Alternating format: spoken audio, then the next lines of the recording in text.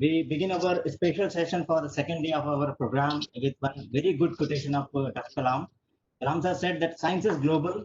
Einstein's theory of E is equal to mc square has to reach everywhere. And science is a beautiful gift and we should not distort it. Science does not differentiate between multiple races.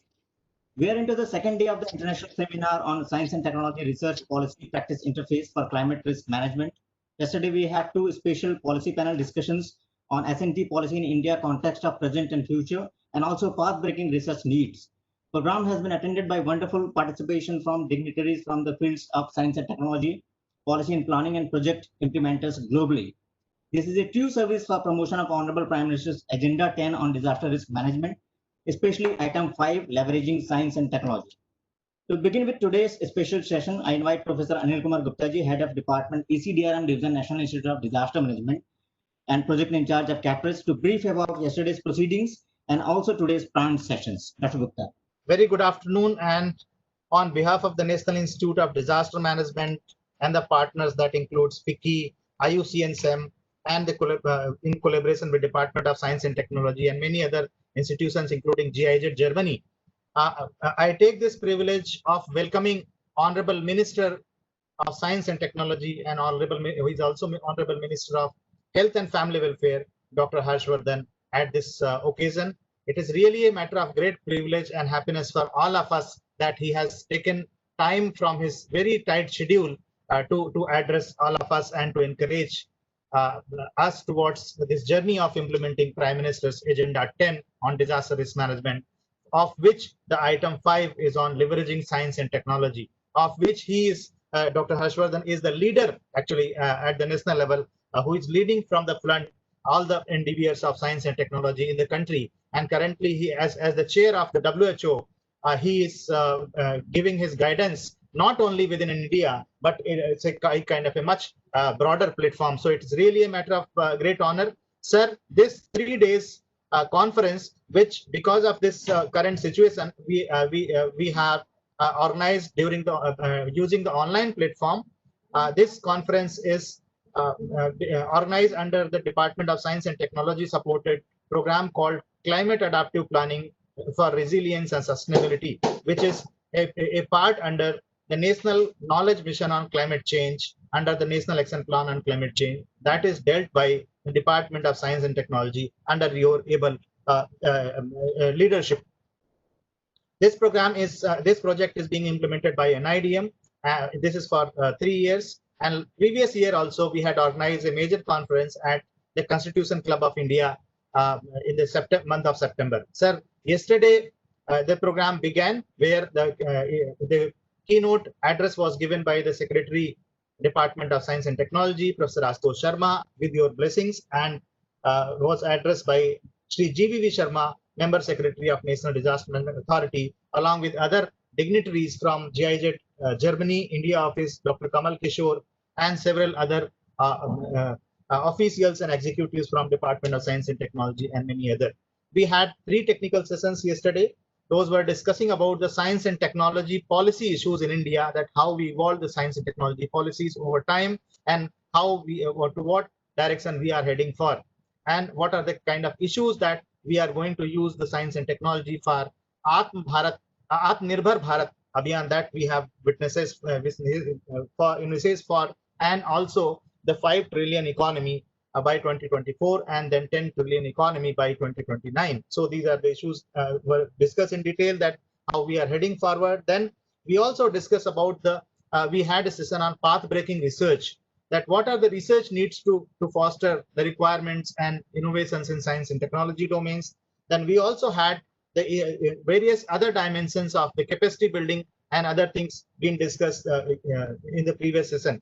So now we have other sessions like the disruptive technology, how the disruptive technologies are important, that is going to transform the entire world, transform the entire industry and also the corporate world and even the social life within our offices or within at home. So these are the kind of things we are going to discuss. Then we are also going to have specific presentations based on the outcomes and the deliverables under the project of integrating climate change adaptation with disaster risk management and also with various aspects of developmental planning at the national, state, and local level, and also integrating the innovations at the local level and by the local institutions, including a network of various institutions. So these are the kind of things that we are going to, we have discussed, and then today and tomorrow we are going to have specific sessions. The sessions are chaired by the luminaries of national and international importance, and all the speakers are of almost like a national and international importance, a well-known experts across all the sessions. So this technical deliberation is very rich, and we are envisaging for two key outcomes. One is a brief policy outcome, how we utilize the science and technology dimensions for climate risk management in the country. So it's some kind of a policy document under the leadership, under your able leadership. And then another will be a knowledge compendium contributed by all the experts who have joined this conference. So we come up with the existing database about this knowledge. So with this introduction about the conference and about the project, I take the opportunity again to welcome the Honorable Minister and all other dignitaries, Professor Deepak B. Pathak, Padma Shri, who is from IIT Mumbai, and also Professor V.K. Sharma, who is the Vice Chairman of Sikkim State Disaster Management Authority, who is also having a status of Minister in the state. So over to Mr. Panda again. Thank you. Mr. Ashish Panda. Yes, sir. Thanks, Professor Gupta, for briefing us about the proceedings of our program.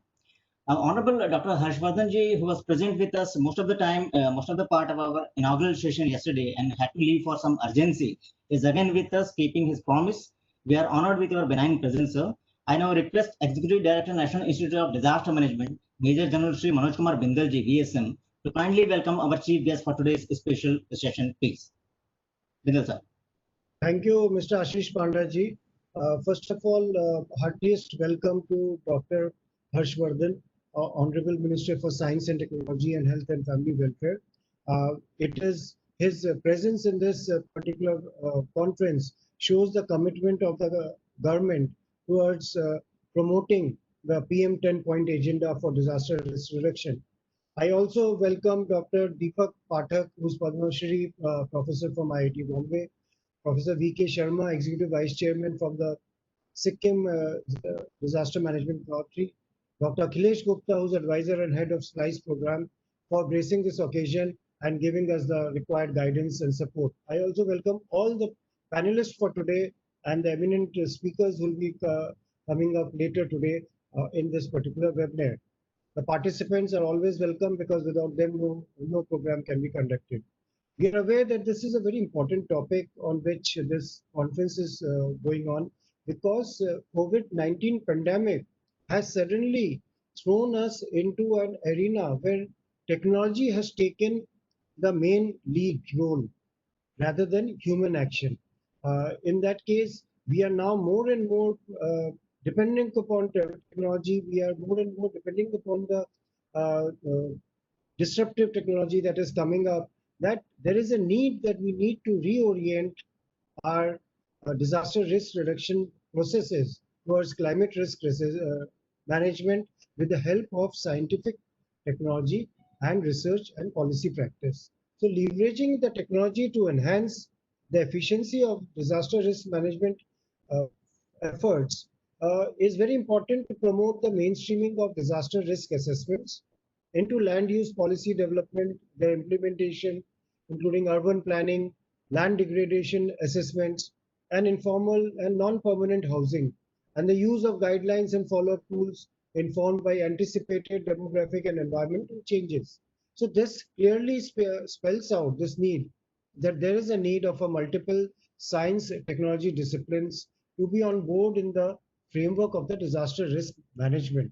So in a disaster-prone country like India, it is important to ensure that people have rapid access to information that will encourage preventive measures and enable quick response to protect lives and livelihoods. So the use of technology may ever emerge in future as a key to planning sustainable and disaster resilient infrastructure system. Technology thus plays a very crucial role, and coupled with satellite-based geographical systems and other technological innovations can leverage the impact to a great extent. So this system and computer simulations which are providing for disaster mapping, vulnerability assessment, disaster response, ensure that effective actions are taken with the right forecasting, with the prompt warnings, and this can definitely avert large-scale damages and destructions, which we saw in Cyclone Fani, where it is a successful example of timely forecasting by Government of India, IMD, which saved millions of lives. And this model is now being studied by all experts all over the world as to how it can be replicated in the country. The internet-based tools are also gaining popularity in disaster risk management efforts. For example, our Arogya Setu app that has made so much, the maximum number of downloads of any app in the world is of Arogya Setu app. And it is being used in all walks of life. Even when you go to a marketplace, you go to any shop, he's checking your Arogya Setu to ensure that you are safe, and you can yourselves check your surroundings with that app. So such a important and such a powerful tool has been developed post COVID-19. The National Action Plan on Climate Change has got 8 mission tabs. It taps on the technological advances and applications and the framework of multiple science technologies which can be roped in for the disaster risk management.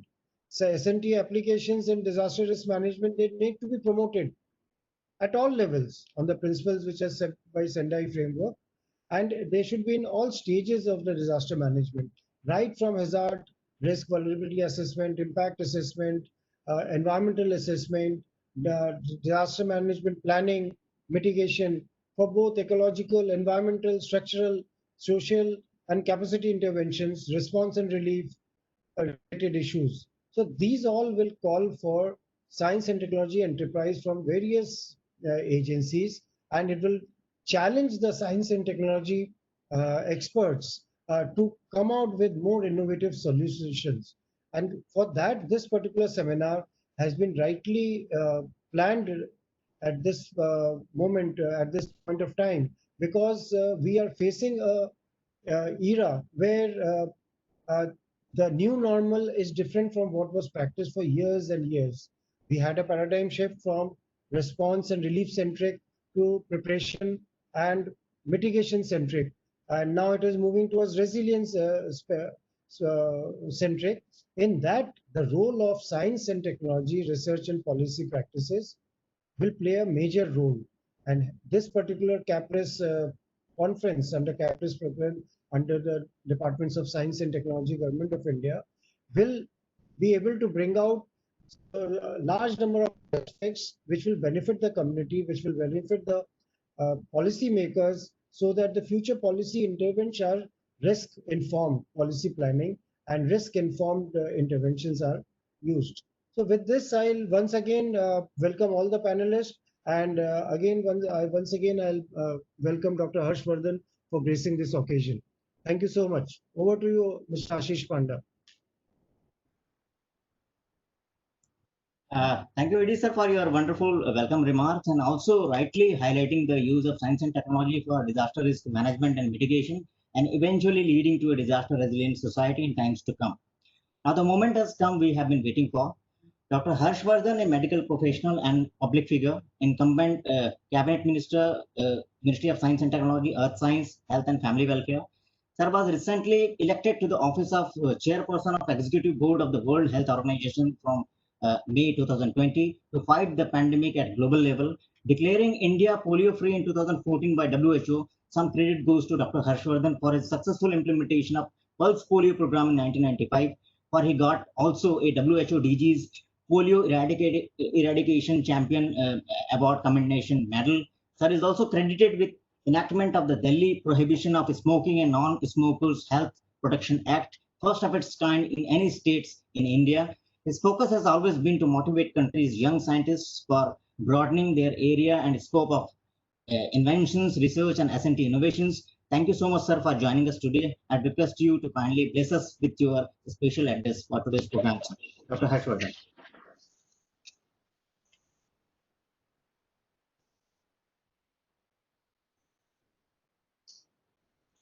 Thank you, Dr. Panda. for giving me this opportunity. Professor Ashutosh Sharma, Secretary, Department of Science and Technology, Government of India. Shri GVV Sarma, Member Secretary, NDMA. Dr. Akhilesh Gupta, Advisor and Head Strategic and Large Programs for DST. Major General Manoj Kumar Bindal, Executive Director, NIDM. Dr. Deepak B. Pathak, Padam Shri and Professor from IIT Bombay. Professor V.K. Sharma, Executive Vice Chairman, Sikkim SDMA and Senior Professor, Professor Anil Gupta, and Dr. Anjali Barwal, Shri Kamal Kishore. I could pen down a few names who I think are present here in this program, but I'm sure that there are so many other top distinguished people, scientists and heads of various institutions and various departments related to the Disaster Management Authority as well as to the Department of Science and Technology, not only in India but also all across the world. And as was told that there are people from Germany and other places. So I must at the outset thank you all for being participant in this very, very important conference, Science and Technology Research Policy Practice Interface for Climate Risk Management. In fact, you all know that I am a medical doctor by profession, an ENT surgeon who has most of the time, all his life, I have spent most of my time working in the field of health in various capacities. As a medical student, as an activist of the medical associations, as health minister in Delhi, and then at the union level, also as advisor for the World Health Organization for a number of years for the Southeast Asian countries. But I got this privileged opportunity to be the Science and Technology Minister and the Minister for Earth Sciences of the Government of India only in November 2014.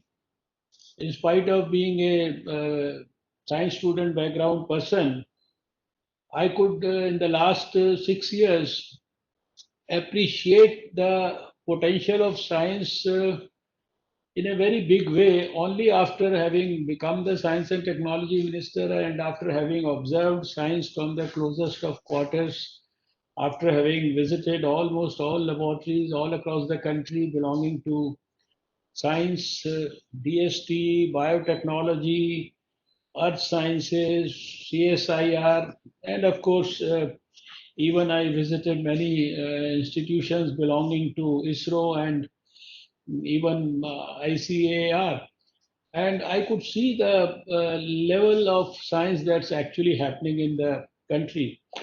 And today it's really beyond my expression or my vocabulary to really express the type of joy that I can experience when I can see that the science and technology people together with the disaster authority people are working together, and there is an organized effort to see how the discoveries in science, the inventions in science, the research in science, or the technologies that have been developed in science, they can actually be used by the relevant people at the relevant places. And I think there can't be anything more important than managing disasters.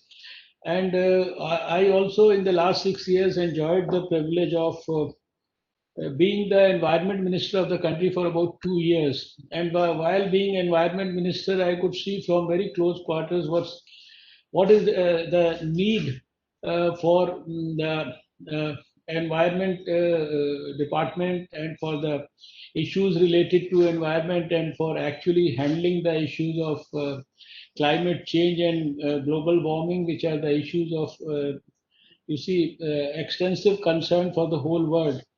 And my science and technology people know that for the first time, I got got an institutionalized system developed there, where the secretary of the environment ministry and all my science secretaries, they used to work together and try to see how they can collaborate with each other, how they can be mutually helpful to each other for finding out solutions to make the lives of the people better. And after having worked in science, I have a strong feeling and conviction that science is something which has the potential to solve each and every problem, which has the potential to actually help everybody, you can say factor, every issue of every department.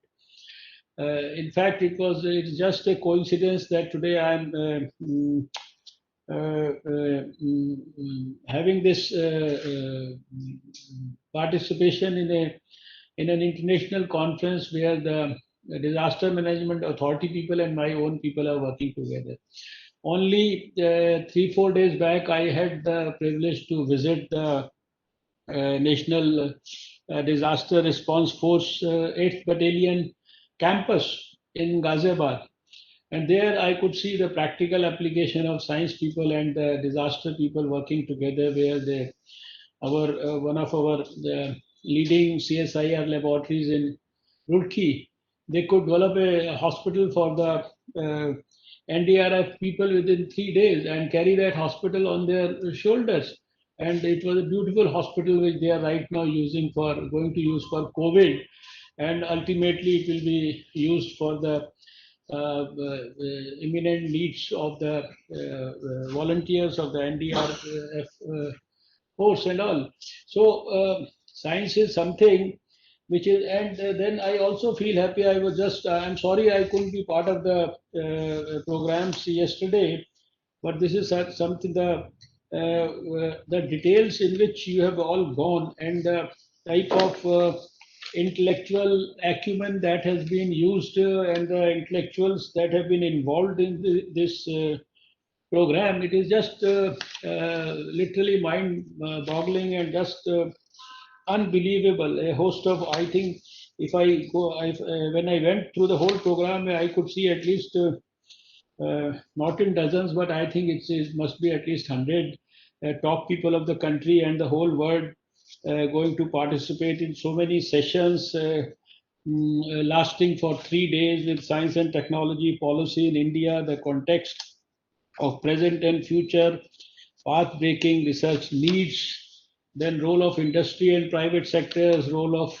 disruptive technologies about which everybody has been talking just now, climate resilience and disaster safe development, and then this CAPRES and allied projects and presentations about them, green growth, sustainable strategies, and then of course finally your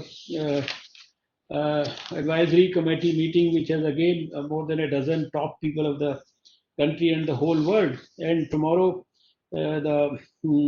fortunately, the valedictory session is going to be presided by none other but our own Minister of State for Home Affairs, Mr. Nityanand Rai, our dear colleague.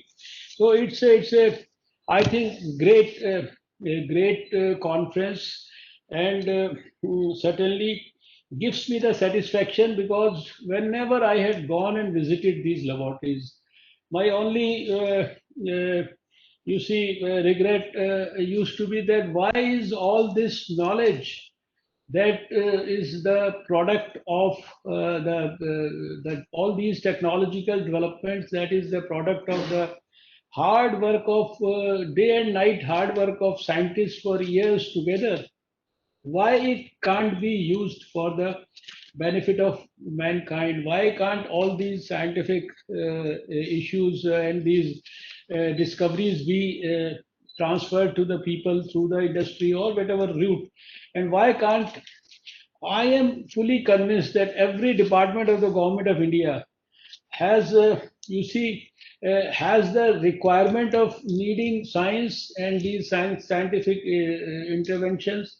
And Science and Technology Ministry itself is not only about climate change or global warming or about the disaster, but for any field that we talk about within the government, science and technology is already doing so much, but its potential is actually huge.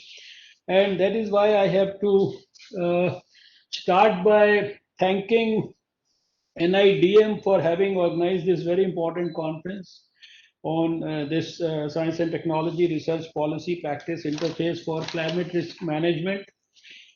Science and technology, as I said, has a critical role to play in the climate adaptive planning to help building disaster resilience and sustainability, contributing towards our journey towards self-reliance as part of our Prime Minister's clarion call for an Atmanirbhar Bharat. And it's not only a call.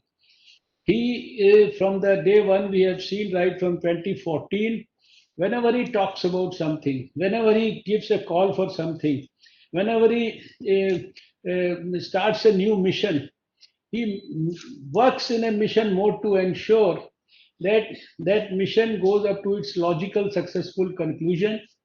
There are perceptible and measurable indicators and parameters and changes that happen to the country.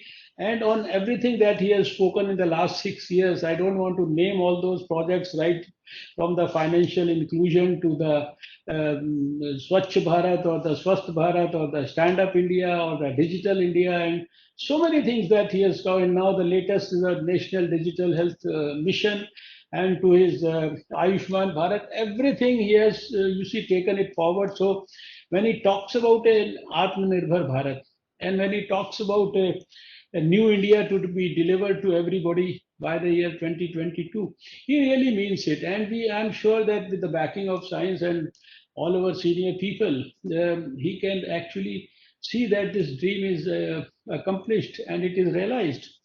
So, according to a survey made by independent agencies like the Globe Scan and the National Geographics for 18 countries in the world, India ranks one in terms of a parameter called Green Dex, which is a measure of sustainability and lifestyle. Despite so much of contribution to sustainability and environment, India is one of the worst impacted countries in the world in terms of extreme events.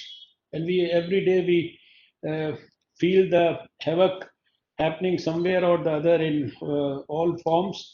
India is among the few countries which witnesses almost all types of disasters like earthquakes, tropical cyclones, floods, tsunamis, thunderstorms, hailstorms, lightning, heat waves, etc. And we have experienced almost all of them during this major COVID pandemic also.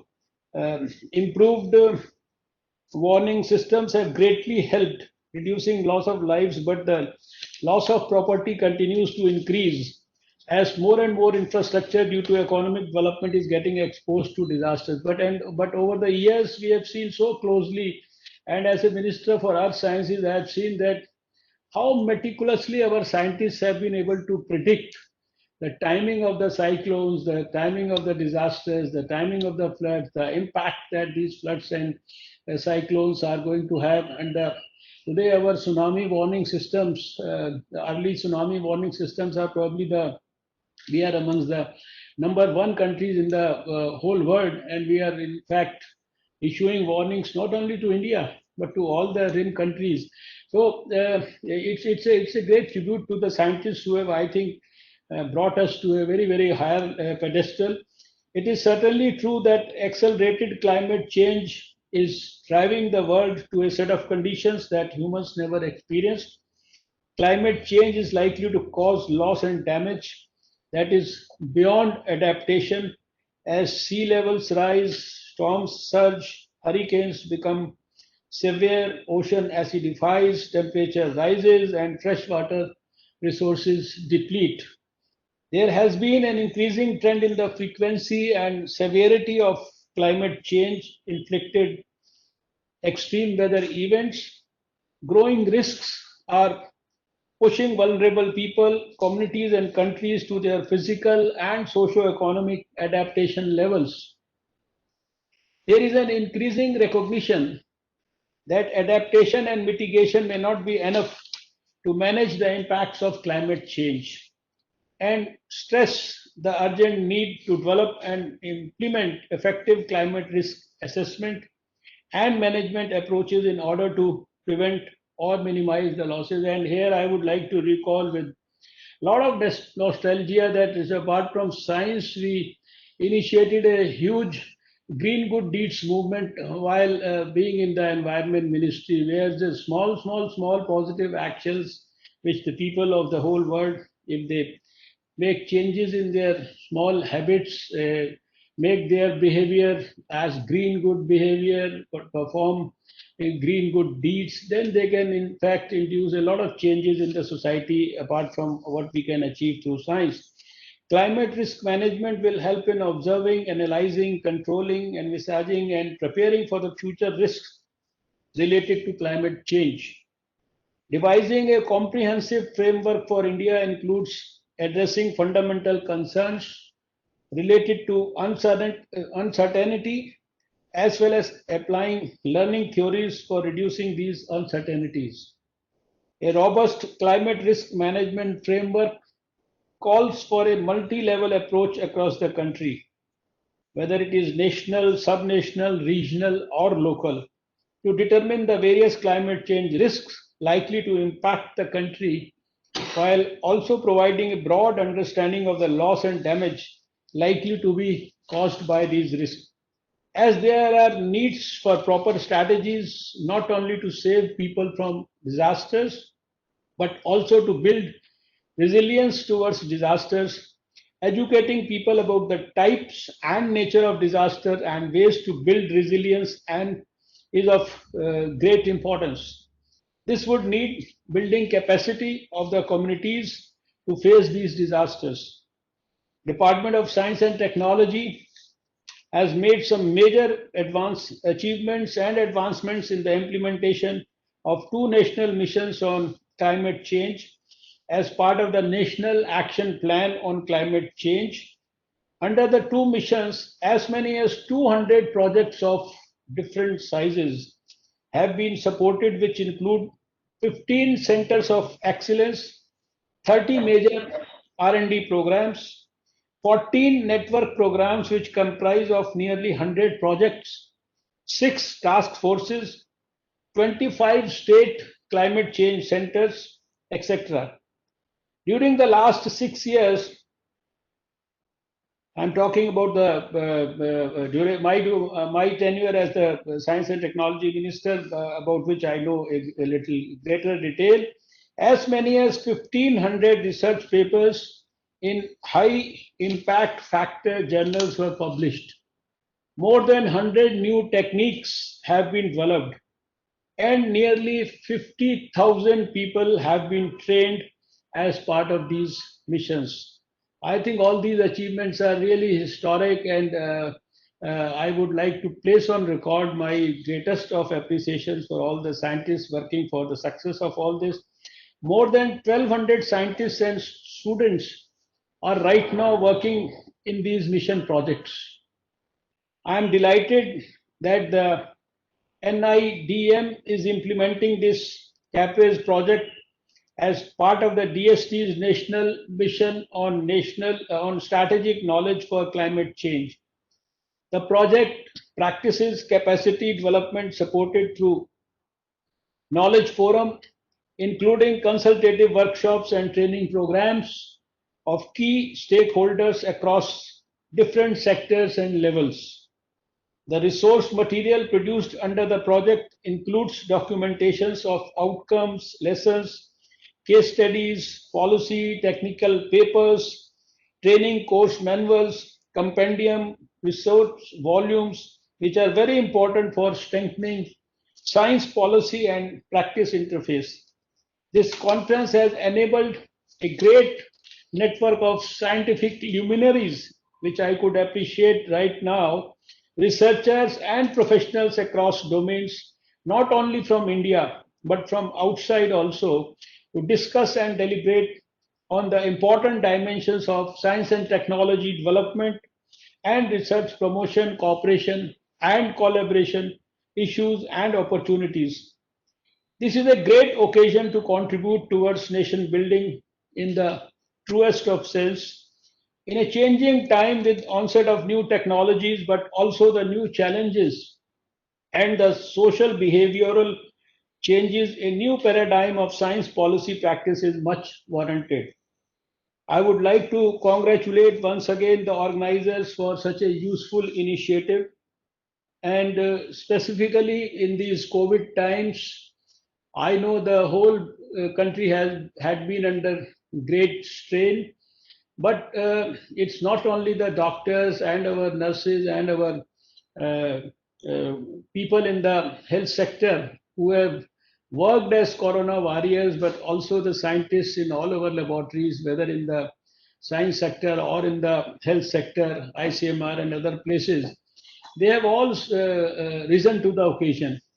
And this is because of the contribution of the scientists that we could isolate the virus, we could do the genome sequencing of the virus. We are in the process of development of a vaccine. We could, in a country where we were importing ventilators, we are now in a position to export ventilators. In a country which was not producing PPEs and so many things like N95 masks and drugs and so many research related to the handling of COVID, we are now in a situation where we are now trying to help the rest of the world. So this is all a lot of our scientists have contributed in a big way, and that is why we today, amongst the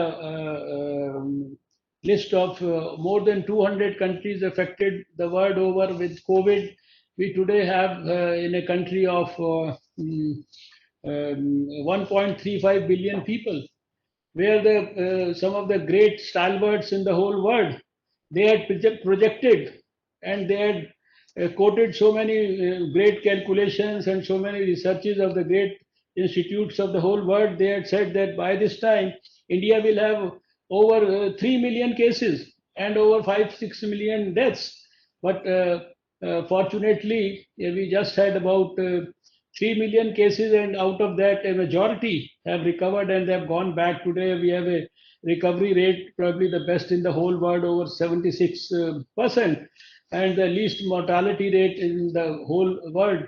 From a single lab, we have gone up to over 1,500 laboratories, and this is the test for which the sample used to be sent to America a couple of years back, before 2014, for the testing and the isolation of the virus. So this all has happened because the whole country worked together. The various departments worked as various arms of the government. They were all mutually conducive to each other's supporting system. So I think with these few words, I would like to wish the conference a grand success, and I'm sure that once the great team sits together tomorrow evening, they will come out with a set of great recommendations. And I have always believed that these recommendations are not only for the books or for papers or for any booklet that is published after the conference, but they are actually meant for implementation.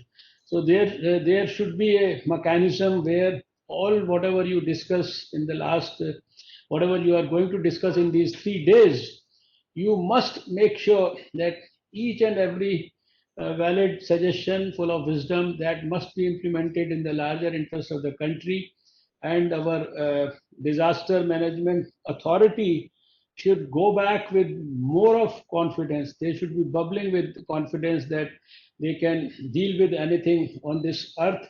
When I visited the 8th Battalion campus the other day, I was told that our disaster management force is going to be recognized by the United Nations very soon, and they will be all over the world. At one call, they will be joining to help the unfortunate disaster-related activities anywhere in the whole world. So at this time when there is so much of technology that has been offered through science, we have to ensure that everything is used for saving the mankind from these disasters.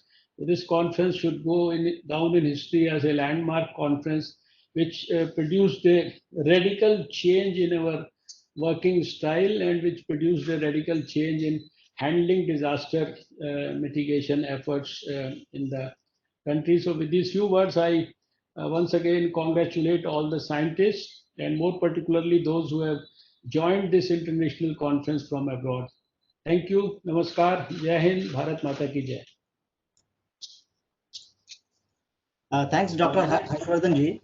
You appreciated the role of science and technology and also the level of works being undertaken for overall growth and development of our country. As disaster management is so crucial in our country, more science and technology people should be working with disaster management, risk management, and mitigation people. We spoke about the new institutionalized way of collaboration among various science and technology departments and institutions under your able leadership, sir. You rightly emphasized, sir, that hard work of scientists should reach the common mass and not just remain in the labs. Science and technology can definitely help in climate adaptive planning through sharp accuracy in providing data and sustainable development and Atmanirbhar Bharat. And you rightly highlighted the need for climate risk management framework in our country, increasing capacity building for local community, and how national action plan on climate change can help us in this regard. Thank you so much, sir. Your blessings and warm words will only encourage this program to further flourish and achieve its desired outcome, sir. Thank you so much, sir. Now we have with us Padma Shri Professor Deepak B. Pathak. Ashish ji, Sir? actually, Ashish ji, we missed out Dr. Akhilesh Gupta. He had to actually welcome Minister. Now we can request him to welcome the two dignitaries. Akhilesh Gupta ji? Hello? Yeah. Okay, just a minute. So, actually, we have with us today Padma Shri Professor Deepak B. Pathak ji, Chairman, Board of Governors, IIT Indore, an IIT Bombay alumni, eminent educationist, visionary, recipient of many national and international awards. He is expert in database and information system and pioneer of various technology innovations, etc. Sir believes that teaching cannot be just a profession, but has to be one's dharma. His dream is to see a resurgent India catching up with the world and eventually leading the world. We also have Professor B.K. Sharma, Vice Chairman, Sikkim State Disaster Management Authority, and Professor Emeritus, Indian Institute of Public Administration, New Delhi. I request Dr. Akhilesh Gupta ji to kindly welcome our two dignitaries for this special session. Please. Okay. Should I then request Professor Deepak B. Pathak ji to kindly address this gathering with his remarks, sir? Professor Pathak ji. Well, first of all, my thanks for inviting me for such a important occasion.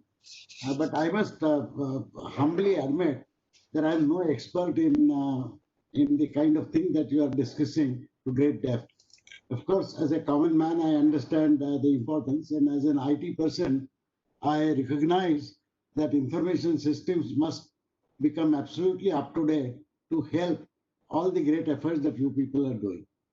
Personally, I believe what Dr. Harshvardhan said made some very pertinent points.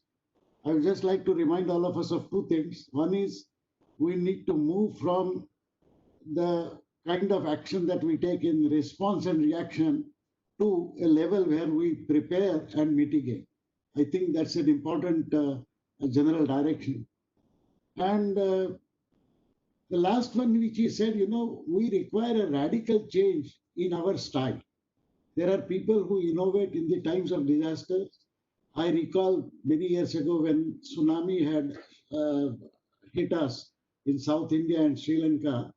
I recall in Sri Lanka, there was an IT person who created within 24 hours a Unix-based server system and a network where information was being captured at the individual village level and was being directed to the reaction teams which provided help.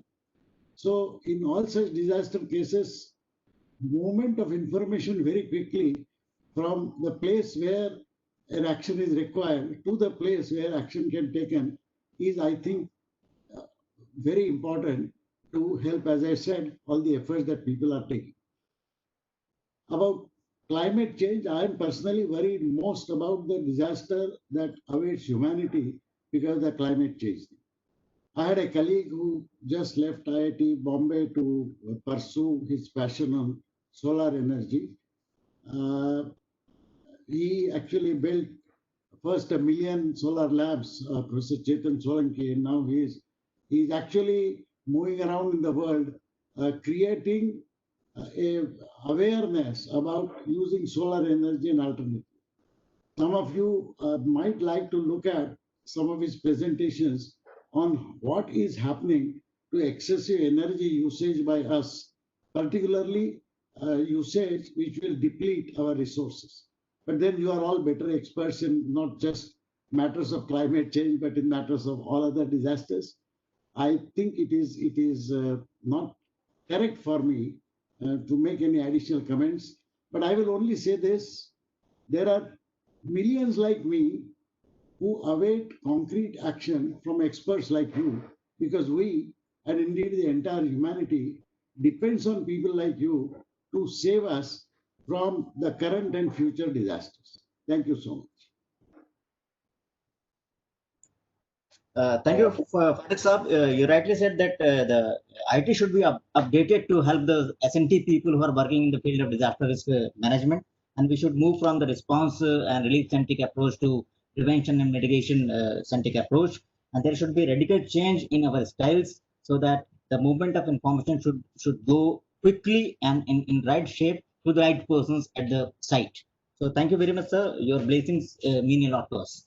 Now, I request Professor V.K. Sharma Saab, who is the Vice Chairman, Sikkim State Disaster Management Authority, and also Professor Emeritus, Indian Institute of Public Administration, to kindly grace us with his remarks. Professor Sharma. Thank you. Thank you very much, Pandaji. Honorable Minister gave a wonderful, address to us, and I think covered each and every aspect. Shri General Bindal, Dr. Pathak, Dr. Akhilesh Gupta, Dr. Nisha Mehdi, and the expert, who are attending this international conference. I also join NIDM because, and I appreciate NIDM, for taking this initiative. And I think the outcome will be the convergence, which Honorable Minister was talking about, that the science and technology, we know the role of science and technology, and we are seeing that in disaster risk reduction, how in warning system, in disaster preparedness, he gave example of NDRF, that how NDRF is using, science and technology, how the National Institute of Building Management and others, are helping us. So I think this conference is very timely because of two things. One is that Department of Science and Technology is making national policy for science, technology, and innovation 2020, and I am also part of that exercise. And I think the recommendation of this workshop or this conference will be taken very seriously, because I could see, even yesterday, very eminent people attended this, and some of the address are really very good. Today's program and tomorrow's program, I think these 3 days, and you will come out with some recommendations, will certainly be utilized by the science and technology. Second thing is that I really appreciate NIDM effort in conversing, different sciences. Otherwise, we know the importance of environment, we know the importance of climate change, we know the importance of science and technology, we know the importance of earth sciences, and uh, everyone, all this knowledge, it is there in pockets. Now, what NIDM is doing, since last few years, that this kind of conference, this is bringing people together, and we can think together that how we can help, in disaster risk reduction, because you know that how much losses countries bearing every year because of natural disasters, and this loss is increasing. We have no doubt proud on one point that we are saving lives, and this is a very plus point. But at the same time, if you see the economic loss is increasing considerably every year. So I think the use of science and technology is very important, and this will help us not only in giving forecasting, early warning in other aspect of disaster management, but in innovations also, new innovations are required. My last point, and because the time is constraint is there, I will say that organization like FICCI, and I am glad that Mr. Nirankar Saxena is here, and he will be chairing this session. I think FICCI is doing great job in bringing private sector in disaster risk reduction, and he and his team, and through this FICCI Arise, this is a UN program, and FICCI is contributing in that and involving private sector in innovation, in guiding them that how they can play an important role in risk reduction.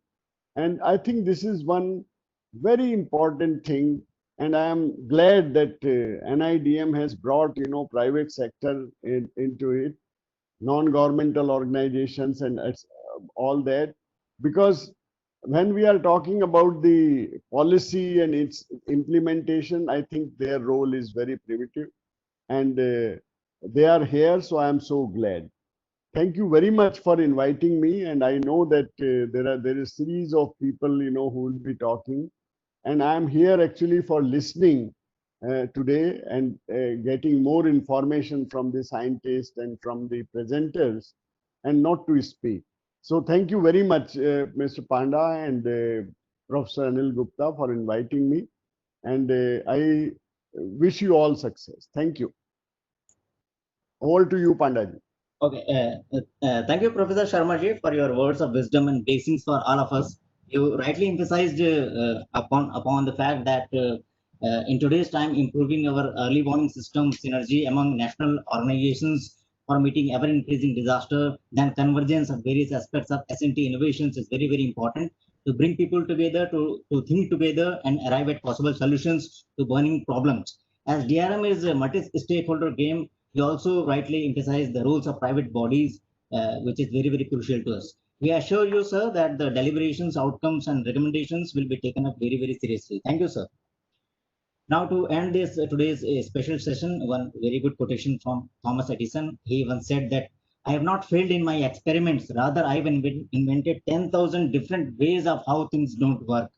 So, message is perseverance and persistent determination are two strong pillars of science and technology.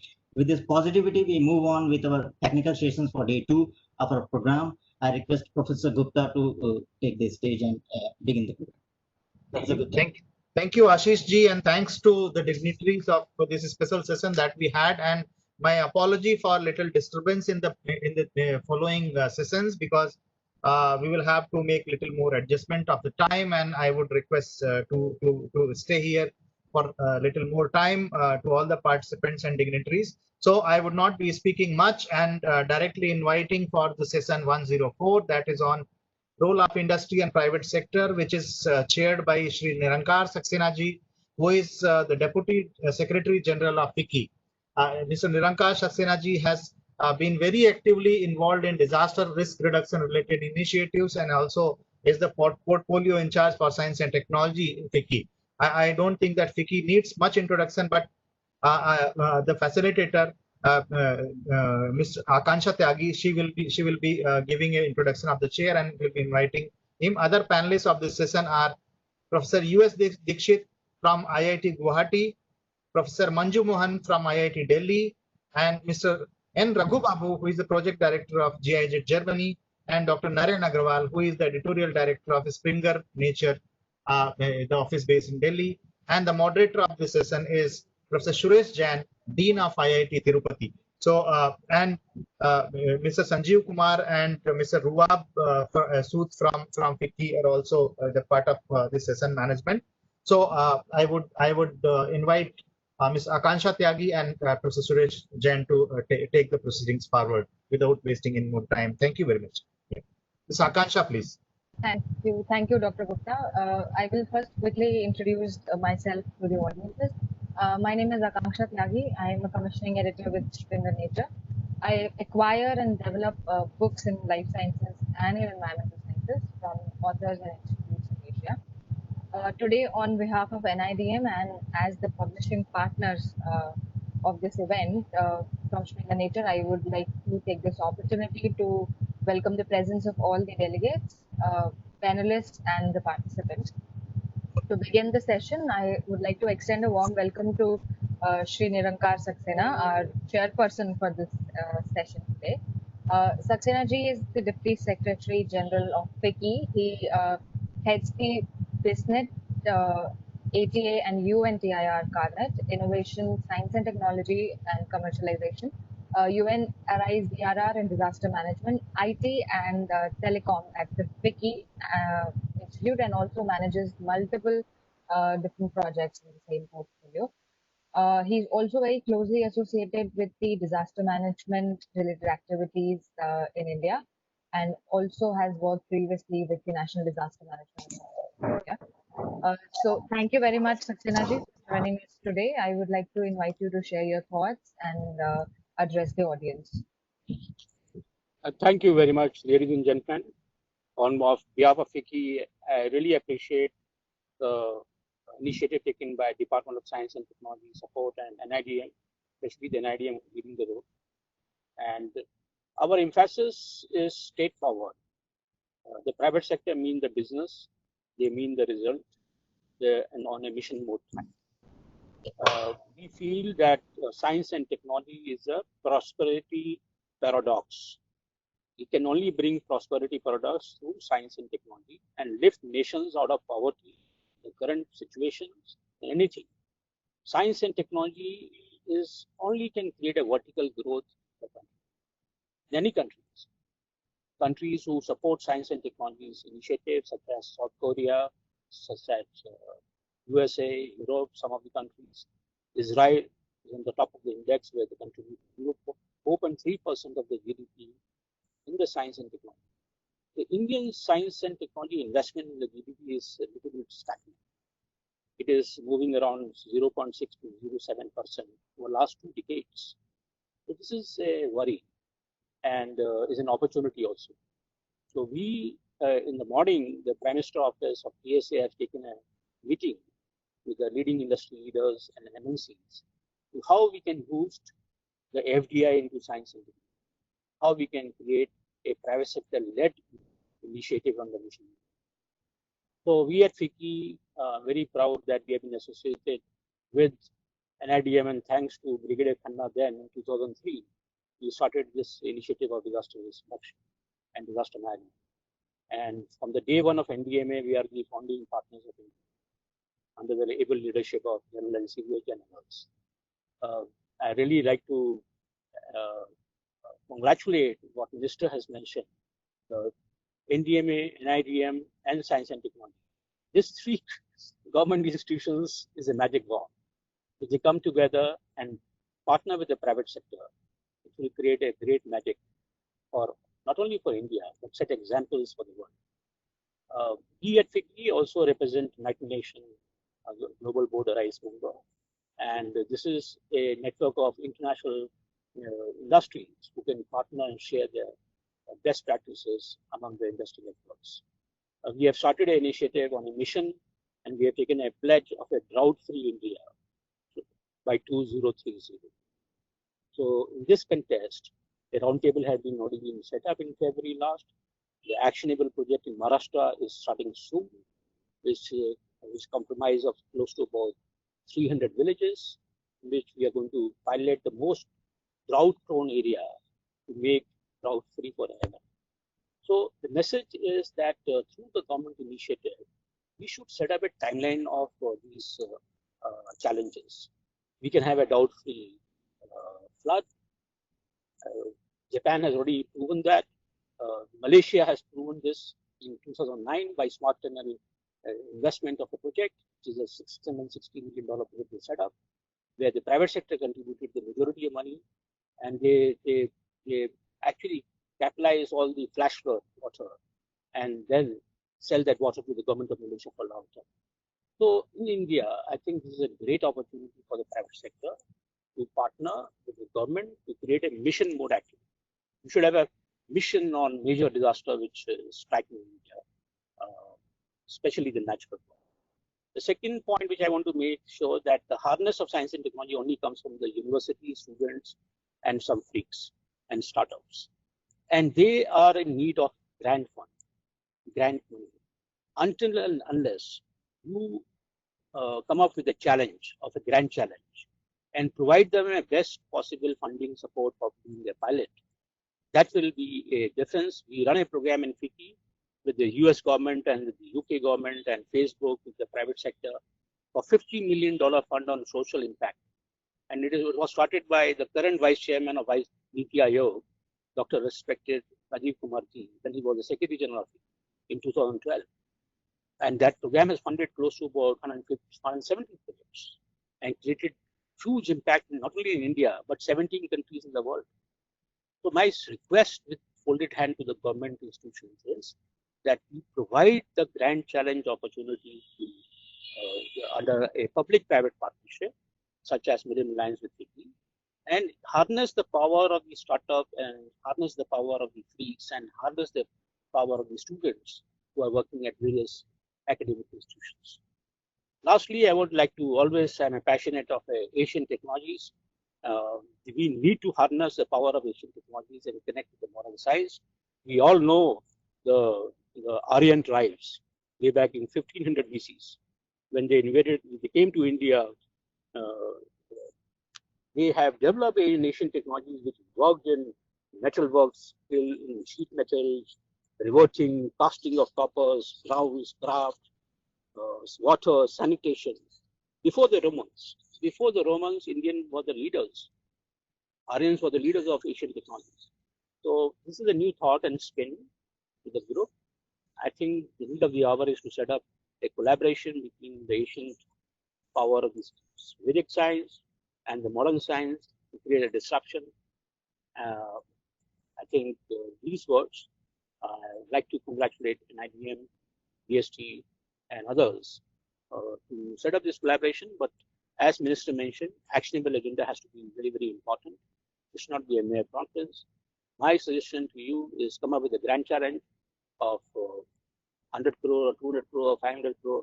Harness, give this money to the students, give this money to the startups, give this money to the freaks, and FICCI will help identifying this and connect to the large industries for commercialization.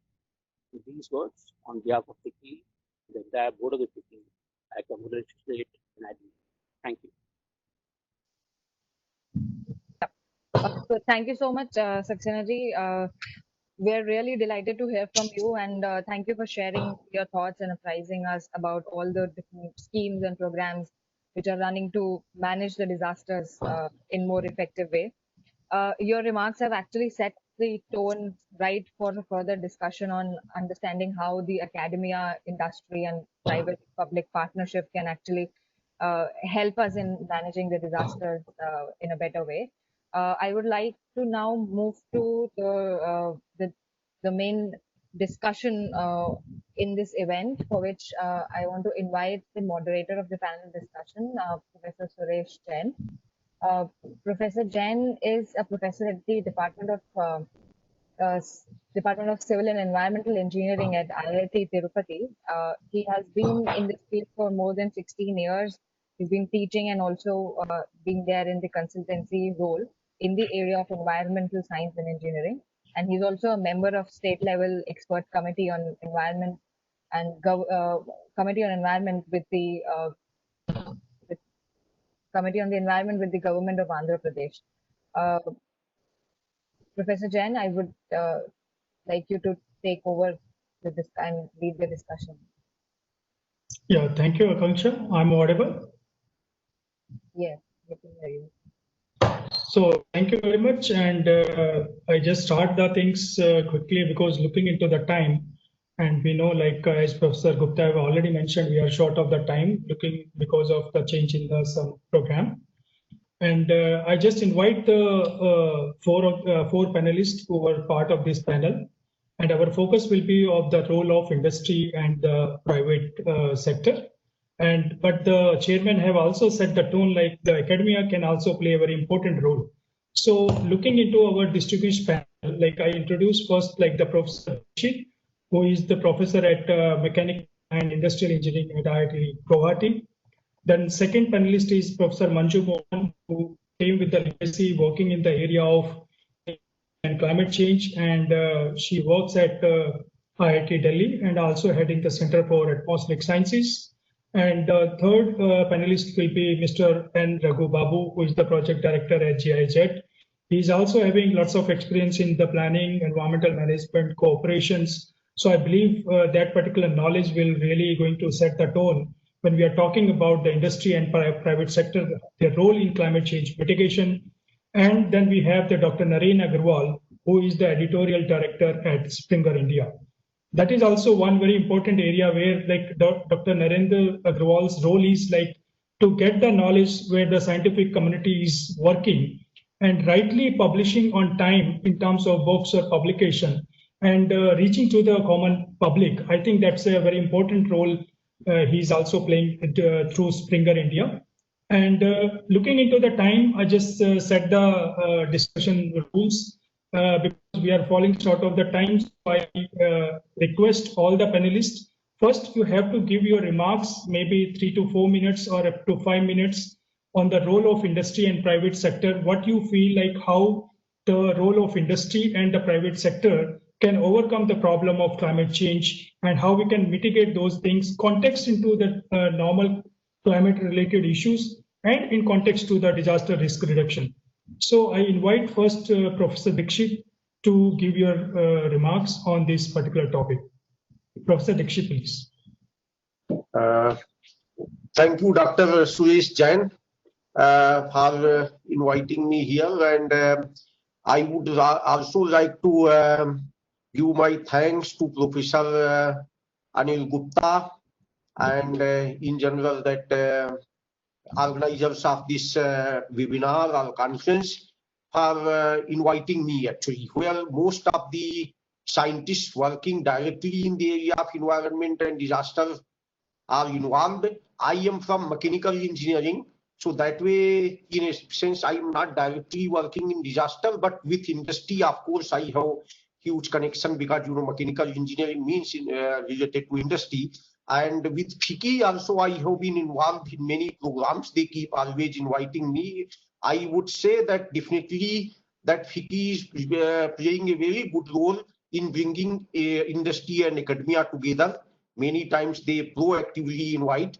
But quickly I would like to make this point that government is doing a lot of measures to bring academicians for solving these type of problems and participating with industry. They are having many schemes. That even our promotion policies are like that, that if we show in our biodata that we are doing something for industry, then we get special credit. Now, but more active role also has to be played by industries. And one point I want to bring that in some countries, there is a culture that whenever they give some funding, the industry gives some funding. It's not that they are giving some funding and sitting silently. They participate. Their engineers are working with academicians hand to hand. In our country, somehow it is still that type of culture that that one organization will come, he will reach to say maybe IIT professor and he will say IIT goes to IIT Bombay, gives this much money because you are the leading professor, and this is a 3-year project. Finish this project and give me the result. That type of approach actually should go. Many of my own projects have been completed, and that I got, and then but they have not been implemented. I did some work even for border roads organization, some machines we designed, and then after that, what happened that because the chief changed, another person came, so it was never fabricated. So therefore, there is a need of active participation by industry, and they have to come. They have, so for that purpose, my recommendation is that in fact the government also can facilitate these type of things.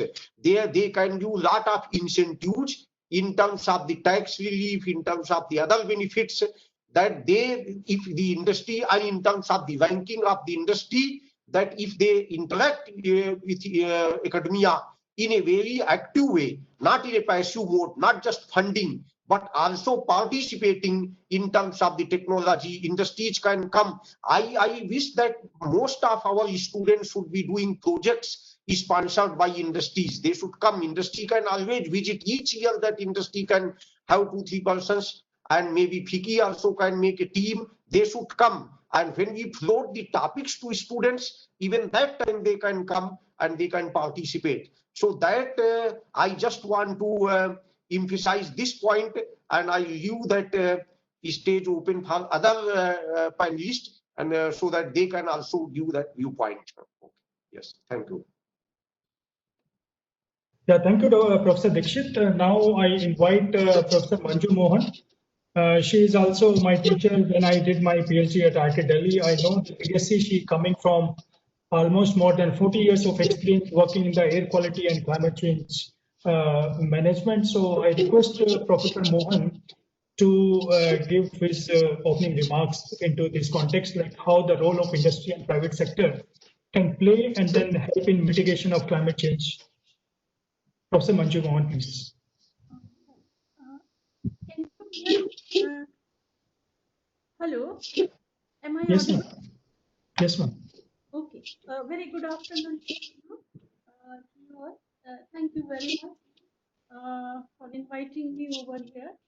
And I really thank the organizers, Professor Anil Gupta from NIDM and Professor Gupta from DST, for a very timely and important event on this topic of climate change and disaster management, and how the public policy as well as industries and academia together can work together to solve many of these problems related to the disaster management in the country.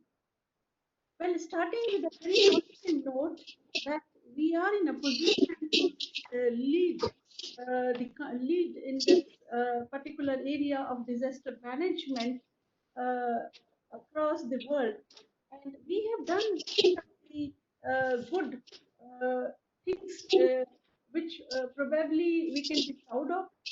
Let it be the tsunami warning system, or the way we handle our disaster management when we have extreme weather like cyclones and so on. I think we have done wonderfully well. But as we all know, that extreme weather has become a great problem now. And this extreme weather is mostly being exacerbated by climate change and global warming. And this global there are direct impacts of climate change, as well as there are indirect impacts, and extreme weather is one of those. Now here, how does industry can help the academia to move forward and resolve some of these burning issues? Well, that is a very, very challenging task, but definitely a lot of improvement is possible with the help of government and industry partnership, and both of them coming together to help academia to resolve the challenging issues related to this disaster management, and especially the extreme weather predictions. Well, I come from a field on urban climate, extreme weather, and air pollution. I would suggest, of course, technologies shall be there to reduce emissions, to reduce energy consumptions, and reduce the energy saving as well. Of course, as rightly mentioned by my previous speaker, Professor Dixit, that definitely there are challenges which academia is facing. And what are these challenges? Let us see in terms of the kind of inputs we expect from this partnership is kind of a smooth sailing for the academic community to do research.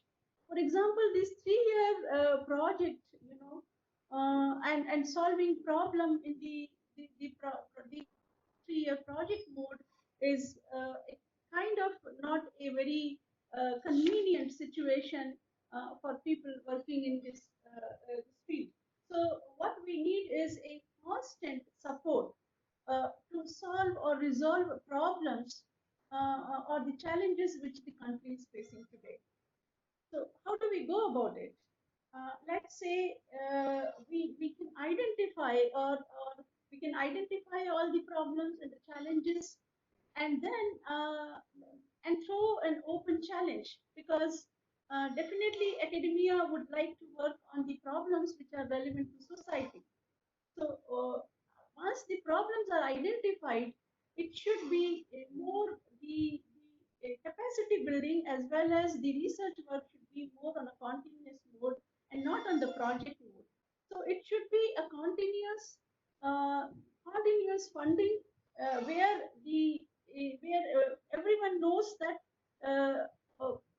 that there are inputs for the project staff or the students coming, and then also the academia is assured that we don't need to really go in the short-term mode.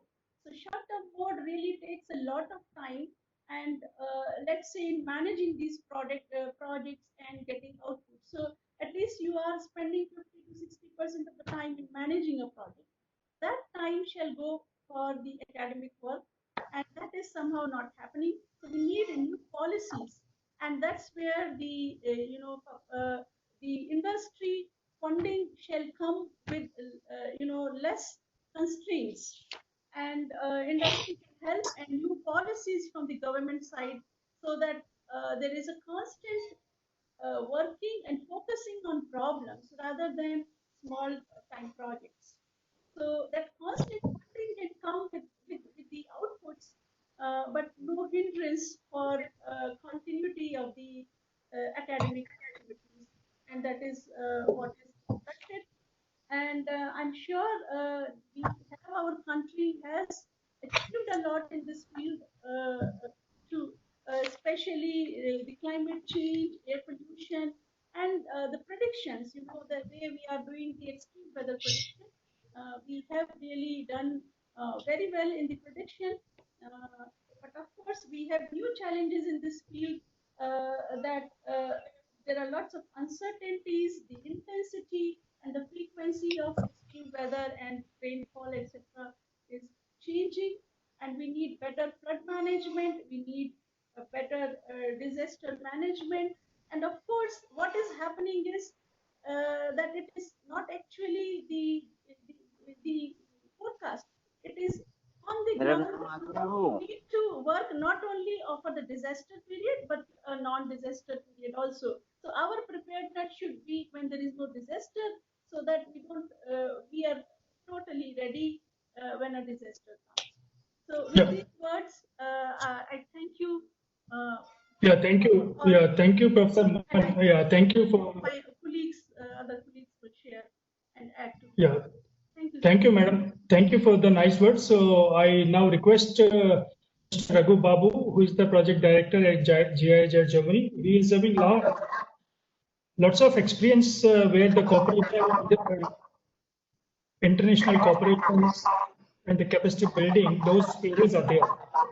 So I believe like his experience also going to talk about like how the so the cooperation at the bilateral level or multilateral level, and being the experience from the international organization, we want to know from his mouth like how the industry or the private sector can play an important role in mitigating the climate risk.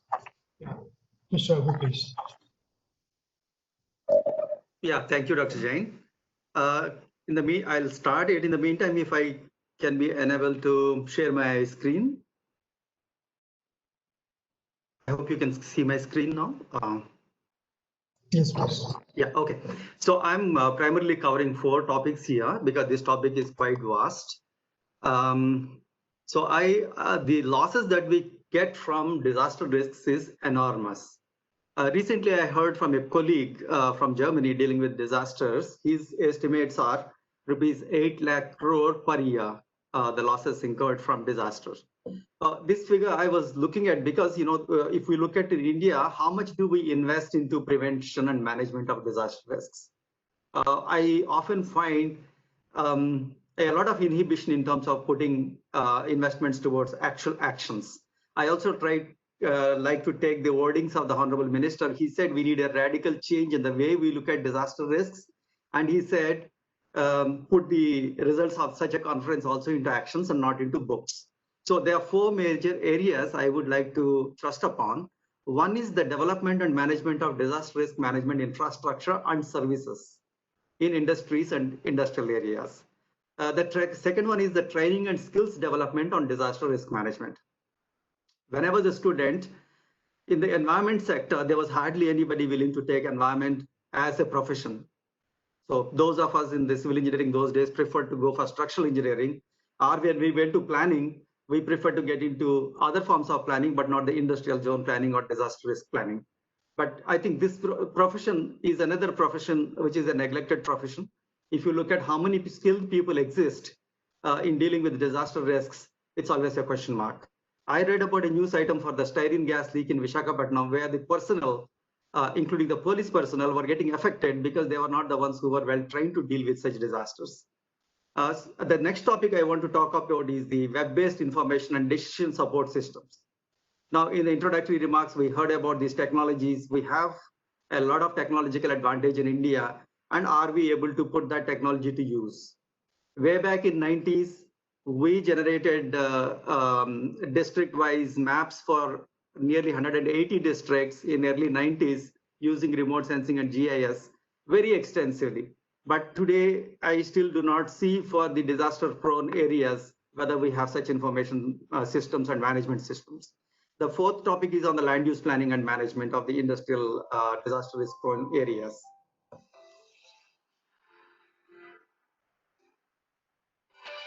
Sorry. I take you to the next slide.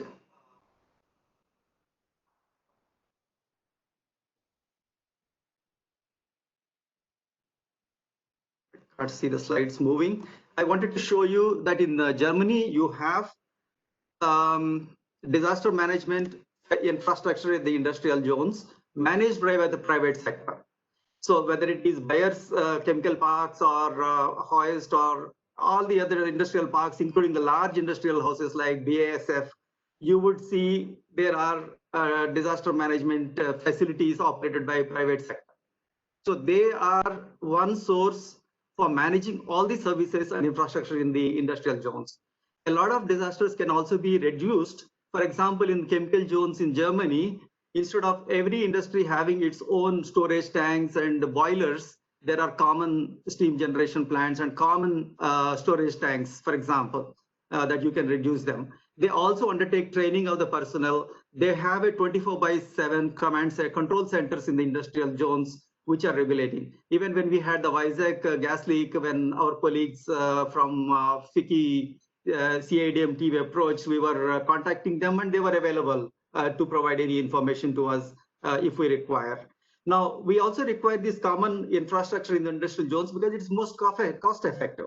Instead of everyone trying to invest for disaster risk management, this will be almost an impossible task financially and technically for every industrial house to set up their own disaster risk management infrastructure.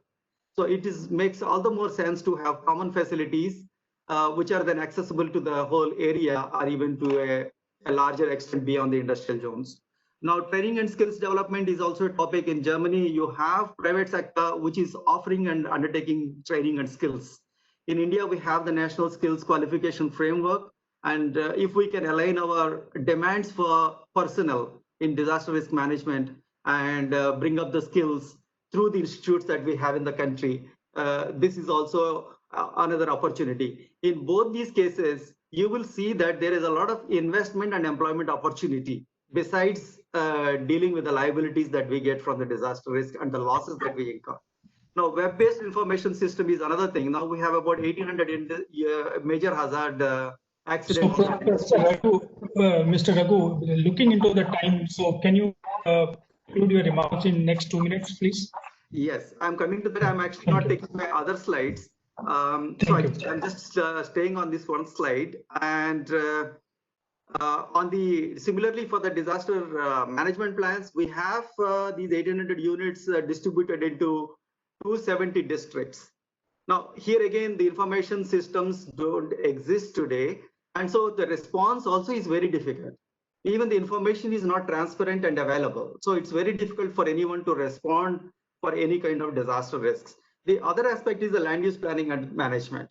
Despite having natural disasters and chemical industrial disasters, we still have no control on the way the land uses are changing and the development is happening. Now, this is another area wherein I see a huge opportunity. So I see in all these 4 topics, the role of the industry and the private sector for dealing with the disaster risk management, as well as for creating infrastructure, services, investments, and employment. Thank you.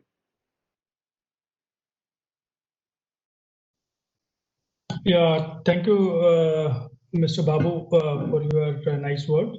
And now I want to invite Dr. Agarwal to give his key remarks related to the role of industry and private sector in mitigating the climate change. Thank you very much. Dr. Agarwal, please.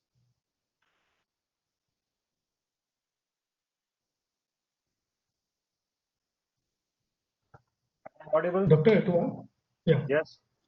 All right. Thank you, Professor Jain. First of all, I would like to thank Professor Anil Gupta to invite me to this very, very exciting session. I am really very glad to hear that these conversations are happening, that people are being invited from the industry side to share their side of story, and their opinions are also now being considered relevant and kind of coming into the mainstream of a discourse on these kind of activities. The Honorable Minister, Dr. Harshvardhan, he gave a very encouraging, very positive address to the session and to the efforts that are being made in building resilience. Also, some experts also spoke very nicely, although I'm not an expert on disaster management as such. I think the overall impression I gathered was that there is a convergence, there is a solid convergence of experts and expertise to steer the benefits and gains of technology to kind of build resilience in dealing with disasters. So if I were to kind of break it to the simplest possible level, I think the role of or the partnership between industry and academia and governmental organization can't be overemphasized. Simply, this axis is extremely important to manage these kind of efforts to, in fact, see the country get onto the growth path that our governments and our policymakers have envisioned for the country. I would like to kind of simplify it in one single sentence that this axis of inviting expertise from different sectors, private and public both, kind of allows us to get best people to pull in their best efforts to bring out the best possible outcomes. It is this at the simplest level. Now, I come from the publishing industry, and I would like to kind of suggest that I would like to share with you how Springer Nature, as a global publisher of scholarly literature in research and in published books, is also contributing to the efforts, how we are also contributing to using science and technology, and we are disseminating information to the global readers.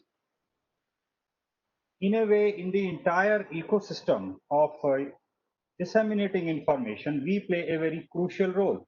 We are providing the tools and technologies, we are curating that information, we are getting that information reviewed, and then we publish it before it is being disseminated to the end user.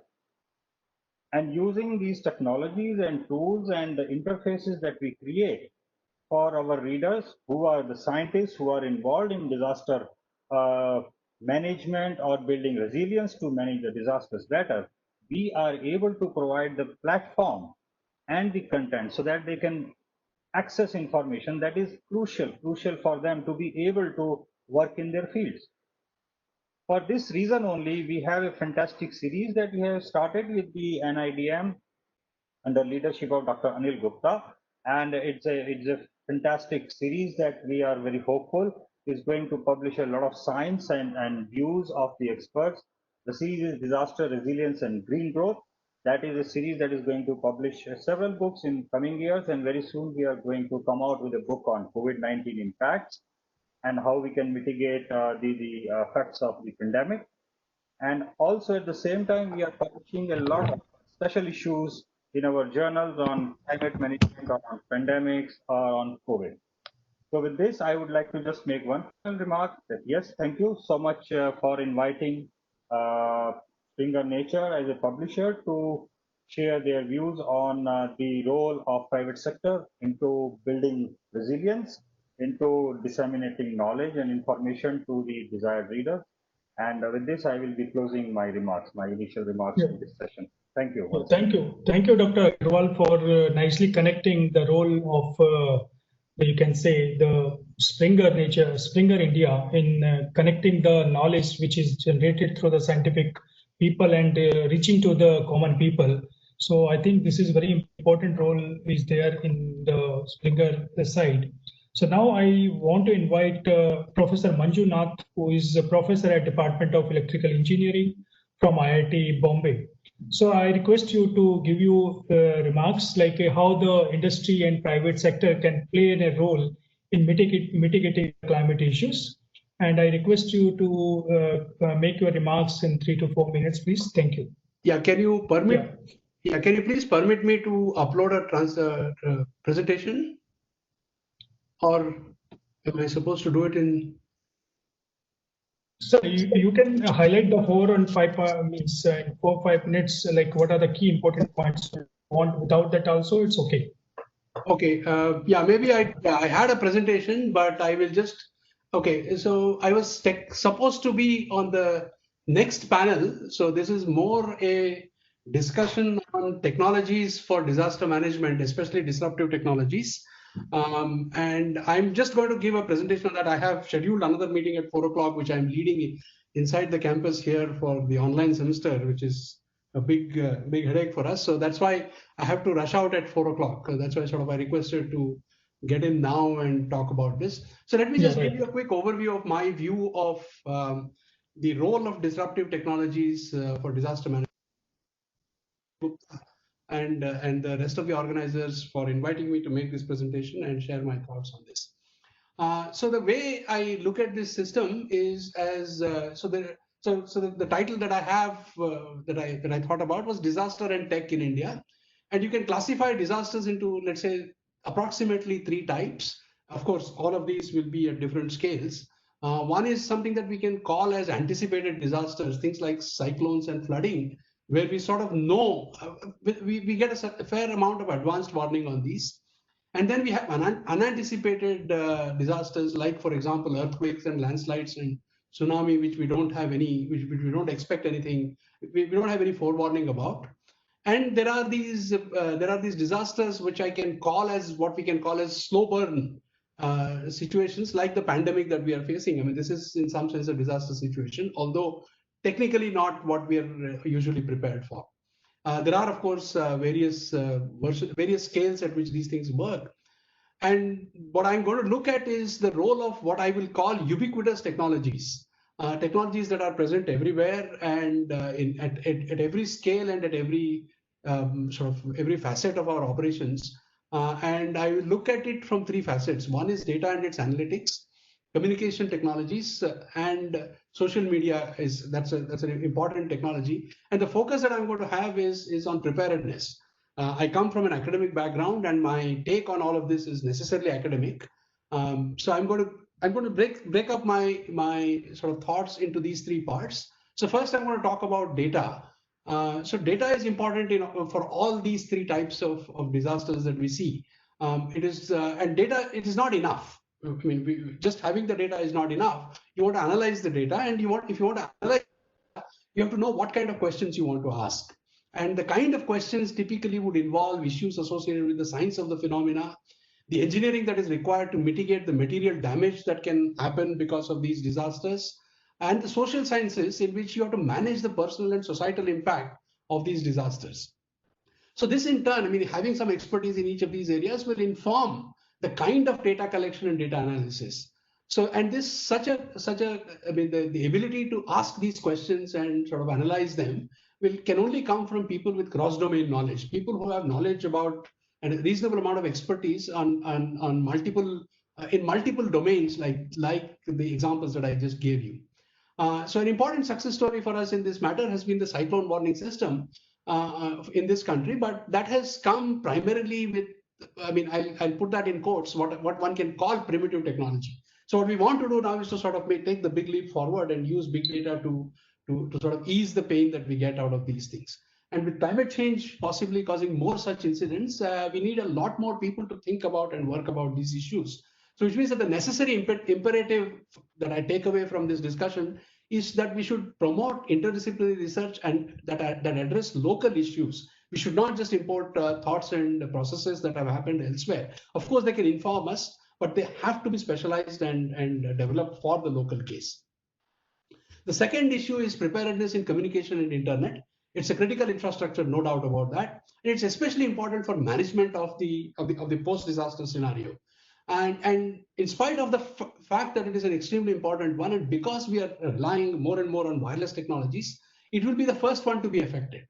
So what we want to do, it could be the first one to be affected because essentially all the wireless infrastructure can get damaged, the power lines to these infrastructure can get damaged. So there are several reasons why the wireless infrastructure can be the first one to sort of be affected.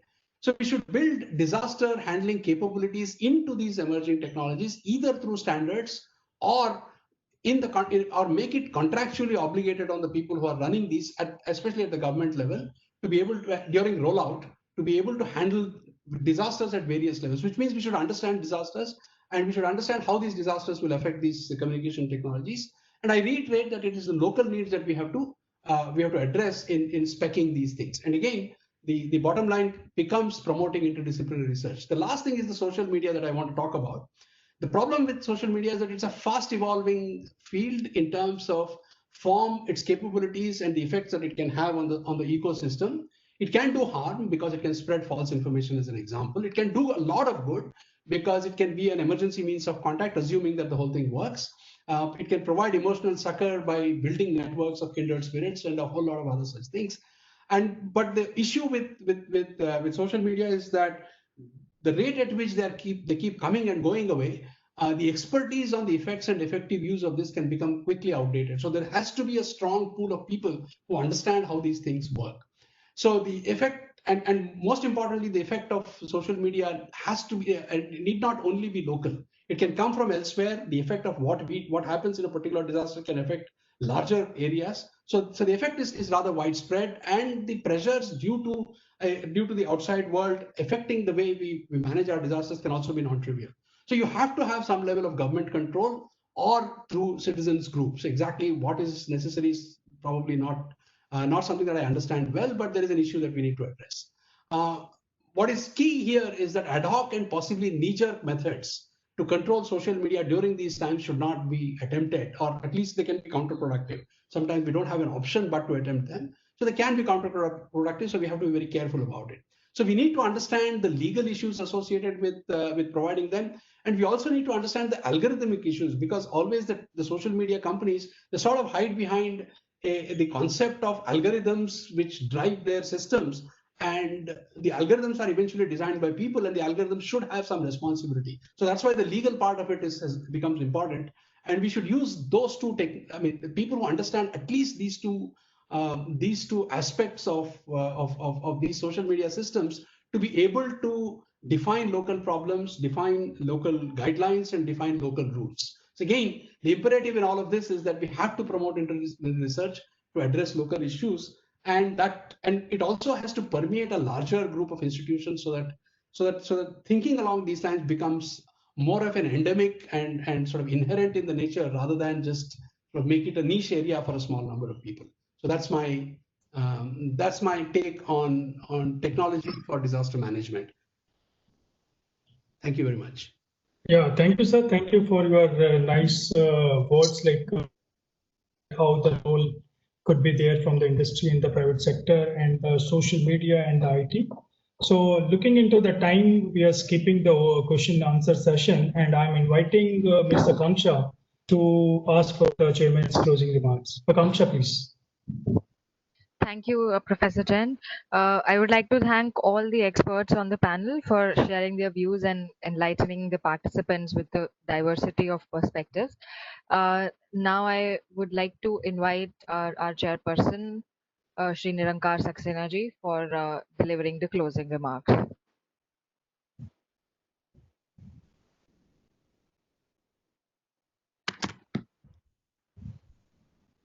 Thank you, Akanksha. On behalf of Mr. Nirankar Saxena, present the closing remarks for this very intriguing and very informative session. I hope that's fine. Professor Gupta, if you allow, if you permit.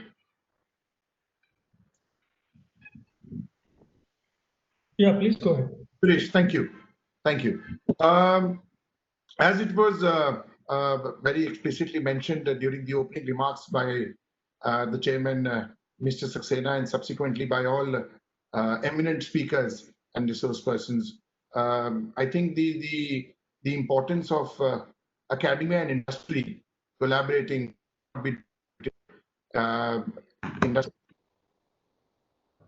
and perhaps 250,000 odd industries as our members, and on behalf of even our non-members of FICCI, I think industries have never been so prepared and so excited of collaborating with the academia, with government bodies and agencies on various aspects of the economy, where social development is definitely one, and disaster risk reduction has really come to the forefront in past 5 to 6 years. And we mentioned about a lot of thoughts which were discussed by Dr. Dixit, Dr. Manju Mohan as well, echoed many thoughts which were shared yesterday by our eminent dignitaries, especially some points, the 5 points which were mentioned by Mr. Kamal Kishore, member NDMA yesterday. Having a very precise problem statement is very important to deal with, to get and to source solutions for those problems. I think defining that's the defining stage for any innovation challenge, what we've been talking about. Not necessarily state funded. What Mr. Nirankar also mentioned, and all other speakers also echoed. The R&D in the area of especially TRR need not be state funded. I think state has been spending a lot of money. The federal government has been spending a lot of money. Private sector needs to step up. And as I said, they've never been so prepared and so willing to do this. In fact, I don't know if it's premature, but I'm very excited and happy to share with the audience present today that FICCI will soon be launching a DRR Innovation Challenge, which would touch aspects of not the COVID per se, but pandemic in general. And we are in touch with some international partners and government agencies in India. and very soon we'll be launching that. So something what was being talked about today, we are already working on those lines. What Dr. Raghu Babu also mentioned, the 4-point agenda. We've been very fortunate because we work in the area of chemical and industrial disaster management, the CIDM board at FICCI, which has been working for past 12 years.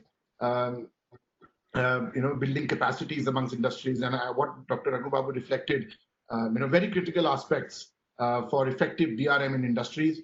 The disaster management plans, common infrastructure and facilities, especially in chemical zones in the country. We've all heard, we've all seen in the news what started with the Vizag chemical leak on 7th of May to where we are today. Serious industrial accidents which happened because of I would say, lack of right technology. Yes, there were certain lapses at the manual level also, but better technologies and better technological intervention would have definitely saved those incidents.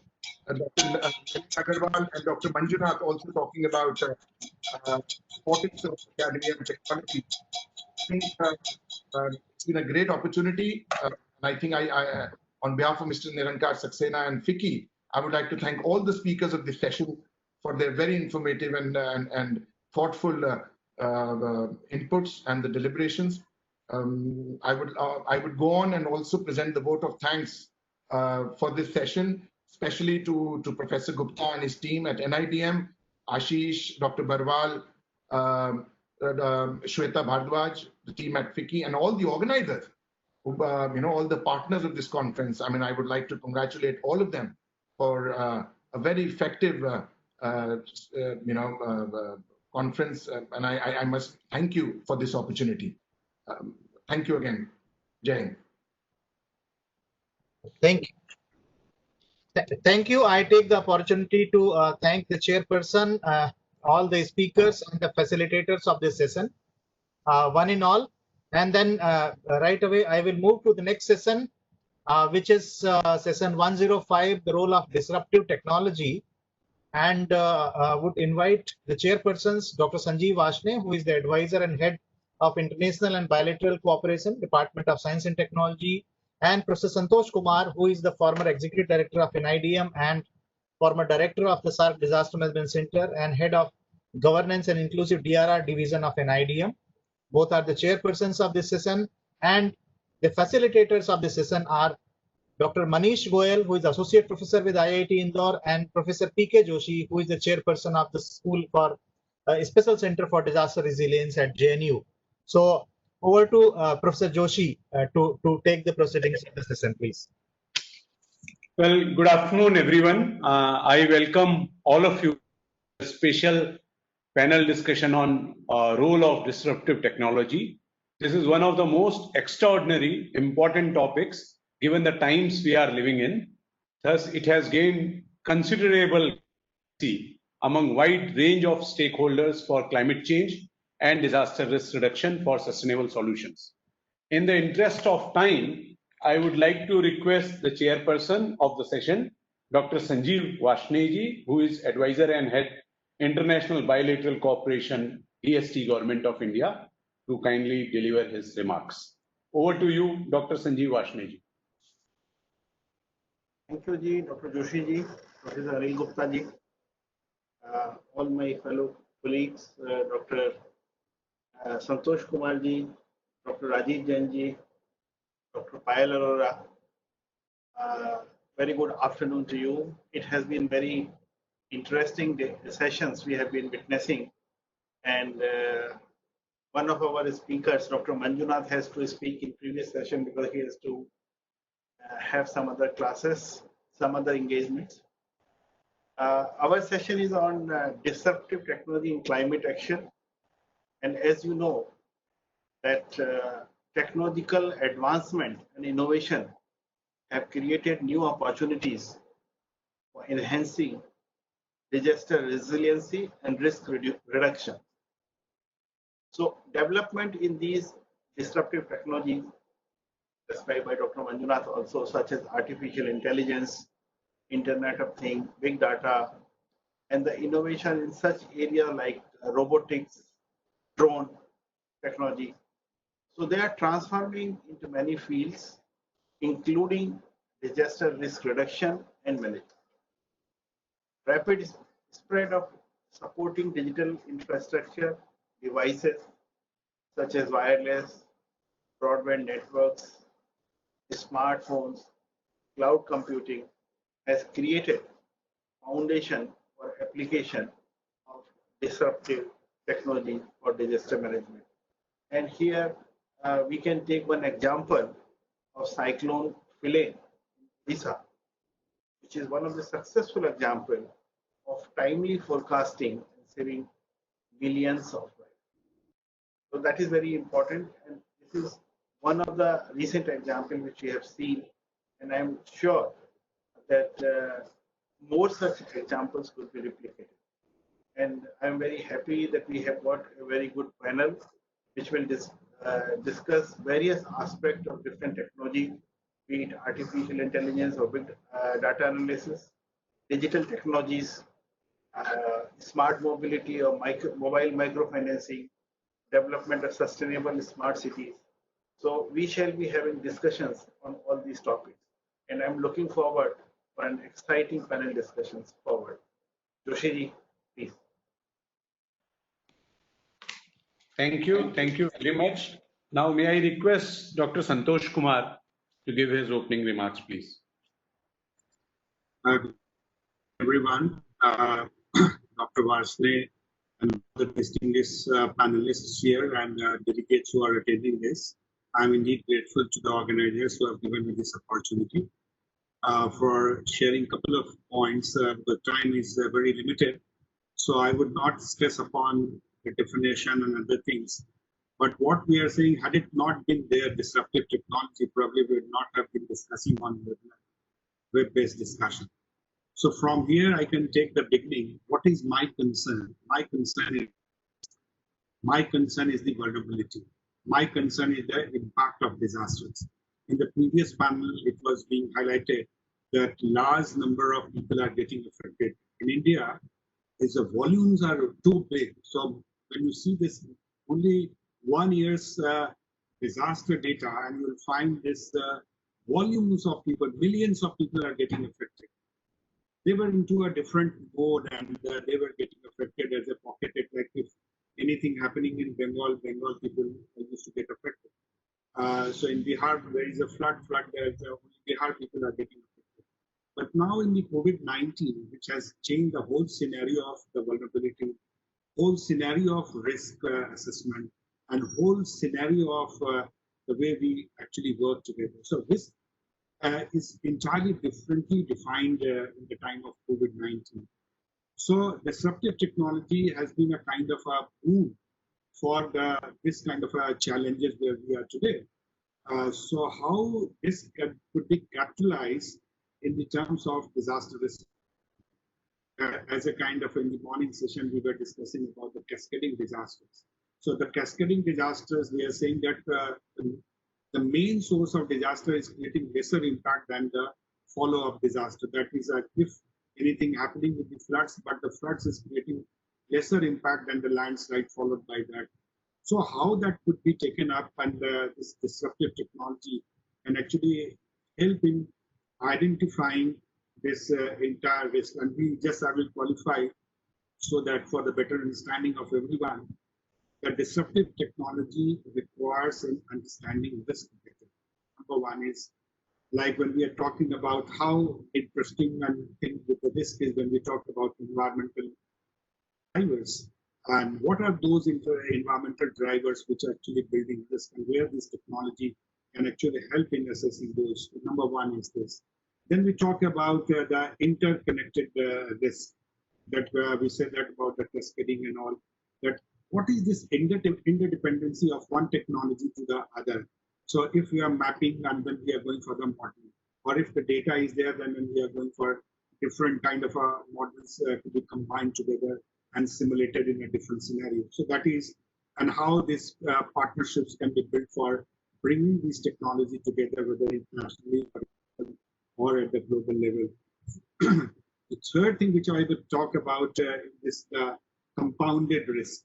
And that compounded risk in terms of the what we say successive extreme events which every time being referred since yesterday in this particular workshop, with how this to be taken up when we talk about this disruptive technology. So we are talking about, in this context, all four: cascading, interacting, interconnected, and compounded this together, and where this environment, global interdependency, disruption, and this successive extreme events which is happening. If you combine together holistically, along with the public health, and then we see that how disruptive technology is going to be as a kind of a solution to this as a kind of a value addition. And this could help also in bringing, I would request and urge to all the panelists to focus also on how this could help in establishing transparency. Everybody's talking about that. How this could help in establishing accountability when we are talking about risk management and making ex ante investment in risk reduction. Third, which we are talking about in this, that how that corporate engagement in the private sector, which they have the technology with themselves, and help people in solving and resolving their problems. And last but not the least, in taking the agenda of entire building resilience with in the context of SDG, CCA, and also that Sendai framework. So all four inclusive, which I have shared, maybe this could be a kind of for disruptive technology. If they can help the market, why not they can help in the kind of risk management? If they can help in marketing, why not it can help in people's welfare? So that is what I wanted to end with this. And thank you very much, Professor Gupta, for giving me this opportunity. Thank you, Dr. Santosh Kumar. Now I request Dr. Manish Goyal to take the session forward. Over to you, Dr. Goyal.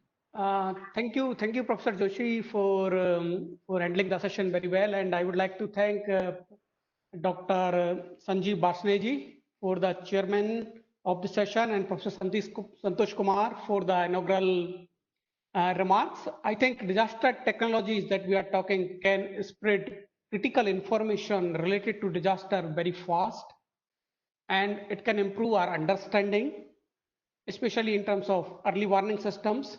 It can assess the damage, how it has happened, but there are few challenges and opportunities, and especially future research needs are required in this disruption technologies in order to assess and manage the climate risk management.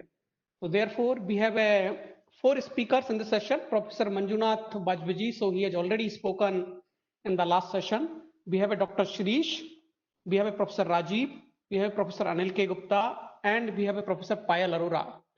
So first of all, I will invite Dr. Shirish, who is works at United Nations Office for Outer Space Affairs in Vienna, Austria.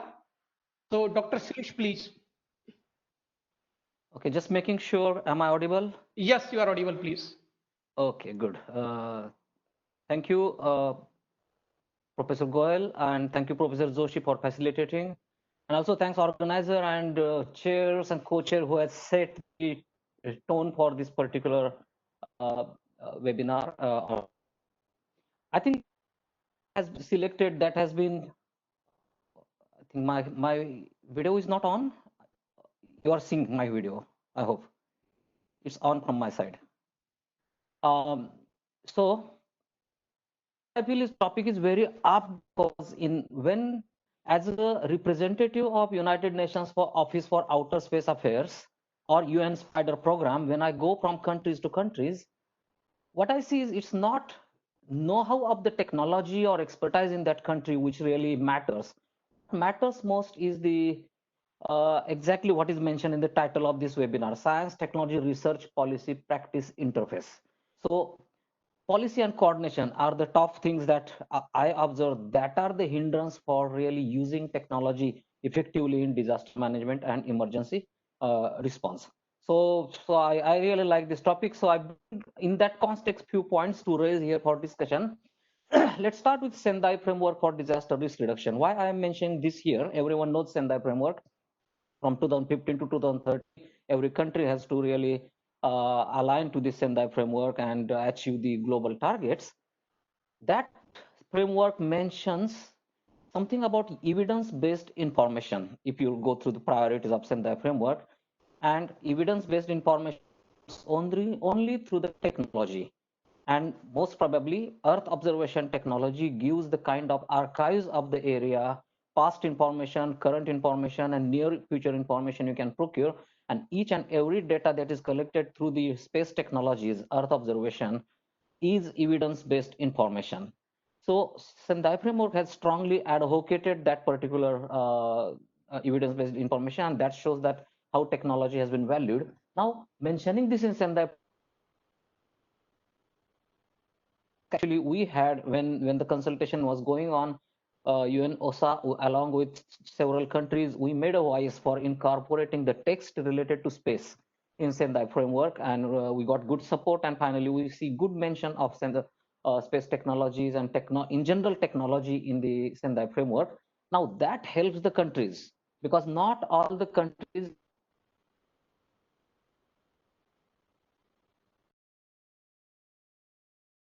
I take here example of Nepal.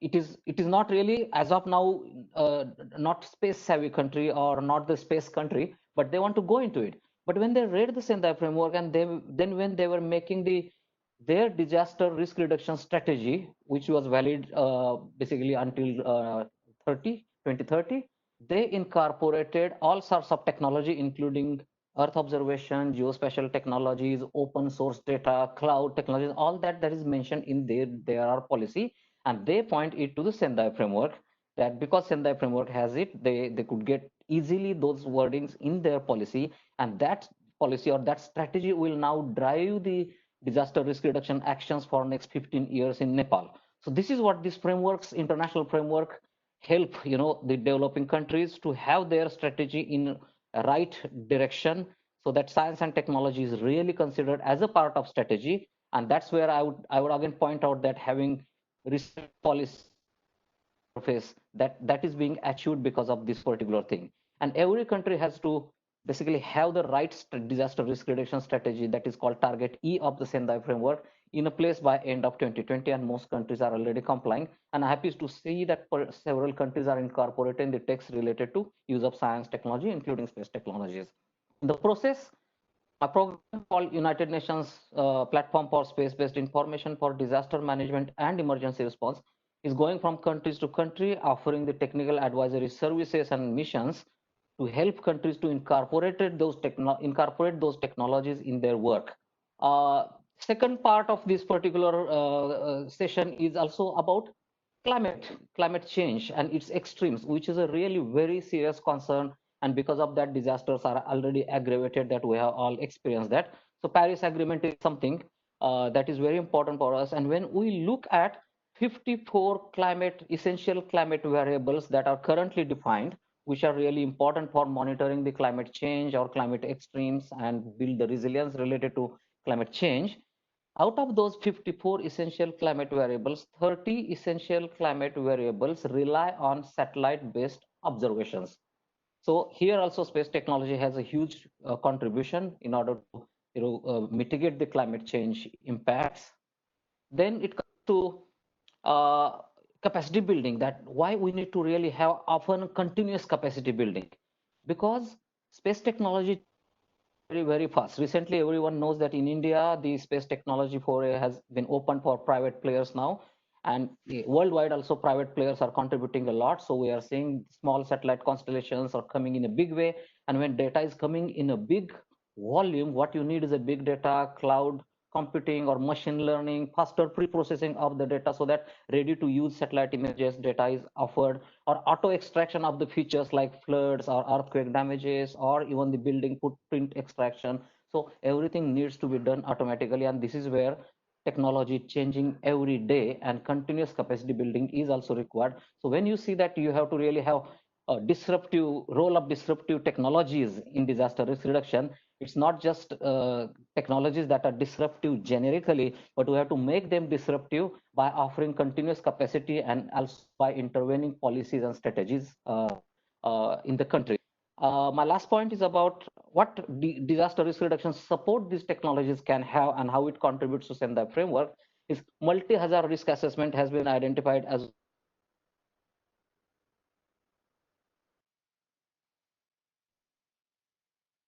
global targets and the framework. So multi-analysis is evidence-based data collected through Earth observation and location-based technologies, which are space technologies that give all evidence-based information of past, I would say 50 years of archives and also ability to get current data. So with that, I think DRR support can be very well offered by these technologies. In terms of emergencies, even if countries have the access to space technology or not, I mean their own space program or not, it doesn't matter.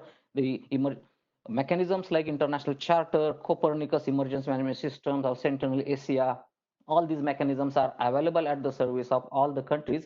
So even if country doesn't have its own space program, I think such support from the technologies can be offered, and every country can take advantage of this particular technology.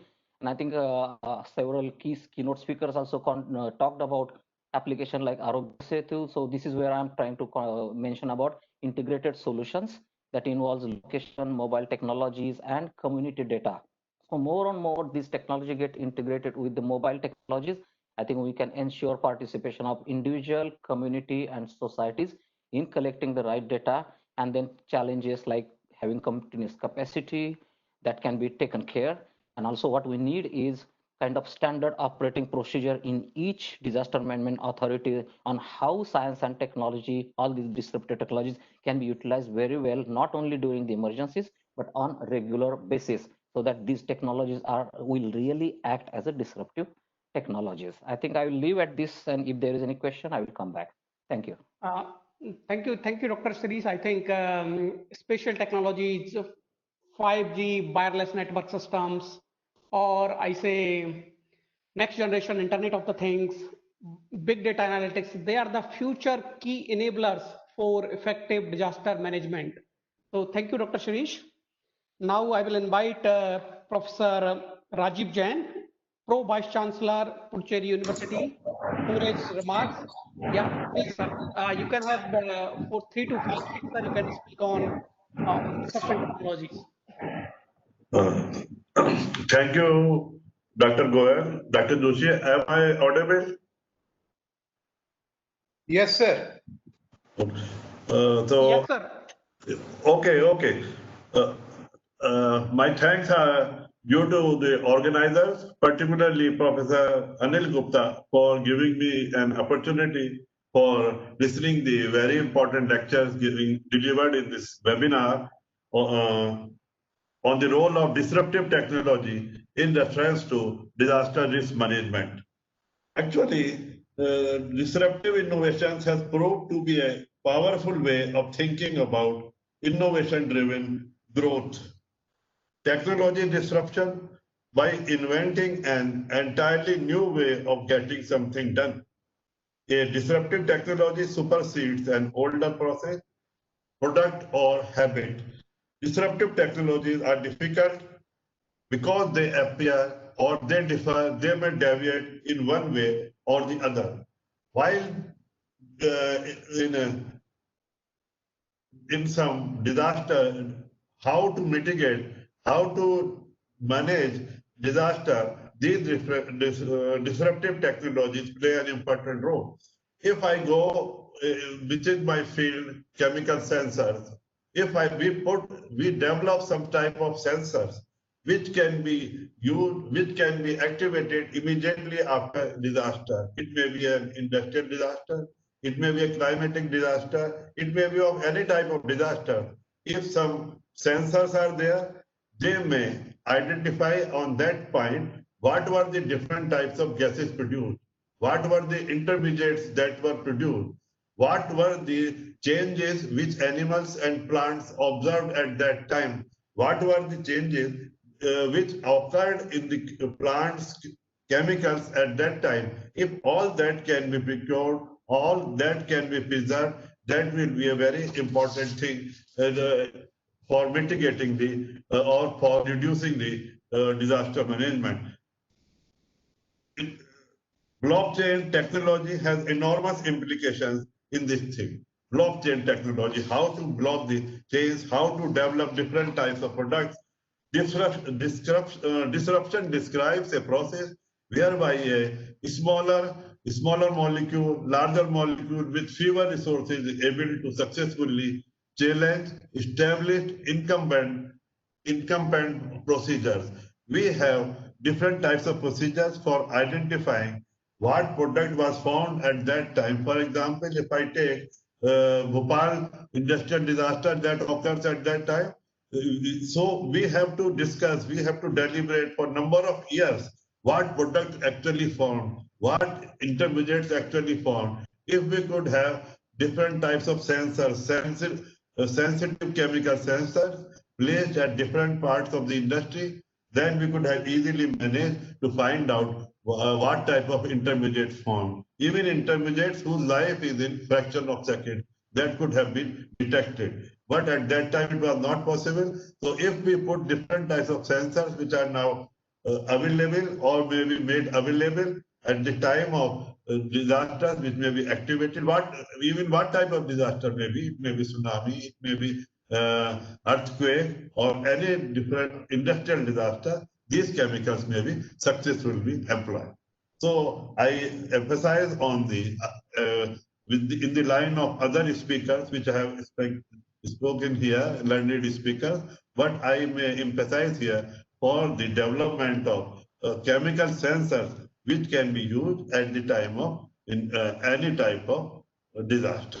So by these words, I again grateful to the organizers, particularly Professor Anil Gupta, for inviting me and giving me an opportunity to have to listen to the learned speakers here. Thank you. Thank you, Professor Jain. I think current limitations of state-of-art approach in the disaster management and prediction, they only could be addressed by, as you said, unorthodox risk management strategies. So thank you very much, Professor Jain. Now, I would like to invite the next speaker, Professor Anil K. Gupta, Department of Geology and Geophysics, IIT Kharagpur. Dr. Gupta, please. He was here only. Sir, उनका दिख तो रहा है. You can move to other speaker. I will call him on. Okay, yeah. So next speaker we have Professor Payal Arora, Chair Technology and Values, Erasmus University, Rotterdam. Professor Payal Arora, please. Okay, so thank you again to the hosts as well as the panelists. I really appreciate listening to these conversations, and I'm very much in sync with the suggestions. But, I come from a different background. I'm a digital anthropologist. And so I've been looking at the impact of AI from a more humane level. And so a couple of thoughts here to add to this panel is that when we speak about disruptive technology, I'm cautious about the term disruption because new technologies have a legacy of putting technology at the center. And the term of disruption, particularly alongside disaster management and risk, is often absorbed by the marginalized majority, which happens to be the poor people. And this is a substantive, we're talking about majority of the world's population at the front lines of climate change.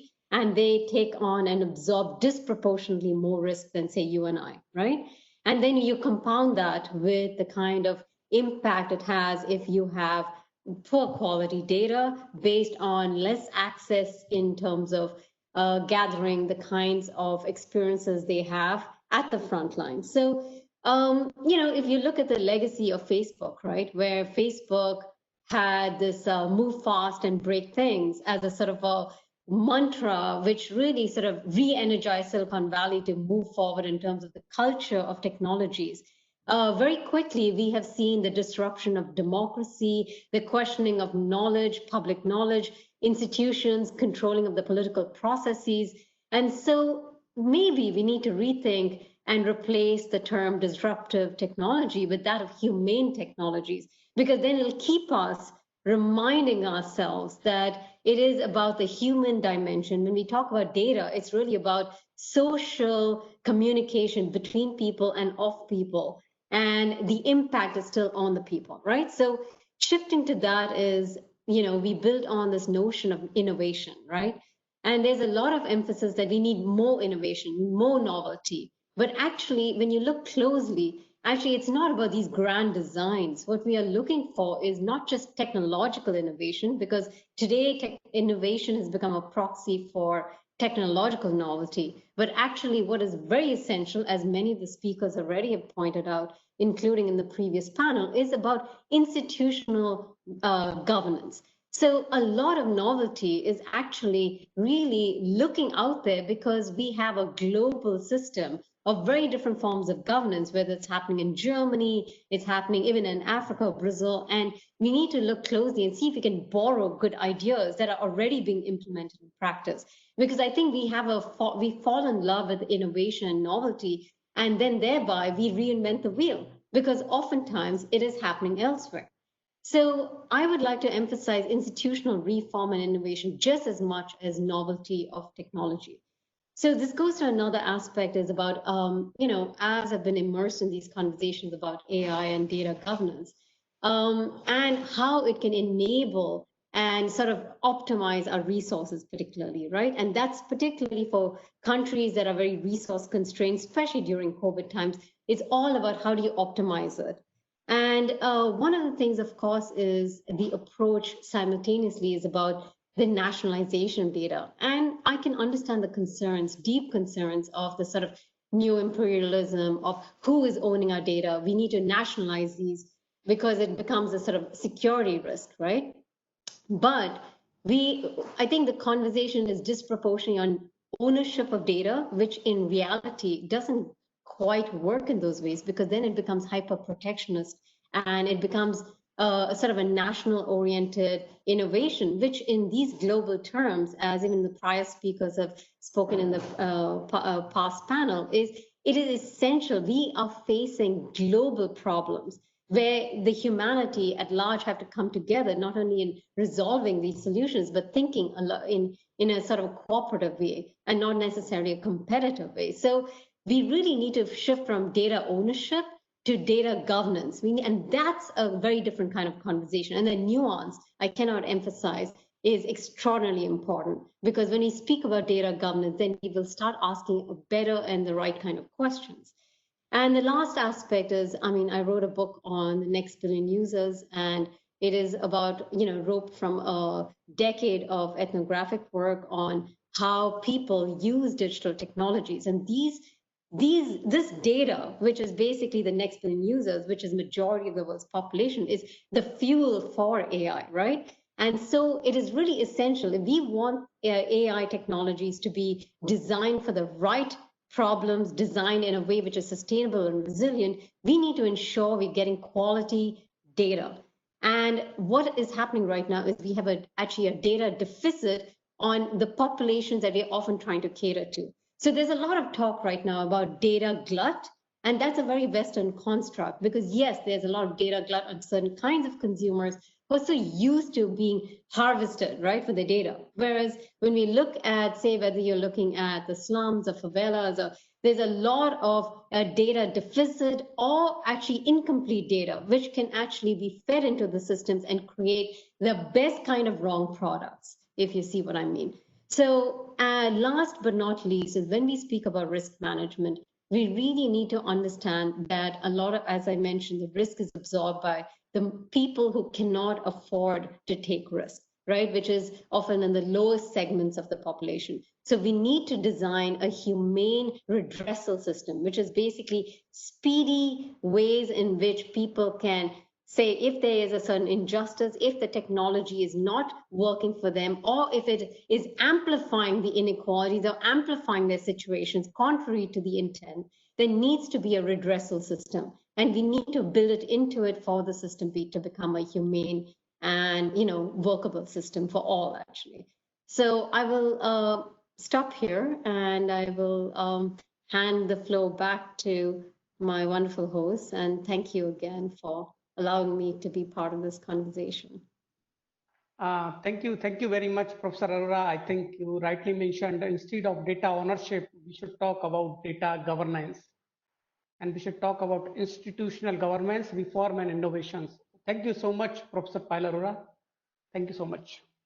I think with this, we will conclude this session, because Professor Anil K. Gupta from IIT Kharagpur has already left for a meeting. So now I will hand over the session to Chairperson Dr. Sanjeev Barsne for his concluding remarks. Thank you, Manishi. It was a short and very interactive session. Of course, we had lost two speakers, one to the earlier session and one who missed it because of some other engagement. So, but nevertheless, all of us talk about the emerging technology, role of emerging technology. I think that is acceptable to Dr. Payal. I want to use the word disruptive technology, but role of emerging technology in reaching to the masses. That is the crux, because the information flow should be in a way that we are reaching to each and every person in that geographical area. And if we could provide him some good time to come out of a possible disaster, that would be wonderful. So all of us, with the use of different technology, be it satellite technology, be it IoT, artificial intelligence, discussed various parameters how we can reach and help the masses in minimizing the risk to the core, and very healthy discussions. Thank you very much. I greatly enjoyed short company, but it was wonderful. We enjoyed the discussion. Thank you. Thank you, Manish. It's back to you. Thank you, Chair of the session, and all the panelists, all the expert panelists of the session. On behalf of the organizing team, I extend sincere thanks to you all and to the facilitators, Professor Joshi and Professor Manish Goyal.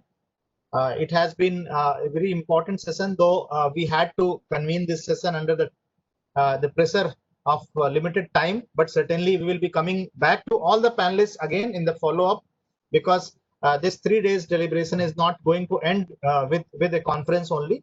We have a strategic framework, and certainly we will be reaching out to each and every panelist and each every expert who are associated with the sessions. So now straight away, after extending thanks to all, we will be moving to the special policy panel 106, that is climate resilience and disaster safe development, which is to be chaired by Dr. Neeraj Sinha, advisor of science and technology, Niti Aayog, Government of India, and Professor Harshad P. Thakur, Director of National Institute of Health and Family Welfare, Ministry of Health and Family Welfare, Government of India. So I welcome both the chairpersons on the board, and the facilitator of the session is Professor Sunil Nautiyal. He is head of professor and head of the Ecological Economics Division of Institute of Social and Environment Change, Bangalore. The panelists of this session are Dr. Ashish Chaturvedi, who is the Director of Climate Change in GIZ Germany, India office. Dr. Simon Allen, who is a scientist with Institute of Environmental Sciences, University of Geneva. Professor Nirupama Agrawal, who is a professor with the York University, Toronto. She teaches the Disaster Management and Emergency Management Program. And Dr. Reinhard Meckler, Program Director of Risk and Resilience of IASA, Austria, and Dr. Divya Sharma, who is the Executive Director of the Climate Group. So I welcome you all on board, and over to you, Professor Sunil Nautiyal, for taking the proceedings forward. You are muted, Sunil Nautiyal ji, please unmute.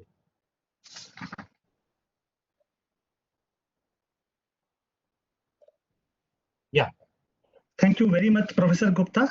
At the very outset, I would like to give my sincere thanks to the organizers, Professor Gupta and team, for giving me this opportunity to be associated with this very important contemporary international conference. I'm truly privileged to be here today. I'm Sunil Nautiyal, working at the Institute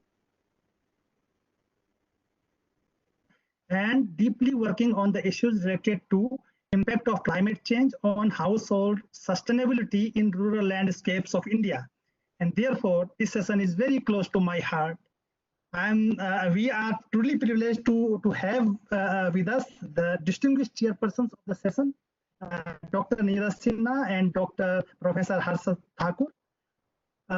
Without spending much time on distinguished scholars because they are very well known in their own respective fields. I begin with the session with an invitation to our chairperson, Dr. Neeraj Gupta, Advisor, Science and Technology, Niti Aayog, Government of India, for your initial remarks, sir. Please, I welcome you, sir. Please, Dr. Neeraj Sinha. Yes. Thank you, Dr. Nautiyal, and thank you for the very nicely done introductory remarks to this session on climate resilience and disaster risk development. Well, I am currently in the science and technology vertical of the NITI Aayog, but I had spent a considerable period of time in the office of the principal scientific advisor to the Government of India. That was during the period 2001 to 2019, January, almost 18 years almost. And when I was there, the PSA's office, as we call it, was deeply involved in preparing the National Action Plan on Climate Change. Now, since we are talking of the subject, I thought I'll take all the panelists and the co-chairperson and of course the organizers, which is the NIDM, a little back in time. And at that time, the then Prime Minister had tasked the late Dr. The Director General of TERI and Dr. R. Chidambaram, the then Principal Scientific Advisor to the Government of India, and the then Secretary of the Ministry of Environment, Forests and Climate Change. It used to be called the Ministry of Environment and Forests at that point of time, to jointly prepare the National Action Plan on Climate Change. And that was very nicely done by the three of them, of course, with support from their back-end officers. I supported Dr. Chidambaram to the extent possible. Now, that action plan had identified 8 national missions. And the subject of this session is broadly covered in all those 8 national missions. I'm sure the audience would already know this, but I'll just name those missions here for the benefit of people who might not be aware. The first was the National Solar Mission, which is now being implemented by the Ministry of New and Renewable Energy in a big way. Not now, it has been done. I mean, they have been doing it for the past almost a decade now. And then there was a National Mission for Enhanced Energy Efficiency, which was being done by the Ministry of Power, and under the Ministry of Power by the Bureau of Energy Efficiency. We all know about the star ratings that are given on our electrical appliances. And then the National Mission on Sustainable Habitat. Then there was the National Water Mission. And then the National Mission for Sustaining the Himalayan Ecosystem. This was being led by the Department of Science and Technology. And the PS's office had done a report along with the TIFAC on the receding of the Himalayan glaciers, which was a part of this national mission. And then the National Mission on Green India being done by the Ministry of Environment and Forests. The National Mission for Sustainable Agriculture being done by the Ministry of Agriculture and Farmers Welfare. And of course, the National Mission on Strategic Knowledge for Climate Change, again being done by the DST. So, I mean, a lot of good work has happened in this subject in the past 12 years. And obviously, the underlying ethos of all these 8 missions is science and technology. And for the information of the panelists and the NIDM and the co-chairman present here, there was a 9th mission that was informally added to this list, which was called the National Mission on Clean Coal Carbon Technologies. And that was led by the PS's office. Although I will not take much time in describing it, but there is an advanced ultra-supercritical technology for thermal power generation using the coal which is available in India to generate power at an overall thermal efficiency of 46%. And we know that the current supercritical plants or even ultra supercritical plants generate power at approximately 42%. So there is a quantum jump from 42 to 46%. And the PS's office, along with the NTPC, the BHEL, and the Indira Gandhi Center for Atomic Research, are developing this technology. And very shortly, there will be a formal project, hopefully in the next 6 months, on the setting up of a 800 megawatt electrical thermal power plant based on the advanced ultra supercritical technology in a place called Sipat in Chhattisgarh. Sipat is a venue where a NTPC supercritical power plant is already functioning. So this will be added there. So all these measures that I've just said are looking at disaster safe development, and they're looking at climate resilience as well. And therefore, I thought I'll just do a little recap. And of course, in the NITI Aayog, there is a different vertical that handles environment-related issues. It is called the Natural Resources and Environment Vertical, but it doesn't have a vertical head right now. So probably I could represent that vertical as well. So with these words, I'll again extend a very warm welcome on my personal behalf to the panelists in this panel. And I think I should pass on the floor to Dr. Thakur for remarks from his side now. Thank you.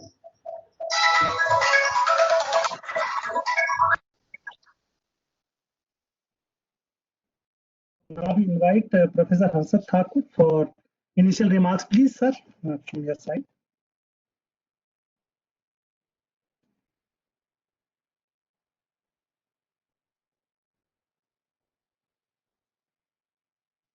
Institute of Disaster Management, NIDM, for inviting me here as chairperson. Am I audible? Yeah. Yeah. So it is very encouraging, and I felt very honored to take part in this important conference. And as the title of this session is Climate Resilience and Disaster Safe Development. And I am basically from health background. I am from medical background. So I have worked in hospital, I have worked in Tata Institute of Social Sciences, and now I am in National Institute of Health and Family Welfare. And currently we are facing disaster, that is a corona pandemic. So corona pandemic is nothing but disaster, and it is it occurred suddenly. So everyone was taken by surprise. And we have seen that there are two effects of this disaster. One, there was positive effect on the environment.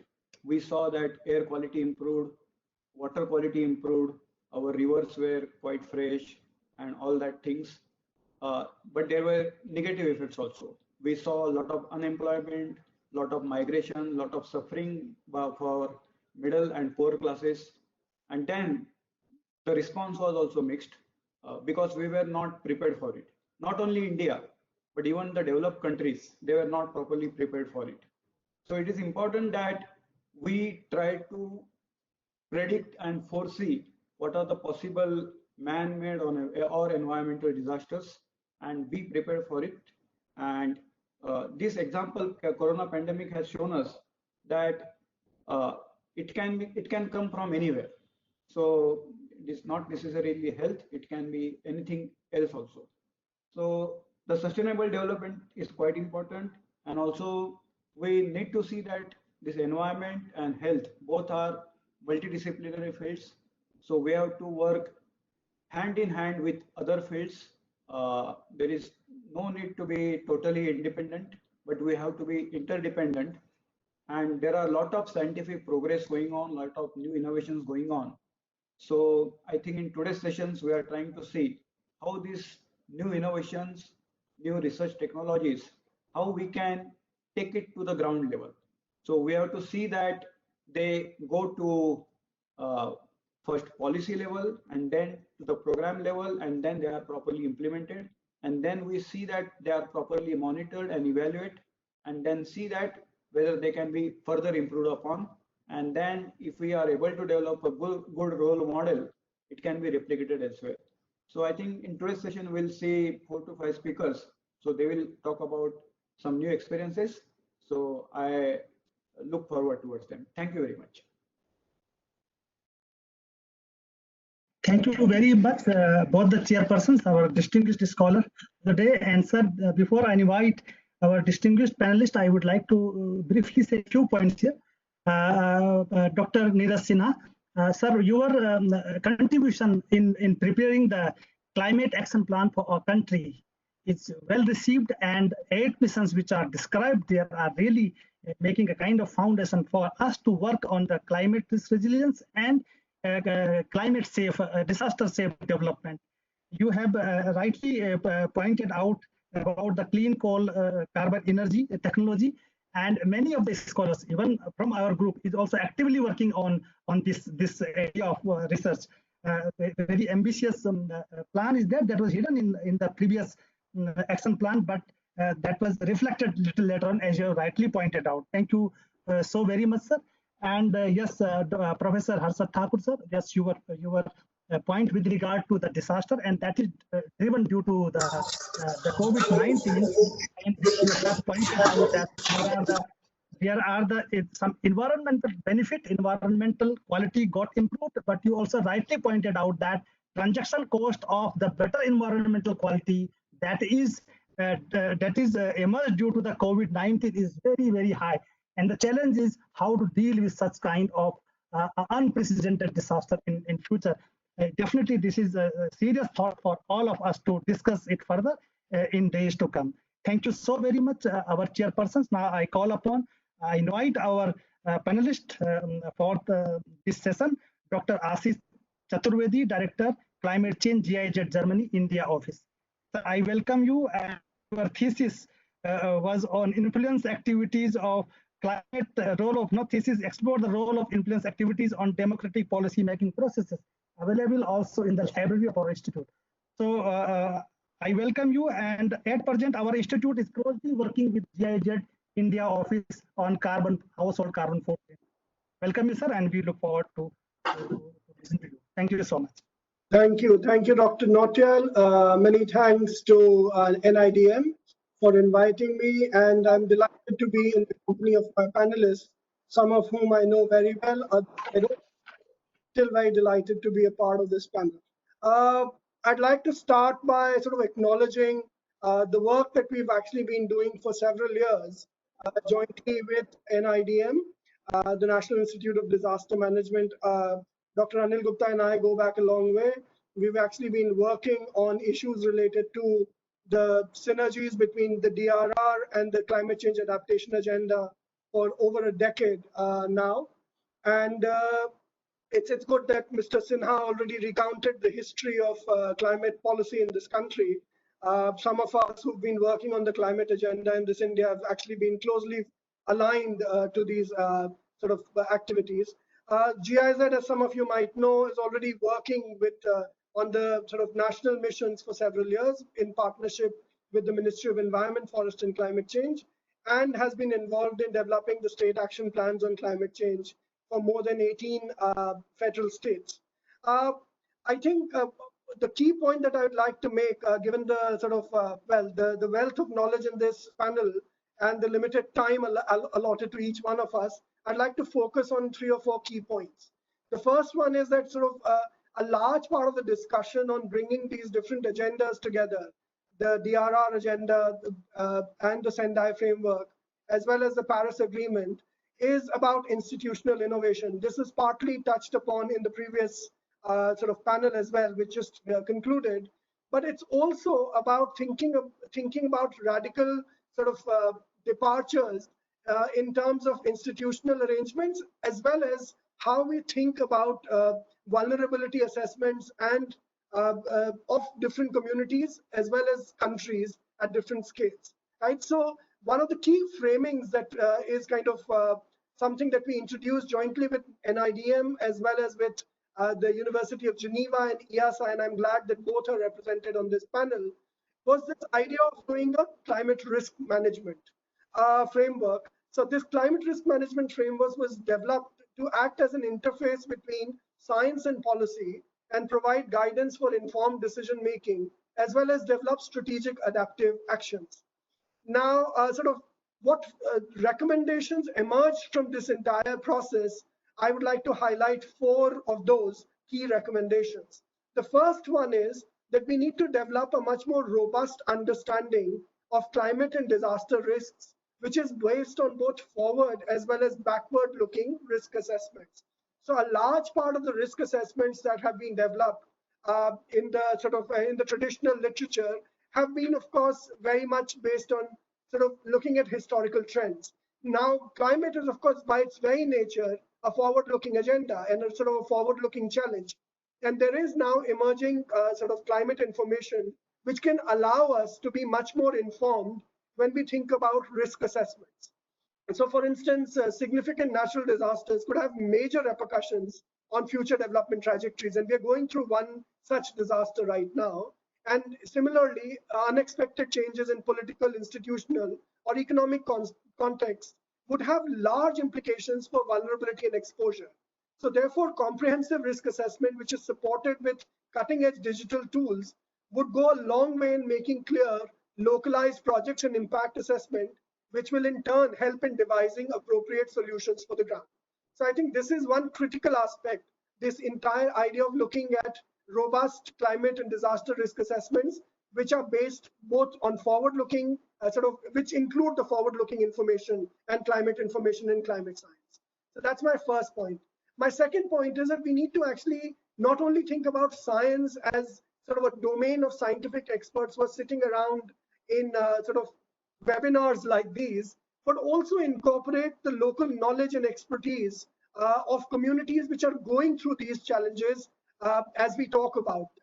So there is enough and more local knowledge, and therefore all these risks assessments that we're talking about need to incorporate a significant amount of indigenous knowledge to develop need-based DRR and disaster risk reduction and climate change actions. This is a fairly well-developed and well-recognized body of literature in both disaster risk reduction as well as climate change adaptation. But when we actually start thinking about science as the domain of experts, as well as those who've done their doctorates in one university or the other, we actually tend to miss out on the incredible amount of knowledge which comes out from practice, which comes out from experience, which comes out from the local knowledge of these communities. And I think we need to combine local knowledge with scientific data to develop a solid foundation for identification of practical strategies that facilitate climate change adaptation as well as mitigate disaster risk. My third point is about dealing with residual risks. So when we actually start thinking about climate risk assessments, this residual risk category is sort of a fairly strong pillar of negotiation in the Paris Agreement. So it's referred to as the debate on loss and damage. Now, this is something which is fairly mainstream in the disaster risk discussions, disaster risk community. But for the climate community, this is a fairly fraught discussion. It's politically very charged, and especially in the context of international negotiations. But when it comes to dealing with these residual risks at the local level, this doesn't need to be a political discussion, because it is addressing the lives and livelihoods of communities who are currently being affected by the residual risks which lead to loss and damage due to climate change. And what it requires is development of innovative risk transfer mechanisms that could evolve from the inventory of insurance models, of course, but also test of practicable insurance, innovations in insurance, which are not necessarily the traditional models of insurance, but innovations in insurance which bring social protection together with insurance instruments. And I think this is something which is well worth discussing in the future. My final point is about how do you deal with recovery, and this is let's even talk about the recovery from the pandemic that we're going through right now, and address green concerns, which don't necessarily are not necessarily limited only to climate adaptation or DRR, but also to a greener economy, a much more less emission intensive economy. So of course, there's a lot of guidance and discussion which is happening on the green recovery. The European Union is actually leading the charge on the green recovery. They've actually a very ambitious green recovery package. And I think what we need to do is systematically have an overview on what are possibilities of green recovery from a disaster. So we take the the recovery from a disaster as an opportunity to build back better, of course, but to also look at interlinkages between climate adaptation, disaster risk reduction, and mainstreaming climate risk into the overall developmental planning and recovery. So without further ado, I will actually now hope this is enough input and a introduction today, and look forward to listening to the rest of our panelists, co-panelists. Thank you so much. Thank you so much. Thank you so very much, Sir Ashish Chaturvedi, for your very thought-provoking ideas. And I will not summarize the session. Session will be summarized by our chairperson, Dr. Neeraj Sinha, and Professor Harsha Thakur at the end, where they'll be highlighting the gist of your lecture today. So without spending much time, I will invite Dr. Simon Allen, scientist at Institute for Environmental Science, University of Geneva. And good to see here that Dr. Simon has been working in Indian Himalayan region. Dr. Simon, I am from Himalaya. My hometown is in Himalaya, and I did work in Himalayan region for about more than 2 decades. Welcome you, and we look forward to your viewpoints on this.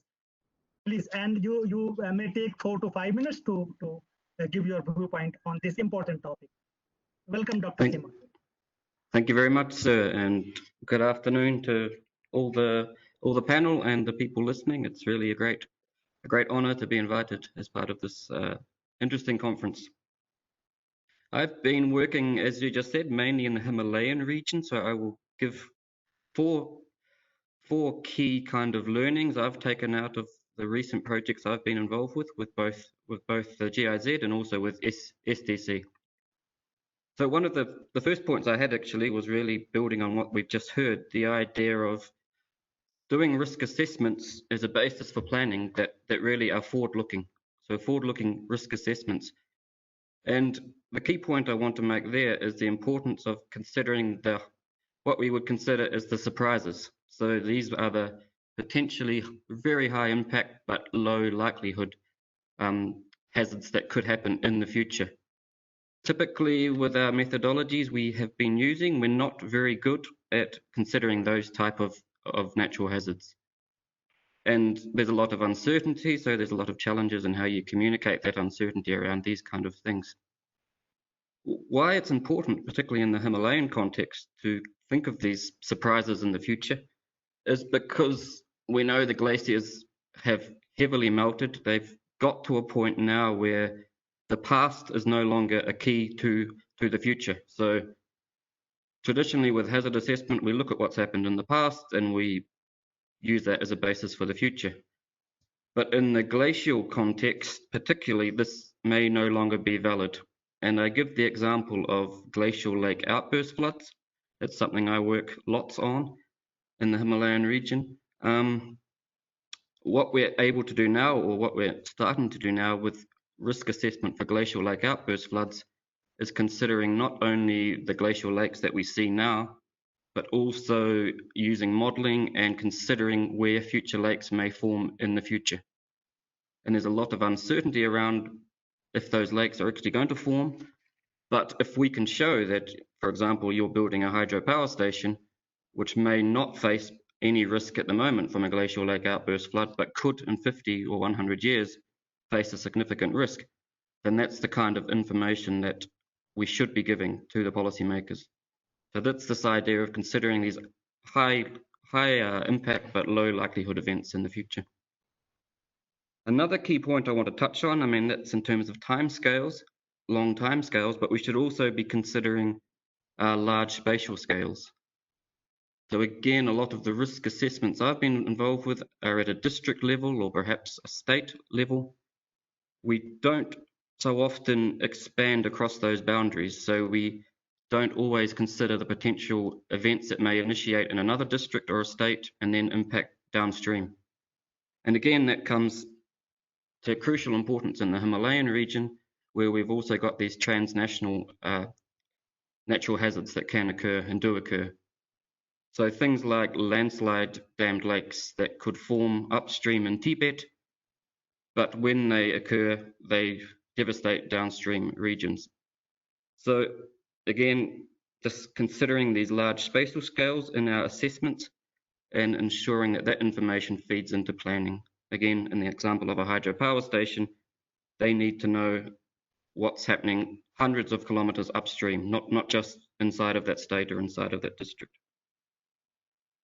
Another point which came from our recent work with GIZ, and I think it was just touched on before, is the importance of using local knowledge, not only as part of the assessment, because of course local people have the best knowledge of the impacts which they've been experiencing, but also as part of the solution. So when we're coming up with response strategies, what we saw, for example, in the case of moving away from the Himalayas to the coastal area of Tamil Nadu, we saw with things like tropical cyclones there and droughts, some of the response strategies that were proving useful were things that the local people had learnt from their grandparents, from their grandparents, etc.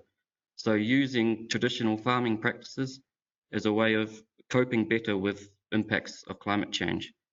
This is, I think, something I think we lose a bit from a scientific perspective sometimes. We focus on high-tech solutions, we focus on all this innovation, but actually we can sometimes get the best response strategies by talking to the local people and learning about their experiences. And just to finish up, building on that point of learning, another thing we're perhaps not so good at is learning from the past events that have taken place. So we're pretty good at responding once there's been a flood or a landslide event, but maybe less critical, or we perhaps don't look so deep at what the underlying social and physical factors were that led to that disaster occurring in the first place. And that can mean we don't build back better, so we potentially make mistakes in our response. So I take the 2013 Northern India flood landslide disaster as an example. There's lots of opportunities to learn from that and feed that into response strategies for the future. And I'm not sure if that learning's necessarily taken place as much as it could. And so part of the solution there that we encourage is to have mechanisms in place for learning. So a platform or a fixed mechanism where we can learn from these past events and feed that into future planning. With that, I won't take any more time. There's lots of experienced people here to talk, so I look forward to listening.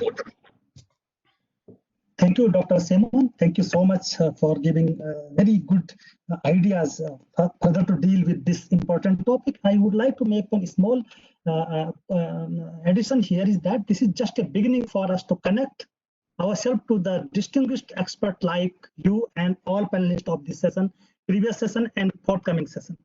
This is a beginning. We will be in touch with you. We'll be requesting you to provide detailed documents on this particular topic, and then we proceed further to organize the events in days to come or in months to come, and to bring some kind of durable policy outcomes from this interdisciplinary discussion. Thank you so very much once again. Now I invite Dr. Nirupama Agrawal, Professor of Disaster and Energy Management, York University, Canada. Dr. Agrawal, I welcome you. Floor is yours now. Thank you. Thank you very much. Hi everyone. Thank you so much, Dr. Anil Gupta, for the invitation. It is my real honor to be part of this important conference, and I was, should I say, delighted to wake up at 4 a.m. my time in Toronto for it. So I've already had 2 cups of coffee to stay awake. I'll talk about a few of my thoughts that just randomly I'll put together to share with all of you.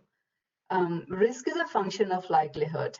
And I want to, my focus stays, every disaster occurs and then people talk about sociology, psychology, a lot of logistics. My focus is mostly always is the science behind what is going on. So understanding of the science actually enhances the overall preparation, mitigation, prevention, and all those efforts. So risk is a function of likelihood and consequences. And consequences can be broken down into exposure, susceptibility, and a lack of coping capacity. So we can address each of those components to minimize the risk caused by, let's say, climate change in the topic that we are discussing today, or even coronavirus that's we are dealing with right now. So when we talk about climate risk, we must understand the science behind climate variabilities. So the goal here is to minimize each of the factors that contribute to the vulnerability of people and critical infrastructures. So I see a very little mention of Milankovitch cycle that explains long-term climate variabilities based on the Earth's rotation around the sun, its tilt, and the path, and the shape of the path. So that's one.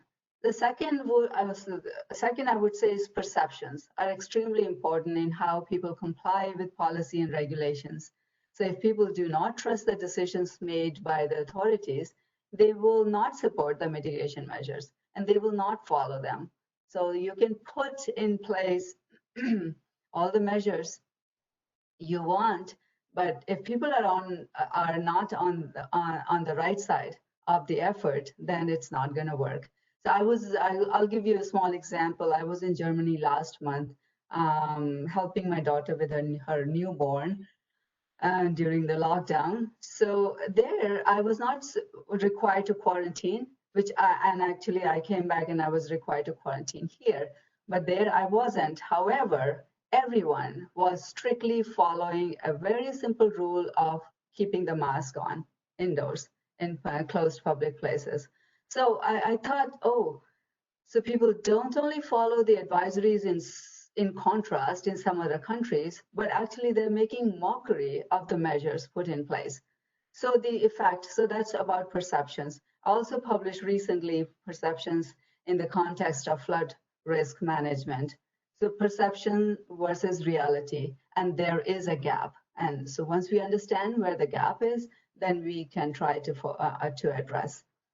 The third point I want to say is would be about coronavirus. So it's going on right now. It would be helpful to tell the public the science behind the virus and how it works, how the mechanisms of its spread, etc., to avoid misinformation floating around in social media. So just the other day, I was standing in a line, in a checkout line. A lady comes up to me and to say, hey, don't cover your nose with a mask because you will not be able to breathe and then you will get sick. So I just couldn't help myself, but I had to explain to her, no, actually the strong receptors are in the nose that the virus latches onto. So you should cover the nose. So I had to, so this, again, coming back to the science of all the phenomena we experience and try to minimize risk from. So the last point, I'll just move on quickly to understanding that this coronavirus has exposed who the essential workers are. And those are the people who actually, they are stuck in their survival phase. They never get out of that survival and move into the growth phase in their life because there is they don't have running water to practice hand washing all the time. They don't have the means to get hand sanitizers at home. So they're losing their physical health, and also they're losing their mental well-being if they lost their jobs. So who are the essential workers? The people who are well paid, they are able to work from home, they're able to shop online. But people who are not, they're losing all of that. So it's a vicious cycle. So they're stuck in this cycle. I think I'll finish my thoughts here and probably engage all the audience in a back and forth question answers later on. Thank you so much, Dr. Nirupama Agrawal. Yes, risk is a function of likelihood. This will be further substantiated by our chairperson during the summarizing of this session. Thank you so very much once again. And now I invite Dr. Reinhard Mackler, Acting Program Director, Risk and Resilience, International Institute for Applied System Analysis. Dr. Mackler, now this virtual platform is yours, please. Thank you. Can you hear me?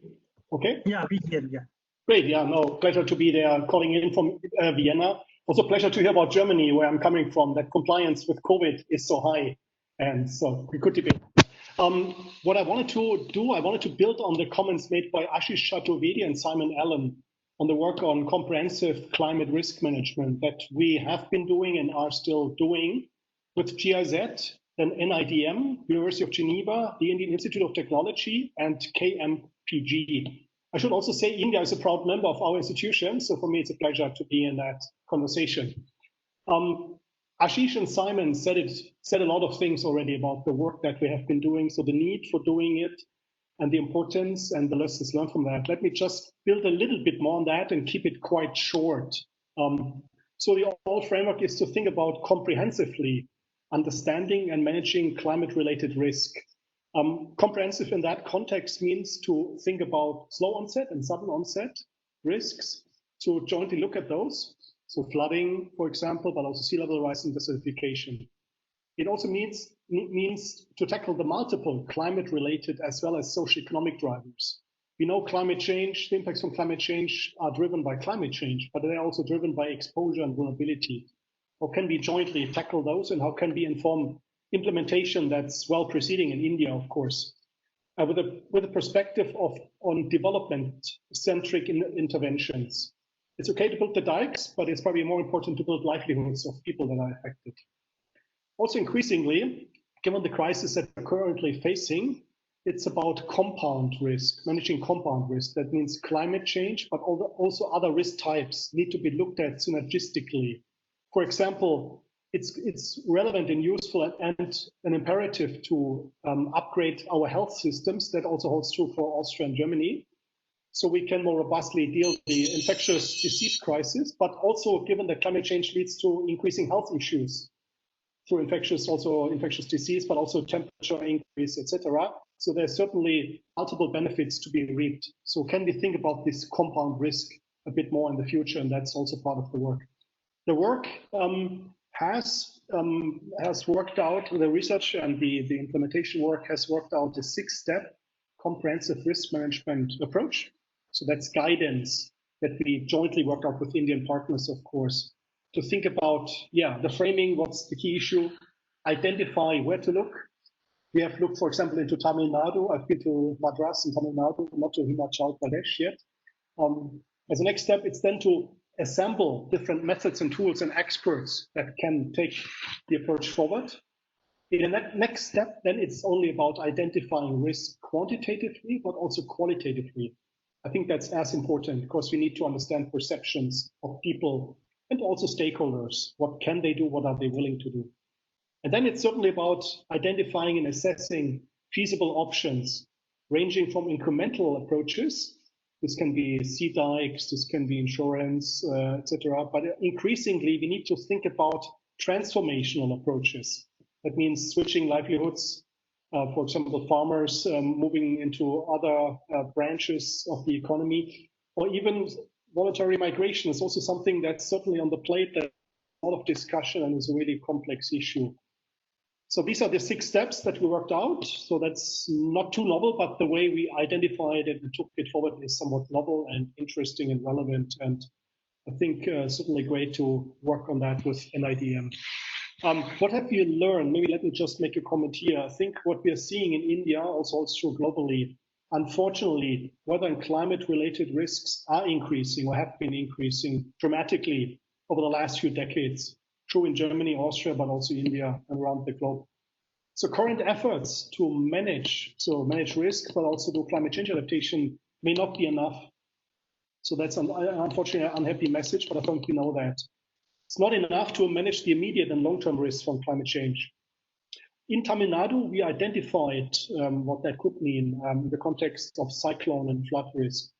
Here we're seeing increasing impacts on smallholder farmers in coastal areas in Tamil Nadu, and also like on the state position, on government's position. So there's increasing risk to be tackled and dealt with, and that needs attention. We have seen that farmers, for example, farming households are indeed moving from incremental approaches, so salt-tolerant seeds and sea dikes, using that to buffer against salinization and their impacts on paddies.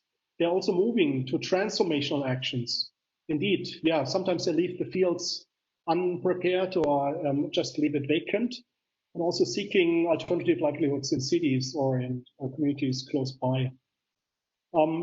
Government agencies charged with implementing DRR, so disaster risk reduction and climate change adaptation, work well within their remit to provide support for farmers and on risk management, but increasing climate-related risks also call for further attention and further deliberation to implement more and more transformational actions and deploy those interventions at scale.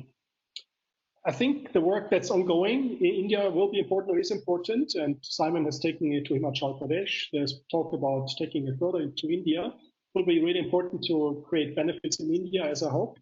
it's also the lessons learned from that work are also like really indispensable and really have high potential to inform global debate around the Warsaw mechanism on loss and damage that increasingly is focusing on transformation actions.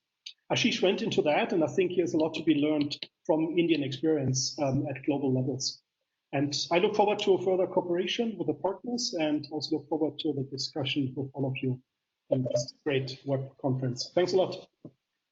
Thank you, Dr. Mexler. It was really interesting, and 2 points are we are very much familiar about the modeling you are doing in collaboration with our institution in India, ISI, TIFAC, NIDM, and all. And micro level analysis, what you have done, this is very much appreciated because these micro level studies are very, very important. So thank you so very much for giving these thought-provoking ideas. And now I invite Dr. Divya Sharma, Executive Director, Climate Groups India Office. Dr. Sharma, now this floor is yours. This virtual floor. Thank you so much. Thank you, Dr. Nautiyal, and thanks to NIDM for having me here. I'm more than happy to be part of this esteemed panel that you have to discuss about resilience and disaster safe.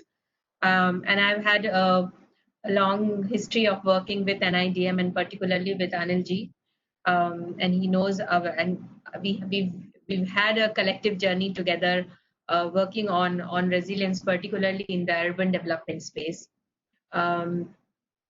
So I think today, when we are talking about resilience and disaster safe, sitting at our home, dealing with the COVID situation, there are a lot of dimensions that have changed when we talk about resilience, when we talk about disaster safe. I would say that our thinking around resilience, also around disasters and what nature these disasters can take in the coming decades and years, have led us to that stage where we want to be understanding it in a more holistic way as to how we want ourselves to be developed in terms of our urban development, in terms of our economic development, in terms of our rural development, and how we see the entire socio-economic dimensions, the sustainability dimensions, basically. And this is a big question as we gather today and speak about it. And I really like some of the ideas that Dr. Meshler made and Nirupama ji made around perceptions, around transformative impacts, is what we think, and I personally think, are important for us to look at. I've been on both the sides in my work. I've been on the hardcore adaptation side. I'm also now working in the mitigation side. And I see that these lines are also blurring.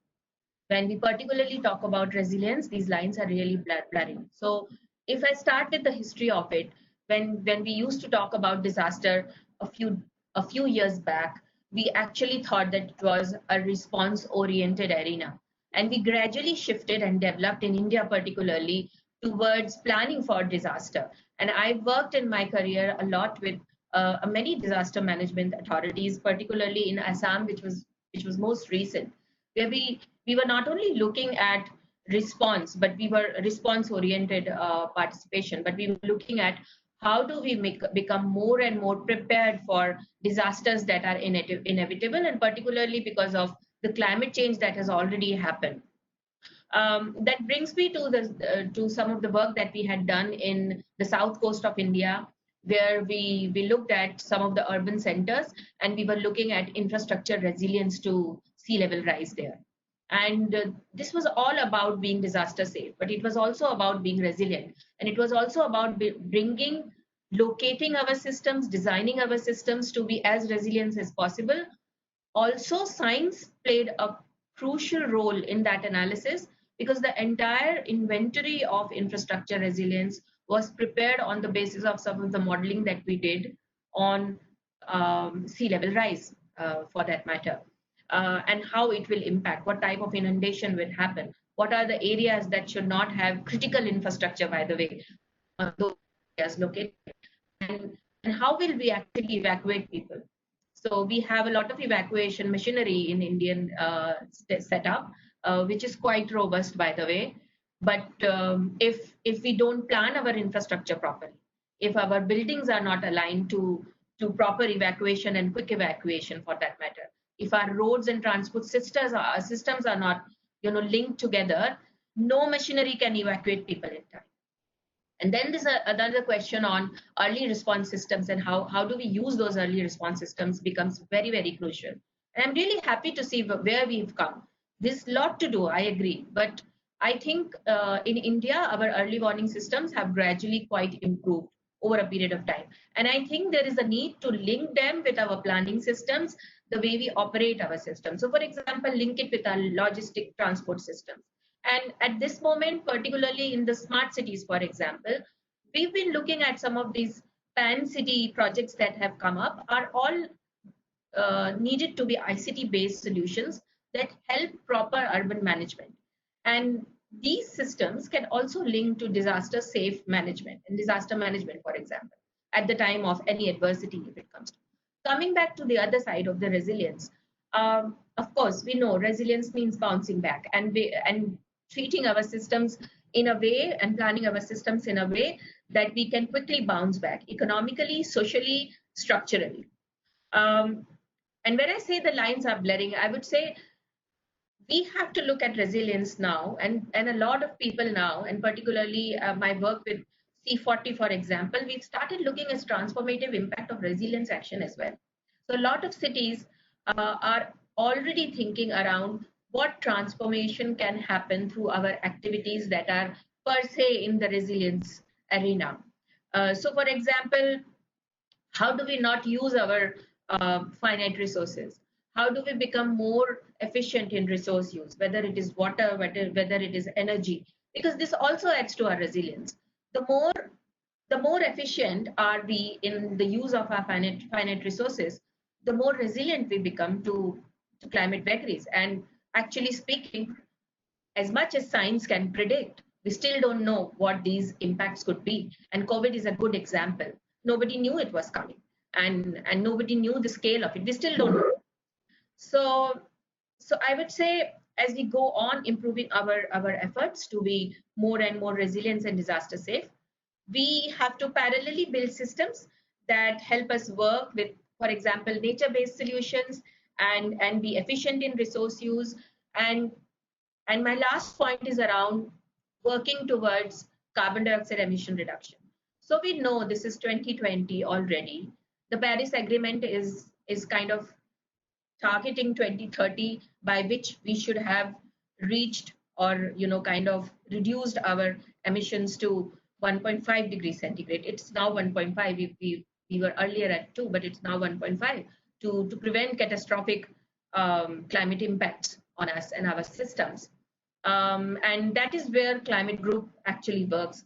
So we have our 4 flagship campaigns, RE100, which is Renewable Energy 100, where we work very closely with businesses. And the businesses actually, it's a global membership-based campaign where businesses come together to us and commit to becoming 100% renewable energy in their operations and supply chains across their businesses. And they make that commitments, and we help them in reaching that goal. I think the other one is EP100, which is energy productivity, where again we work with large businesses and industries to reduce their energy use and help them make energy efficient and energy productive in terms of their per capita production. So there's some mathematics around it, but it eventually comes to being more efficient as much as possible. And the third campaign is EV100, because transport is a huge contributor to GHG emissions. We work with government as well as businesses. Very recently, in fact, yesterday, Flipkart has announced themselves to be 100% electric vehicles in their operations by the year 2030. And our work with government under our 4th campaign, under 2 campaign, is where we support governments in both adaptation efforts as well as mitigation efforts through policy, through making roadmaps to resilience, climate resilience and climate action, we have 5 states where we are working who are member of Under 2 in India, and 15 that we are working with. So I'm conscious of the time, and I will stop there. But I'm very happy for any questions that you might. Yeah, thank you, Dr. Sharma, for your very complex information on the issues related to infrastructure, ecosystem, society, and economy. It was really very much appreciated. Before I invite our distinguished person, Dr. Sharma, Dr. Neeraj Sinha, and Professor Harshat Thakur, I would like to mention one point here is that the aim of the session was to review the recent initiative and future opportunity of science policy practice integration into development and disaster management planning framework. It is really well covered by all our panelists. I thank all the panelists. And before that, one point I would like to highlight the efforts which is being made by NIDM, and particularly under the leadership of Professor Anil Kumar Gupta. One point is that so far too much disciplinary oriented work we are doing to handle these complex issues. It's required interdisciplinarity and transdisciplinarity. Professor Gupta's efforts are very much appreciated in this endeavor. His collaboration with the institutions in India and abroad, they are working in this endeavor very well. And now I invite our chairpersons of the session, Professor Neeraj Sharma and Professor Harshat Thakur, to kindly summarize this session, sir. So thank you, Dr. Nautiyal. So I just wanted to check with Dr. Thakur. I mean, we had 5 speakers, so probably I can summarize maybe 2 or 3 of them, and Dr. Thakur can also, summarize the balance lecture. So will that be all right with Dr. Thakur? Please go ahead. Okay, so I will start with the first speaker, Dr. Ashish Chaturvedi, and well, he made 4 important points. But somehow when he was making the first point, there was a very bad audio disturbance and I couldn't catch it. So I'll probably ask him to fill it in. But the balance 3 points, amongst them the balance 3 were, he spoke about how local knowledge to develop disaster risk reduction plans was important, and how it was important to combine local knowledge with scientific data. And then he spoke about the residual risk category, which is also very important in any kind of disaster planning. And then he finally spoke about how do you deal with recovery from disasters. And he especially highlighted the green recovery, which is being done by Germany, and similar examples the world over. So can I request Dr. Chaturvedi to fill in on the last, or rather the first point that he spoke about? I was not able to catch it because of an audio disturbance. All right, I hope you can hear me now. Yeah, yes. Simon as well as Reinhard made a similar point. We were all talking about sort of enhancing the scope of risk assessments to make them much more comprehensive. Okay. So and comprehensive in terms of scope. So what kind are we looking at forward? Are we including forward-looking assessments of risk rather than just relying on historical assessments of risk? When you look back at sort of extreme weather events, are you also looking at how the past is not a very good predictor of the future because of the changing climate, and how forward-looking assessments will take into account changing climate, and therefore you need to look at models of the future when you have about risks that people are facing today. And I think Divya also mentioned this, well, the fact that the pandemic was of course not predicted, but it happened and the scale was also not predicted. So we're actually talking about a much more forward-looking assessment of risk, which is far more comprehensive than we have done historically or we are doing now. Thanks. Yeah, so thank you, Dr. Chaturvedi. I deeply thank you for filling in the gap. So the next speaker was Dr. Simon Allen from the Institute of Geneva. He also emphasized the importance of using local language and local knowledge, rather, to be coupled with scientific data for looking at disaster risk reduction plan development. And then he highlighted the importance of learning from the past. Every country in the world has battled with disaster at some point or the other. In India, other than the floods and the earthquakes that we keep happening, the tsunami of the 2004 taught us a lot of lessons on how do we develop plans, how do we develop procedures to predict tsunamis so accurately. And the government of India responded to that disaster very well, I should say. And the third point, which Dr. Simon Allen made, was risk assessments for forward planning and how important they were to do forward planning. And he spoke about his extensive work, I believe, in the Himalayan region. And I could draw a common thread between him and me because he spoke about Himalayan glaciers. And I remember we had done a study on the Pindari Glacier, and that was a decade ago, and how it had receded over a period of 50 odd years. And just for the information of Dr. Allen, maybe he already knows, there was a report that was made by the Office of the Principal Scientific Advisor to the Government of India, which I also mentioned in my opening remarks, on a study of the Himalayan glaciers. And this was done along with the Technology Information Forecasting and Assessment Council of the DST. So I'm sure the DST and the PSS office should be able to spare a copy of the report for him, or probably it will be there on the website. It was a multi-organizational and a multi-stakeholder task that we had handled there. And we had involved almost every organization in India which works on glaciology to come up with that report. Finally, I will touch upon Dr. Nirupama Agarwal's presentation, and then I will request Dr. Thakur to talk about Dr. Meckler and Dr. Divya Sharma. So Dr. Nirupama Agarwal, first of all, thank you for being with us and battling sleep other than battling disasters and getting up at 4 a.m. in the morning. So our apologies for the same, but I'm sure you'll understand that almost 12-hour time difference that we have between Canada and India. So thank you for being with us. A special thank you on my behalf. So she spoke about how important it was to understand science beyond what is going on in all adaptation, adoption, all mitigation, on resilience strategies that we have. Then she spoke about how important it was for the organizations that implement mitigation measures to understand policies and regulations. And as she rightly pointed out, making policies and regulations is only one part of the game. Implementing them on ground by maximizing their effectiveness is totally another point of the game. So she highlighted that very nicely. And then finally, she spoke about the ongoing pandemic in the world, the coronavirus, and the science behind it, and how the whole world and probably people in Canada, people in India, people in Germany, people in Switzerland, they're picking up their threads and trying to get along with life, while also handling the pandemic by whatever resources we had. So thanks to all the 5 speakers on my personal behalf, on behalf of the NIDM as well.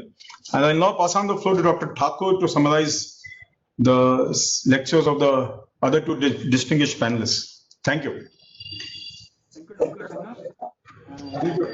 It's interesting to hear all the 5 panelists.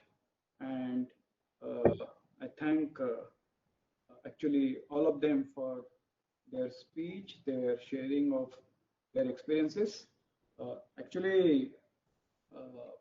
I think we are running short of time, so let us have some question and answer. So maybe I will prefer that rather than summarizing. So can we have some question and answer from other participants, if it is possible? Sir, actually, we have one more session. So Dr. Sunil.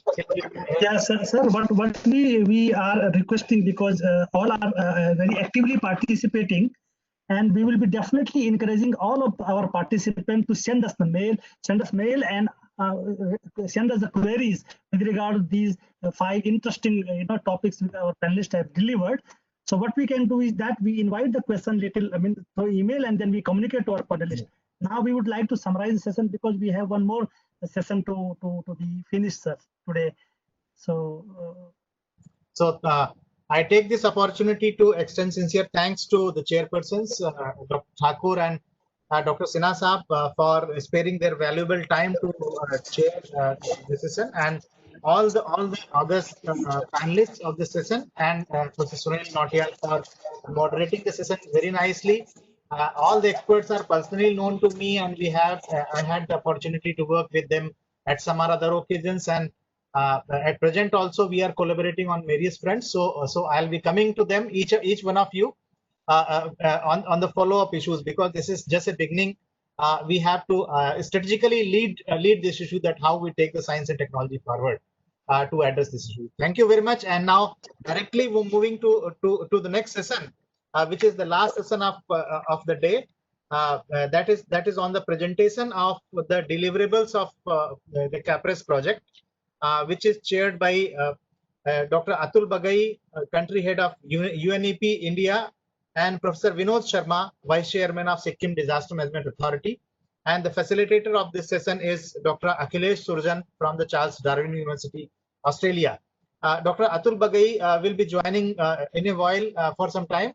Meanwhile, I would request Dr. Akhilesh Surjan and Professor Vinod Sharma, who is the chair, to please proceed this session.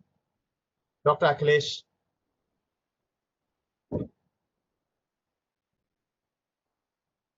Dr. Akhilesh, you are muted. Hello, can you hear me? Yeah, please. Thank you. Thank you very much, Professor Gupta. I am very much humbled and honored to be a facilitator of this special review session of the CAPRES and allied projects, which are, I guess, very complementary in nature. I would like to extend my greetings to all the participants and the panelists and the chairpersons of these sessions. Greetings from the top end of Australia. I am based in a small city called Darwin. It is the capital city of the Northern Territory of Australia. Darwin city is located in the very top north of Australia. Hence, it is also known as the gateway of Australia to Asia.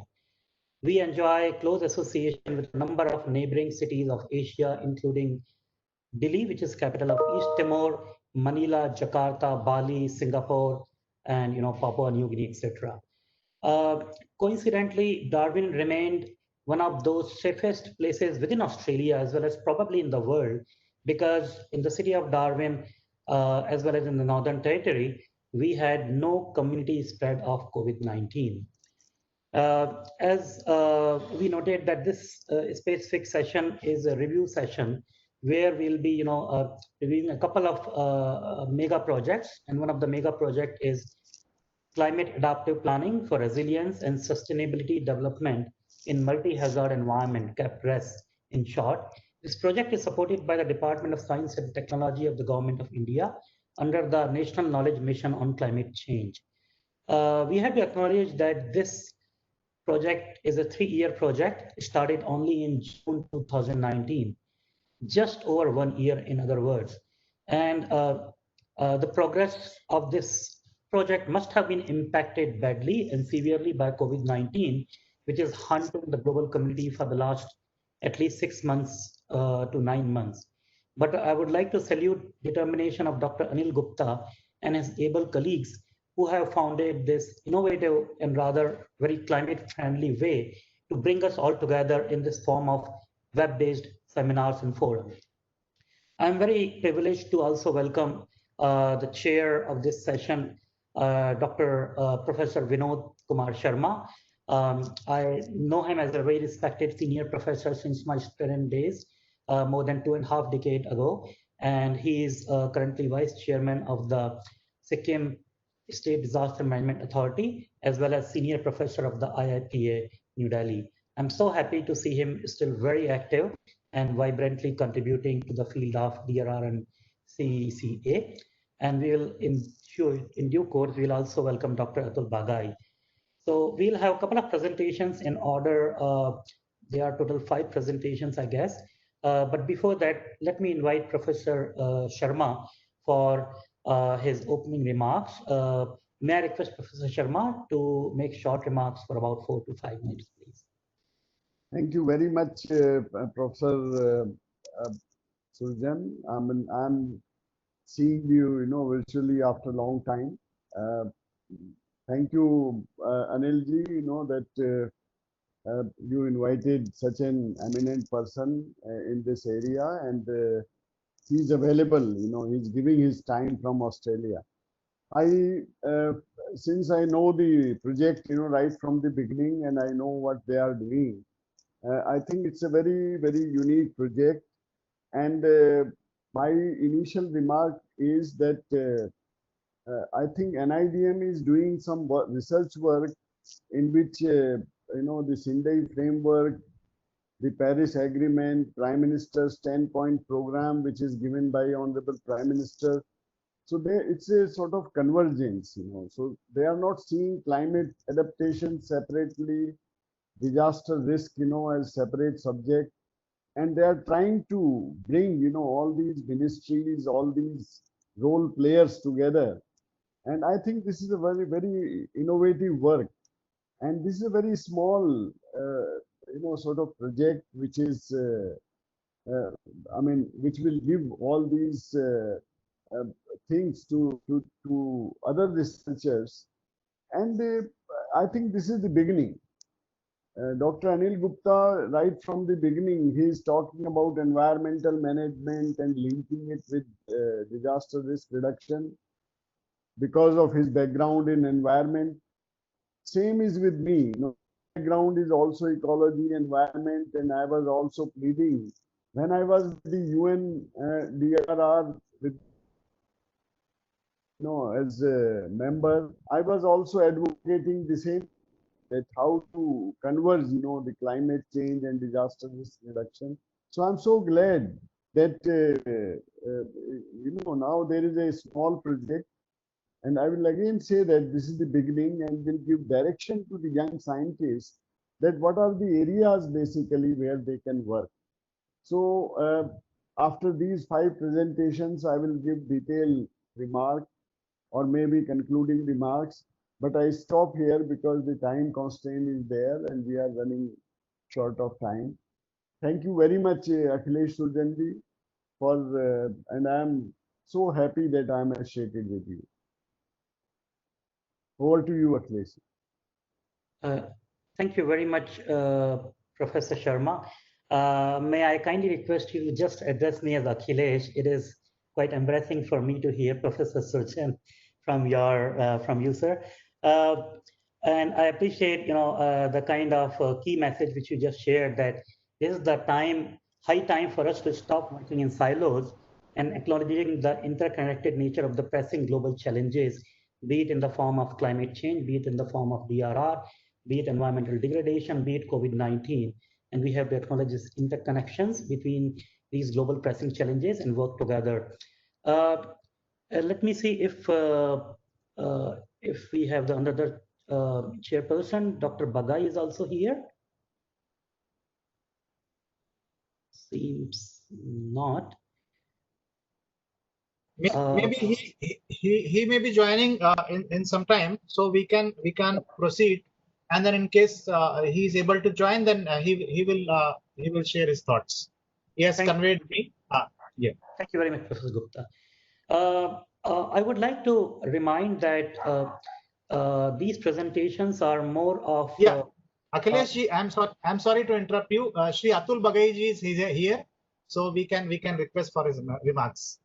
Okay, thank you very much, Professor Gupta. Welcome, Dr. Atul Bagai. May I invite you to give your opening remarks for this review session of the couple of research projects. Anilji, for inviting UNEP for this very, very important webinar. In fact, not a webinar, it's almost a full 2-day kind of event and a workshop. And I also would like to thank my co-chair who are with me on this very important event. And I think in today's perspective, adaptive planning for resilience and sustainability development in a multi-hazard environment, a focus on this issue is most opportune considering the crisis we are all going through globally. I was reading the updates on the progress under this project, and I was very heartened to see that some very good work on the ground has been done on nature-based solutions.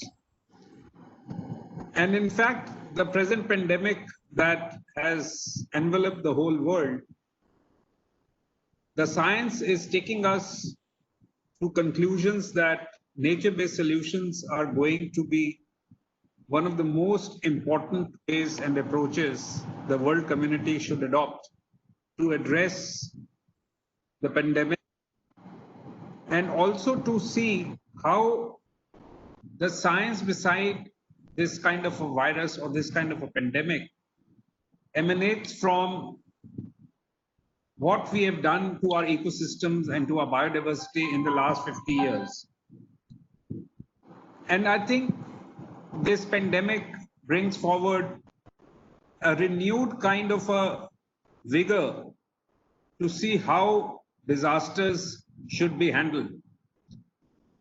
My personal view also is that this is a kind of an event that has engrossed this whole world, which cannot be likened to a disaster which we normally in conventional words think of, a hurricane or a flood or a volcano eruption or any other natural disaster, which could possibly be limited by geographical location in some part of the world. Thinking out of box, what COVID-19 is can also be looked as a disaster that has enveloped the whole world. It's not focused in one part of the world geography or in one location in the world, but it's something that's happening all over. And I think some of the lessons that we have learned over the last 40, 50 years on climate adaptive planning, on sustainable development, on urban or rural resilience, how we address natural disasters, those are some of the lessons we need to start looking at in the present pandemic also. And at another level, I would also think that how each and every country has responded to this disaster, how each and every state in our country has adopted to this disaster, provides us with very, very valuable information and lessons in terms of how such a vast pandemic or such a vast disaster can be handled. So I think in this present context, this whole event that NIDM is organizing is very, very opportune. And I think NIDM should be adopting and looking at lessons learned from our whole response that we are bringing for COVID, also as a very important milestone and a very important resource that should be made available to the world at large. I would like to thank NIDM for giving me this opportunity, and we look forward to working with them for various issues like these. Thank you, Anilji. Thank you, Dr. Atul, for joining. I know that you are already in another meeting of UN, so thank you for managing to come for addressing all of us. Thank you. Now, Dr. Akhilesh, we can proceed with the presentations. Dr. Akhilesh. Thank you very much, Dr. Bagai, and thank you very much. I could see that. Can I request others to unmute themselves? Yeah. Thank you very much. I noted that a while ago there are about 128 participants who are currently joining this session. This is wonderful, and I guess these participants come from various walks of life, variety of academic and professional backgrounds. So as I mentioned that there'll be presentation about 4 or 5 different projects, and these projects, some of these projects may not be completed, but more of a work in progress. Hence, this is an opportunity for the experts who are part of this session to provide valuable guidance. This is an opportunity for scientists and researchers to get quick snapshot of these ambitious research projects and offer relevant inputs. This is also an opportunity for the policymakers who are present here to advise how the research could remain policy relevant.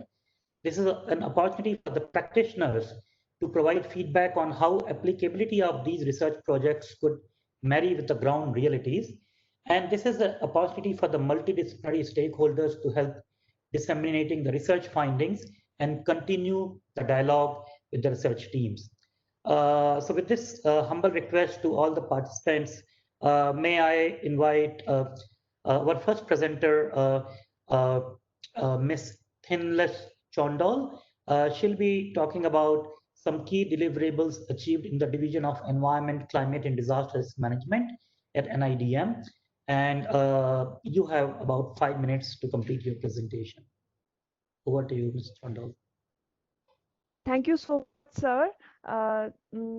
Good afternoon to all of the panelists and participants.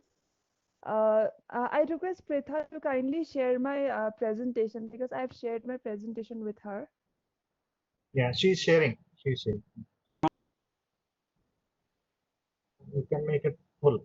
Yeah. Today, a brief about some of the key deliverables achieved in the Division of Environment, Climate and Disaster Risk Management, that is ECDRM NIDM. And these are apart from the project deliverables that will be explained in brief later by my friends. So firstly, I'll go with papers, case studies and book chapters that we have published till now. We have recently developed a research paper that titles The Role of Perception Officials on Climate Change and Resilient Development, a case study of Uttarakhand, India.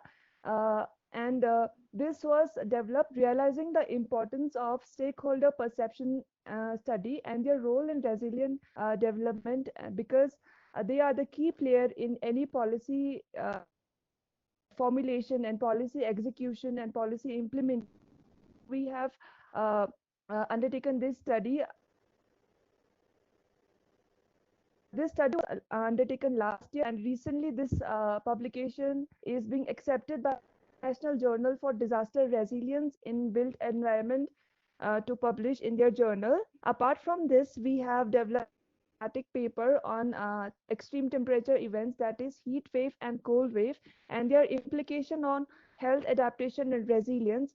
And this particular thematic paper addresses the various health implication of heat wave and cold wave, and also addresses the mitigation measures in terms of policy and planning, climate and environment action, community awareness, role of industry and business, role of local bodies, urban local bodies and panchayats, and various research and capacity building that undertaken in India. Also, another chapter on multi-hazard risk management during pandemic was prepared by our division, and in the book titled Environment Risk, an integrated risk of pandemic COVID-19 impact, resilience and recommendation, because we have already seen disasters occurring while already we are facing with another disaster. COVID-19 is one of the examples, and this addresses the condition of crisis within crisis or cascading disaster into picture. We have also undertaken a case study on health response during emergencies, a case study particularly of Yamuna flood in Delhi, and we tried to identify the physical and mental health problems faced by the victims of flood, and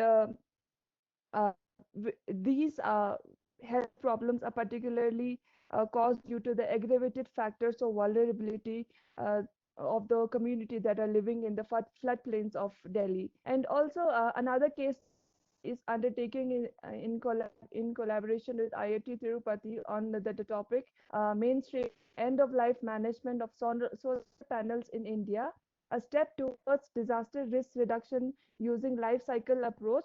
I won't explain much about this particular case study because this will be explained in the succeeding presentation by one of my friends in Capri's project. Moving on, we have developed a training module on, actually this training module is, will be going for a review. It is just prepared the training module. This training module is on climate change and extreme events risk reduction. And this particular module is subdivided into 5 different modules. The title of the modules are shown in the slide, and each module is further divided into 3 to 4 learning modules.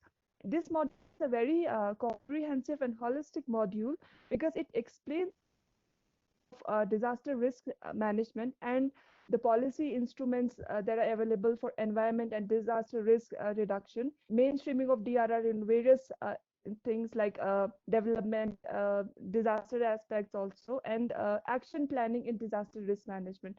So this manual, training manual is being developed, keep the that are being faced these days and the extreme events that are due as a consequences of climate change. And this module is developed in such a manner that each module be used separately or can be collectively used as a. So apart from the training module and the paper, we have undertaken various programs in ECDRM division. We have organized a special event at UNCCD COP14 on reducing drought risk to improve land water resilience, mainstream eco-DRR pathways and tools. And the report of this particular program is available on the NIDM official website. And we have also undertaken development program on environment, bio and disaster risk management jointly with Baba Saheb City Lucknow, and also the report is available on the NIDM website. And another programs we have undertaken is we have undertaken a seminar. We have taken a climate change adaptation and resilience building through understanding and innovation jointly with York University, Toronto. And apart from all these programs, we are undertaking a number of online training programs and these days.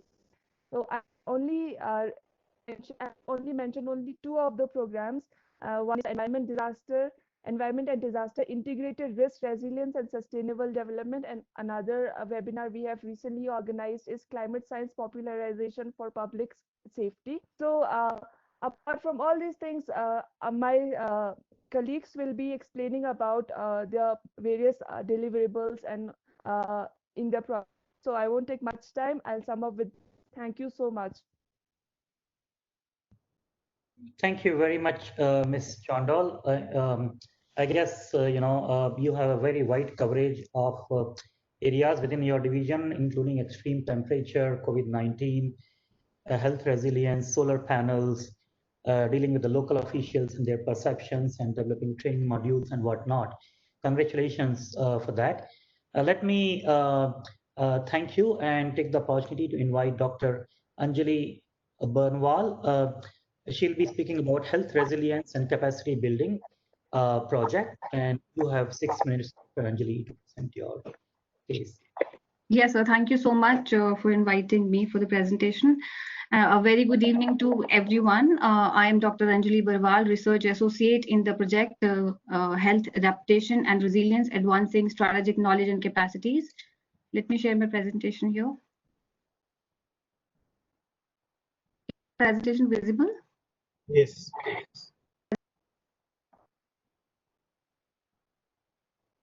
Okay. So this project is Health Adaptation and Resilience, Advancing Strategic Knowledge and Capacity. Abbreviated term of this project is HRCAP, which is Health, Resilience and Capacity Building.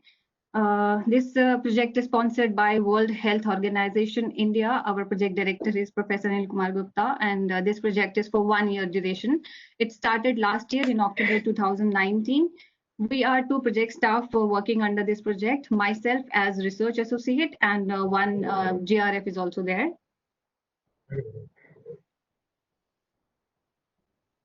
These are the goals and objectives of this project: to understand the existing gaps and challenges in health sector preparedness to address climate impacts, then to create information database and improve access of health services post-disaster in different parts of India, and to develop a comprehensive reading material in form of policy papers or thematic papers and a compendium of case studies. These are the total 6 deliverables for this project.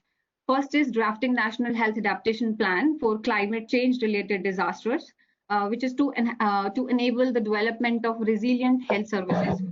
Then training manual or training toolkit, which has been developed to provide a platform to the stakeholders for integrating health services and systems with climate change related disaster risk reduction.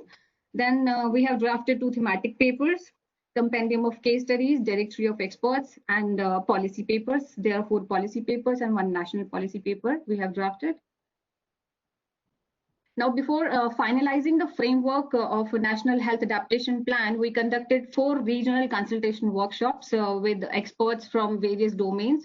Like there were people from management background, environment. There were experts from climate change, agriculture, medical institutions, hospitals, private sectors, as well as NGOs.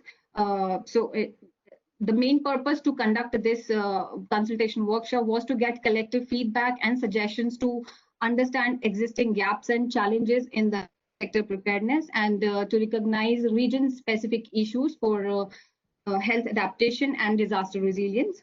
Then after identifying the critical gaps in the current health scenario, a national health adaptation plan was drafted for climate change related disasters to enable the development of resilient health services.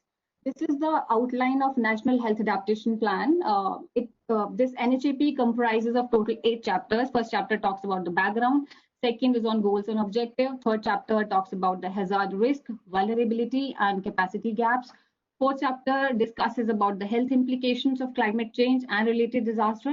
Fifth chapter is on region-specific issues and opportunities. And when actually the disaster happens, then what adaptation strategies and measures are to be adopted to reduce the impact of disaster and to protect human lives. Those are mentioned in chapter 6 and 7, which those are adaptation strategies and measures. Then last chapter of the plan, it gives an adaptation roadmap so as to take lessons from the previous disasters and have a strong resource database to respond and mitigate any future hazards more efficiently. Then training manual toolkit, it includes total 5 modules. First module talks about understanding environment and climate change implications on health. Second module is on disasters, health dimensions, and related policies. Third module discusses about the climate and weather sensitive disasters and outbreaks.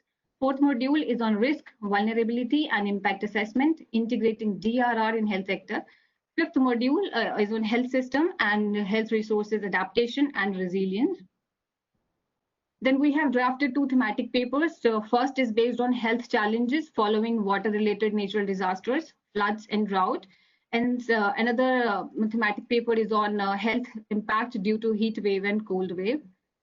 Then we have drafted a compendium of case studies, which showcases various case studies that addresses the climate and disaster-induced health impacts.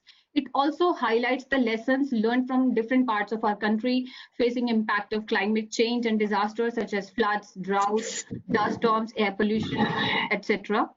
And simultaneously, this compendium also discusses various initiatives undertaken to achieve health resilience by mainstreaming safety within hospital, emergency preparedness in hospitals, development of health action plan, incorporating disaster risk management and climate change adaptation in the education system.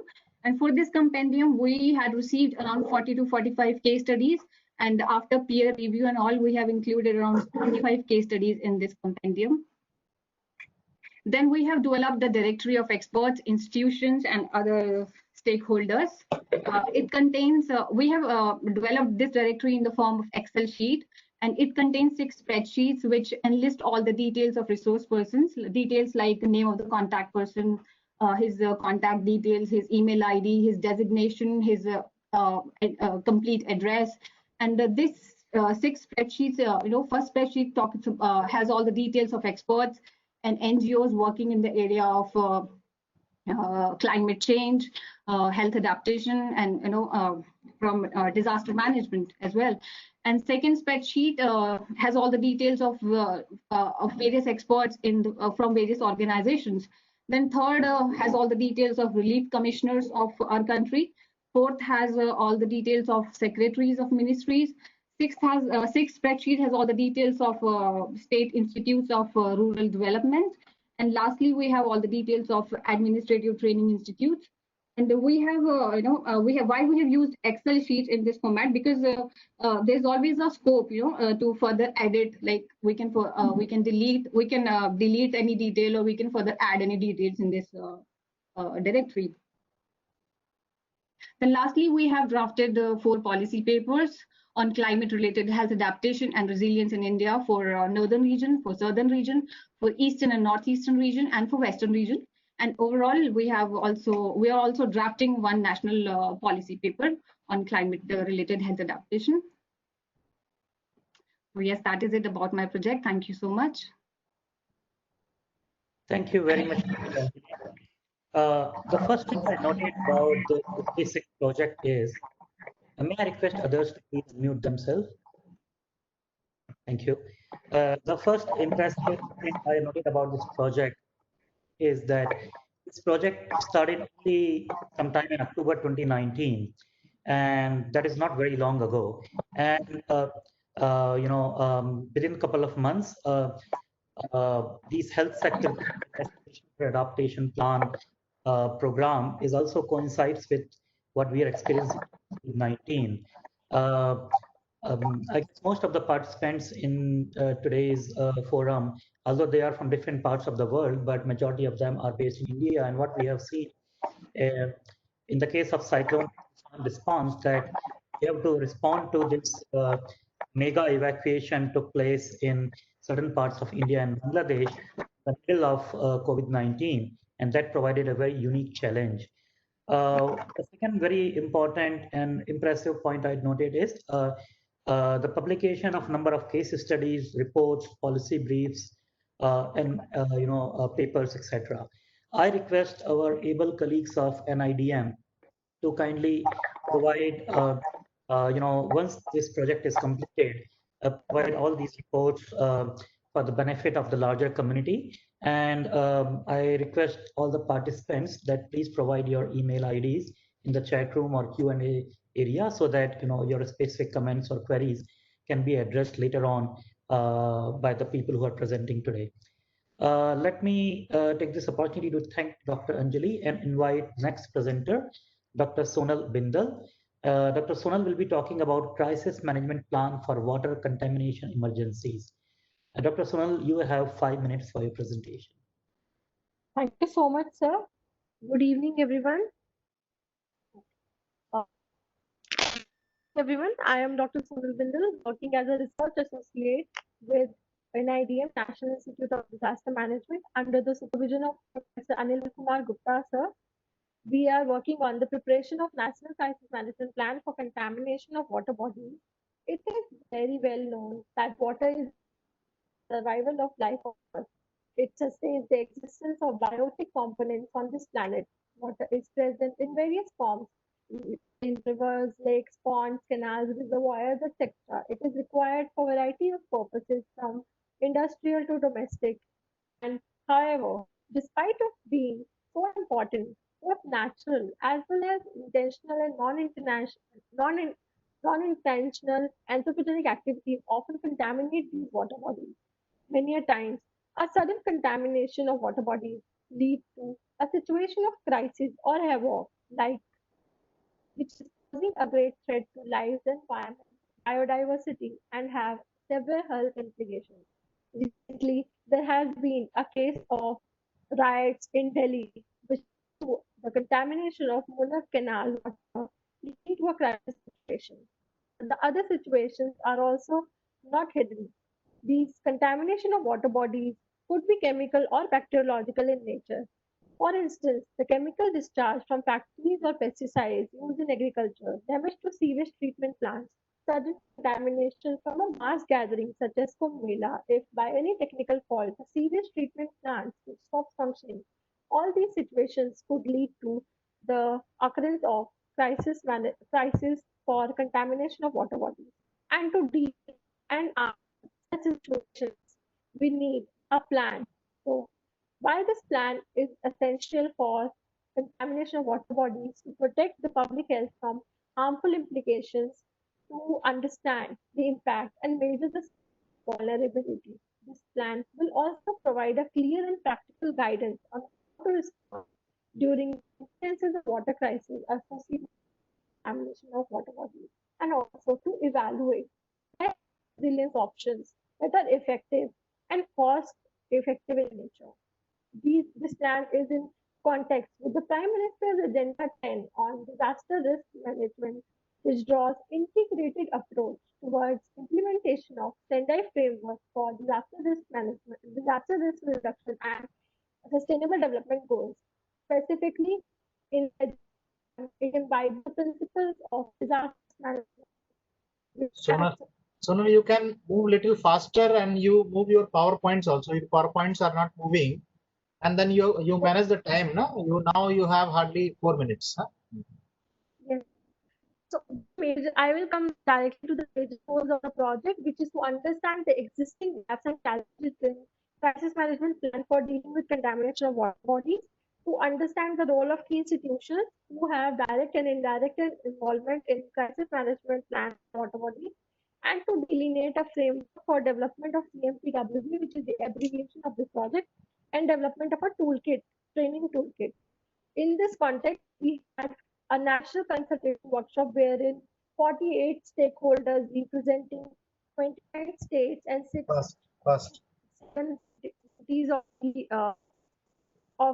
Your slides are not moving. Your slides are not moving.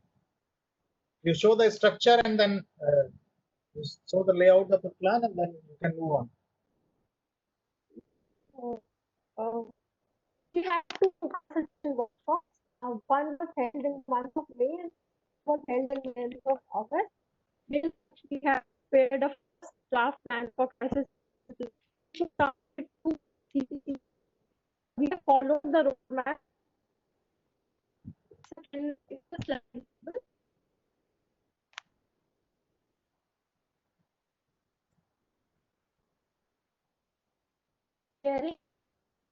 Your voice is not clear. Sonal, your voice is not clear. Your PowerPoint is not moving.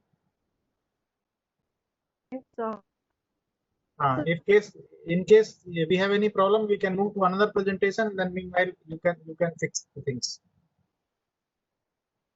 Am I audible now? Yes. And move fast, please.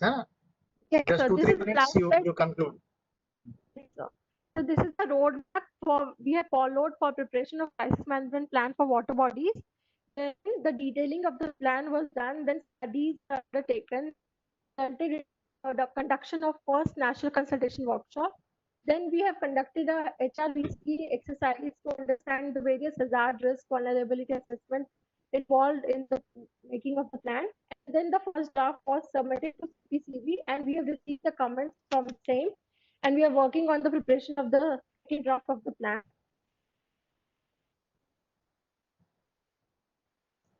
This is the first draft we have submitted. Thank you. Thank you very much, Dr. Sonal. I understand that there were some challenges because of the technology, as well as there were some issues. We only could see your first slide, but certainly this is an important topic dealing with the crisis management of the contamination of water bodies. Very relevant. May I take this opportunity to thank Dr. Sonal and invite our next presenter. There are 2 presenters for this specific project. Dr. Sanayanbi Hodam, I'm sorry for my pronunciation. Please correct me if this is wrong. And Ms. Richa Srivastava. They'll be presenting on National Agriculture Disaster Management Plan. You have 5 minutes to complete the presentation. Thank you so much for inviting me. My name is Richa Srivastava. I'm research consultant with NIDM project with Professor Anil Kumar Gupta, NIDM. Today, I'll be giving a brief overview of the National Agriculture Disaster Management Plan, which is funded by Ministry of Agriculture and Farmers Welfare. The project is, the duration of the project is 1 year. And the principal investigator of the project is Professor Anil Kumar Gupta. The project has 2 staff, one myself, Richa, and my colleague, Dr. Sanayanbi Hodam. We both work on this National Agriculture Disaster Management Plan. So this is the process of the approach we have adopted for making the plan, where from the project start date this picture shows from the project started till the final draft, how we have approached and processed this plan. We have constructed the working group from the different government institutes and organizations who have helped us in preparing the HRVCA template, and they have helped us throughout the process of making the plan while submitting the draft 1, 2, 3, 4. We have consulted them always, and we have workshops, consultation workshops with the working group members. We have conducted HRVCA workshop with the nodal officers of the Ministry of Agriculture and Farmers Welfare, and we have presented the final draft before the Secretary of the Ministry of Agriculture and Farmers Welfare. From their approval, we have finally submitted it to the NDMA. We have presented there our plan, and it is in its final steps for the approval. So this is the whole process we have adapted while making the plan. This is the glimpse of some glimpse of our work while making the plan for Ministry of Agriculture and Farmers Welfare, which includes some consultation workshops, meetings with nodal officers of all the divisions of Ministry of Agriculture and Farmers Welfare. We have facilitated HRVC exercise there with Department of Agriculture, Cooperation and Farmers Welfare and their institutes. We have had other consultation workshops. So this is, and also meetings with the nodal officers of the Ministry of Agriculture and Farmers Welfare of each division. These are the glimpse of the process of the whole plan. So the plan, this is the content of the plan. It has two parts. Part 1 talks about the national component, and part 2 talks about the buildings own infrastructure and buildings, ministries or buildings and infrastructure. So part 1, the part 1 has 12 chapters, which are here mentioned here, like introduction, hazardous vulnerability and capacity building exercises, disaster prevention, risk mitigation, mainstreaming DRR with plans, programs, schemes, inclusive disaster risk reduction, coherence with global agenda, capacity building, like checking what are the capacities they have, what are the existing capacities they have, and where is the gap in the capacities. Coordination, horizontal and vertical linkage, preparedness and response plan, recovery and reconstruction, budgetary provision, and plan updation and review mechanism. So in the plan updation and review, the plan will be reviewed every year, and the updation will be done every after 3rd year. So it's a comprehensive plan which has the scope of updation on every 3rd year. This is the part 2, which has 5 chapters. As I've already said, this is the ministries. This component is for ministries' own infrastructure and building. So so that was all about the plan. Now I would like to call my colleague Dr. Sanay NB Hodam. She will tell about the publications and training manuals which we have developed here during the preparation of the plan. Dr. Sanaya, please. Thank you, Richa ma'am. I'm Sanaya NB Hodam, working with for development of this plan. While preparing the plan, we have also developed some documents. We have prepared this roadmap of resilient agriculture in India, and the authors are from ICAR CRIDA, the director himself, Dr. G. Ravindra Chari, and Dr. M. Prabhakar, who is the PI for NICRA Project National Innovation Climate Resilience Agriculture, and one professor from ICAR IRI. So in this policy paper, the need for national agriculture disaster management plan for our agriculture sector has been mentioned and highlighted, the roles and responsibilities also. Sanaya, let us go a little faster. Yes, and another document is we have prepared a handbook for district administration on disaster risk management in agriculture. And we have also developed a training module on climate and disaster resilient agriculture. The training module has 5 modules. And in the last year, my colleague Thindes has mentioned about the COP event.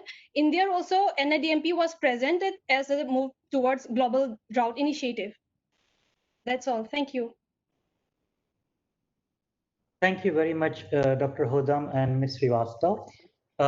Another impressive presentation. I must say, I'm pretty impressed to see the previous project, which started in March 2020, and this one started in April 2020.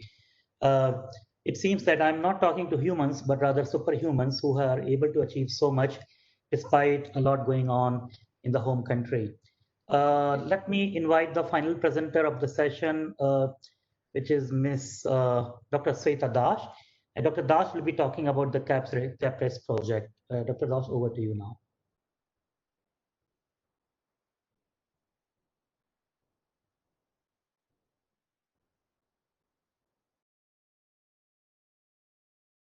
Thank you, sir.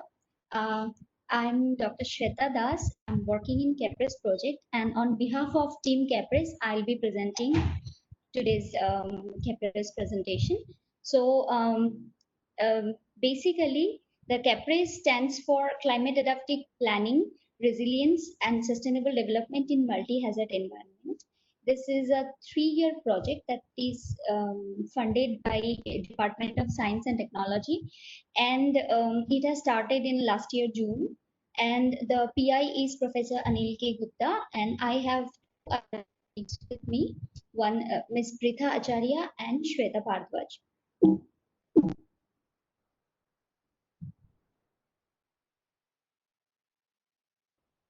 So what is CAPRES actually? So our basic aim is capacity building to build resilience against the disasters, and also value addition to the National Knowledge Mission on Climate Change, which is already one existing mission, and then also addressing the knowledge gaps and developing the networks of the different institutions within our thematic areas. So basically our objective is to analyze science, policy, planning, practice interface, to document and compile case studies and best practices, policy analysis and advocacy for disaster risk management, developing toolkit for training capacity building, and to enhance the capacity in terms of knowledge, skill, and attitude. For the relevant stakeholders. So we have 5 themes in our project. First is the green growth and disaster risk reduction. Second is resilient agriculture. Third is resilient health. Then climate proofing, disaster relief and recovery. Fourth is policy in DRR. Fifth, sorry. So all these themes comes under the National Knowledge Mission under climate change. So we have few deliverables for this entire project, and those includes but not limited to training modules, training program, thematic policy and technical papers, research papers, case studies and knowledge compendiums, policy workshops, and national and international workshops. To achieve these objectives, we are going through few steps. Those are, first is science policy planning consultative workshop to review the present state of knowledge, and then development of compendium of case studies or already existing good practices. Then we are undertaking field-based case studies to understand different thematic areas, and then development of advanced or specialized training modules, and then finally analysis and compilation of compilations of documents and proceedings, and capturing lessons from the workshops that we are conducting. And we are understanding the gaps and opportunities, and we'll come up with the solutions. To achieve these, we have already conducted 5 workshops. First was CAPRES International Symposium, then training workshop on health, then a national program on climate change and health sector resilience, then a national consultative workshop on the nature-based solution for climate resilience for future Indian mangroves, and UNCCD COP event. One special event was there from project that was reducing drought risk to improve land water resilience, mainstreaming eco-DRR pathways and tools. So now I'll come to the knowledge product that we have generated under this project. So I'm really happy to announce that we have come up with Springer book series that is Disaster Resilience and Green Growth. And along with Springer, we are going to publish series of books under this book series, and particularly these series editors are Professor Gupta, Anil Kumar Gupta, and Professor Prabhakar and Professor Akhilesh Surjan sir. In this series, already one book has been published, that is Nature-Based Solution for Resilient and Societies. This book editors are Professor Shalini Dhyani, Professor Anil K. Gupta, and Professor Madhav Karki. We have contributed 2 chapters from Kebres in this book. Those are Nature-Based Solutions, Entry Points through Sectoral Policies, Strategic Instruments, and Business Continuity, New Pathways for NBS to Realize and Achieve SDGs and Post-2015 Targets, Transformative Approaches in Resilient Building. We are going to come up very soon. We are going to come up with another book under this series, Risk of Pandemic COVID-19 Impacts, Resilience and Recommendations. This book is being edited by Dr. Manish Kumar Goyal and Professor Anil K. Gupta. And from Kebres, we have contributed 2 chapters in this book. Those are multi-hazard risk management during pandemic and enhancing epidemic resilience, planning and institutional resilience. We have come up with 2 journal publications. Those are paper focusing on assessing and examining perception of local government officials on climate change and resilient development, a case study of state of Uttarakhand. Another one is an article on novel coronavirus epidemic as emerging new dimensions for disaster management and health resilience. We have also come up with 2 policy briefs in this project. Those are Green Growth Benefits for Climate and Disaster Resilience, and another is Roadmap for Resilient Agriculture in India. Another policy brief is almost finished and we are about to publish it. That is about the Public Health Resilience Policy Brief, and that is on climate-related health adaptation and resilience in India, Eastern and Northeastern region.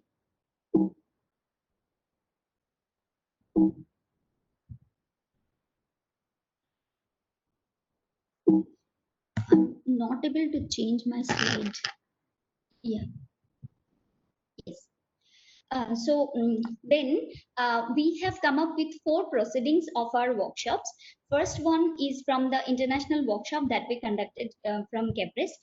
Kebres International Symposium, Disaster Resilience and Green Growth for Sustainable Development Proceedings. Then the training workshop report on climate change, disaster and health epidemiology and response preparedness. Then National Program on Climate Change and Health Sector Resilience Proceedings. And finally, the UNCCD special event on reducing drought risk to improve land water resilience, mainstreaming eco-DRR pathway and tool proceedings. Next, we have already come up with a case study on health response during emergencies, a case study of Yamuna flood, and it has gone into the NIDM WHO Health Compendium. And we have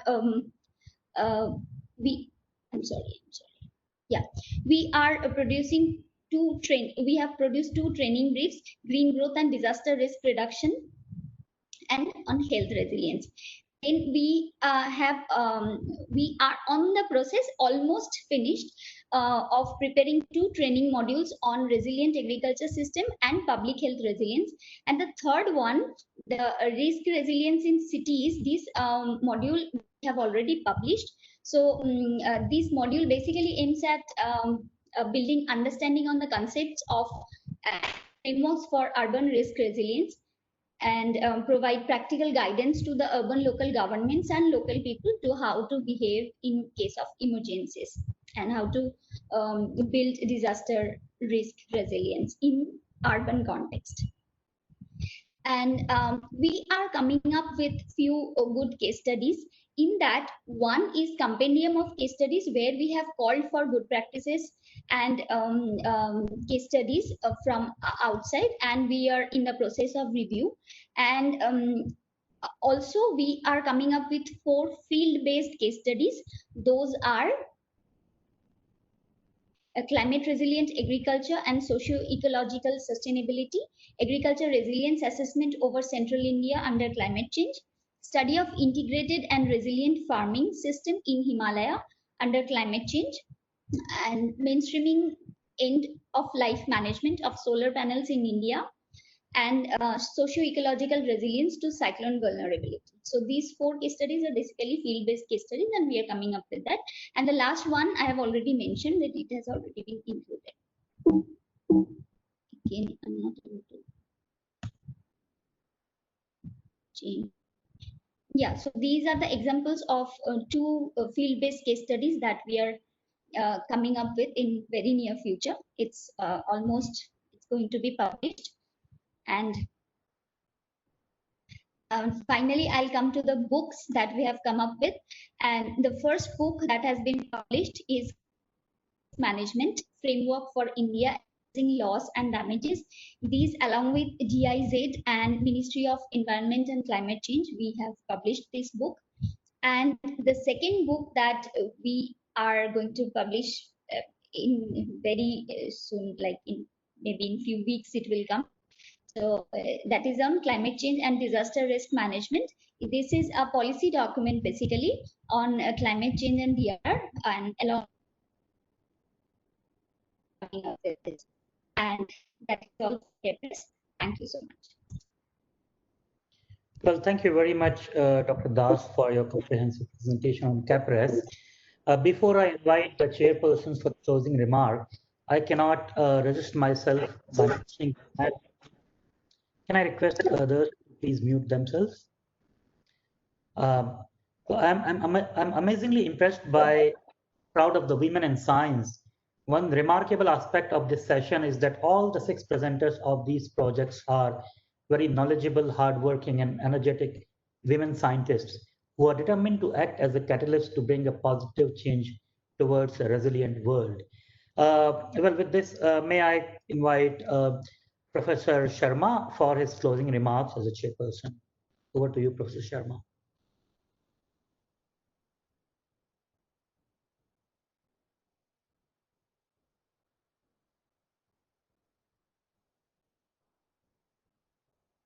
Thank you, Dr. Akhilesh ji. In fact, because the time is now 6:30 and we are running late, so I will be very brief. And I have 2-3 things to mention.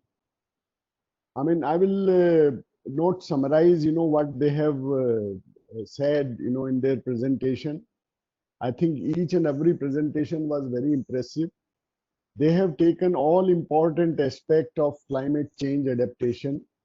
It may be agriculture, it may be health, it may be policy issue. NIDM is doing a lot of dissemination work, and I am so glad that Professor Akhilesh Surjan is also associated, and his association will certainly help NIDM, and certainly, we will be benefited by your association, Akhilesh ji. 2-3 things which are very important in this project. And this is true with all institutions of national importance like NIDM, IIPA. The research work is not only for publishing paper or books or as in most of the academic institutions. I think the sustenance, you might have seen and you might have, you will be appreciating that in each and every aspect, they have come out with the training modules. And these training modules, which is a sort of beginning, which will be given, to ATIs, which will be given to the agriculture institutions, which will be disseminated, to the right people. They will be having training of trainers program, and ultimately this knowledge will be disseminated to the desired people. So I am seeing one of very important outcome of this project is this. Second is that we are not doing, fundamental research, NIDM or this thing, we are policy research. And the thing which we are observing, the research officers, all ladies you have seen, and you rightly said that Professor Gupta is having very good team of researchers. And with this small team, I think he could do a lot, within short time. Of course, his guidance is there, but the team is also excellent. And I admire them, I appreciate them. That the second thing which is important is that through DST, all these things which they are doing, so this research will be incorporated in the policy making. It will be utilized. And you will be glad to know, Professor Surjan, that now science and technology is making national policy for science, technology, and innovation. And there is a very important component of climate change, in this. And there is a very important component of capacity building. I am also associated with that program. And I'm sorry that Akhilesh ji couldn't join this, Akhilesh Gupta. Otherwise, he would have, mentioned this thing, that this kind of research will be very useful, for that policy document. And last thing is the dissemination part. And Dr. Das is here. She has mentioned that the series of books are coming from Springer. So I congratulate, NIDM for this thing. And I join, Professor Akhilesh Surjan in complimenting this team, in complimenting Professor Anil Gupta for this excellent piece of work. And certainly it will be useful for science, for climate change science, and for disaster risk reduction. I think I stop here because there is a lot of things, which can be, because each and every aspect which they have covered, we can summarize that, in our own words. But I think I stop here. And once again, I thank, NIDM for inviting me. And the bonus point is that I am meeting my very dear friend, Akhilesh Surjan after 7 years. Thank you, Akhilesh ji. You are same, charming and intelligent. And so I am so glad to see you after 7 years. Thank you very much, Professor Sharma. You are always inspiring, and you are one of those torch bearers and the front runners who guided, I guess, number of generations to work in this interesting area of disaster risk reduction, combining the other global challenges as well. I understand that we have gone about 40 minutes over the allotted time, and I sincerely apologize to each and every participant who is here with us for this session. In about an hour or so, the date will change here in Darwin as well. But I would like to sincerely thank the chairpersons, Professor Gupta, Dr. Atul Bagai, and especially to Professor Sharma. I would like to also thank all the 6 presenters, amazing scientists, all the women scientists. And I would like to thank each and everyone. Please stay safe and healthy.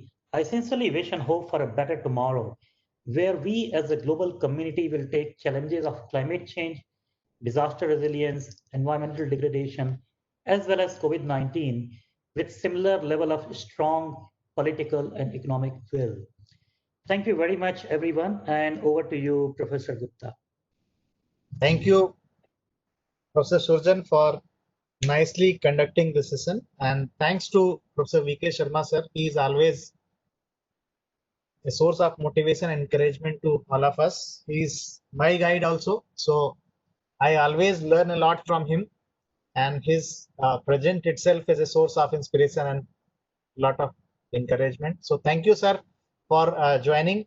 You have been with us in the morning also, so but you could manage to join the this session to share this very important session, because this was the session to discuss the outcomes, and then sir will be joining tomorrow also. So in fact, he is the super guide for this project also. Excellent. He's a guide for all of us. And thanks to all the experts, because as we see the list of participants, so despite of being it quite late, this is 6:40 here in India. So then also more than 100 participants are there still. So this shows the commitment and interest of the people in the subject.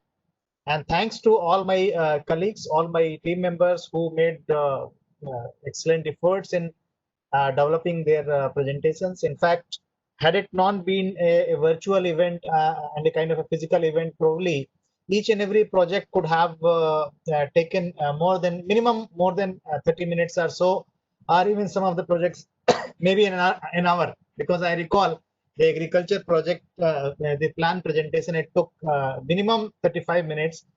We bargained with NDMA that we cannot present in less than 40 minutes or so.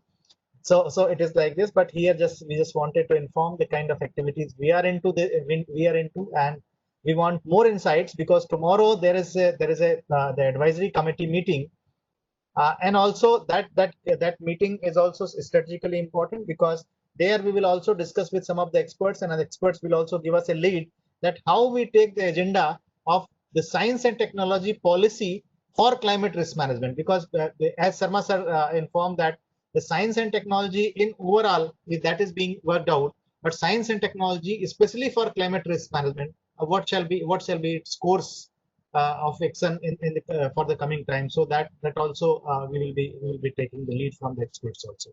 And Professor Nirupma, I am really very thankful to you. I am thankful to Chitresh. I see many of them. Dr. Nisha is here. Dr. Nisha was keeping her video off, so we could not see her. But Dr. Nisha is there full time. I am really very thankful to Dr. Nisha.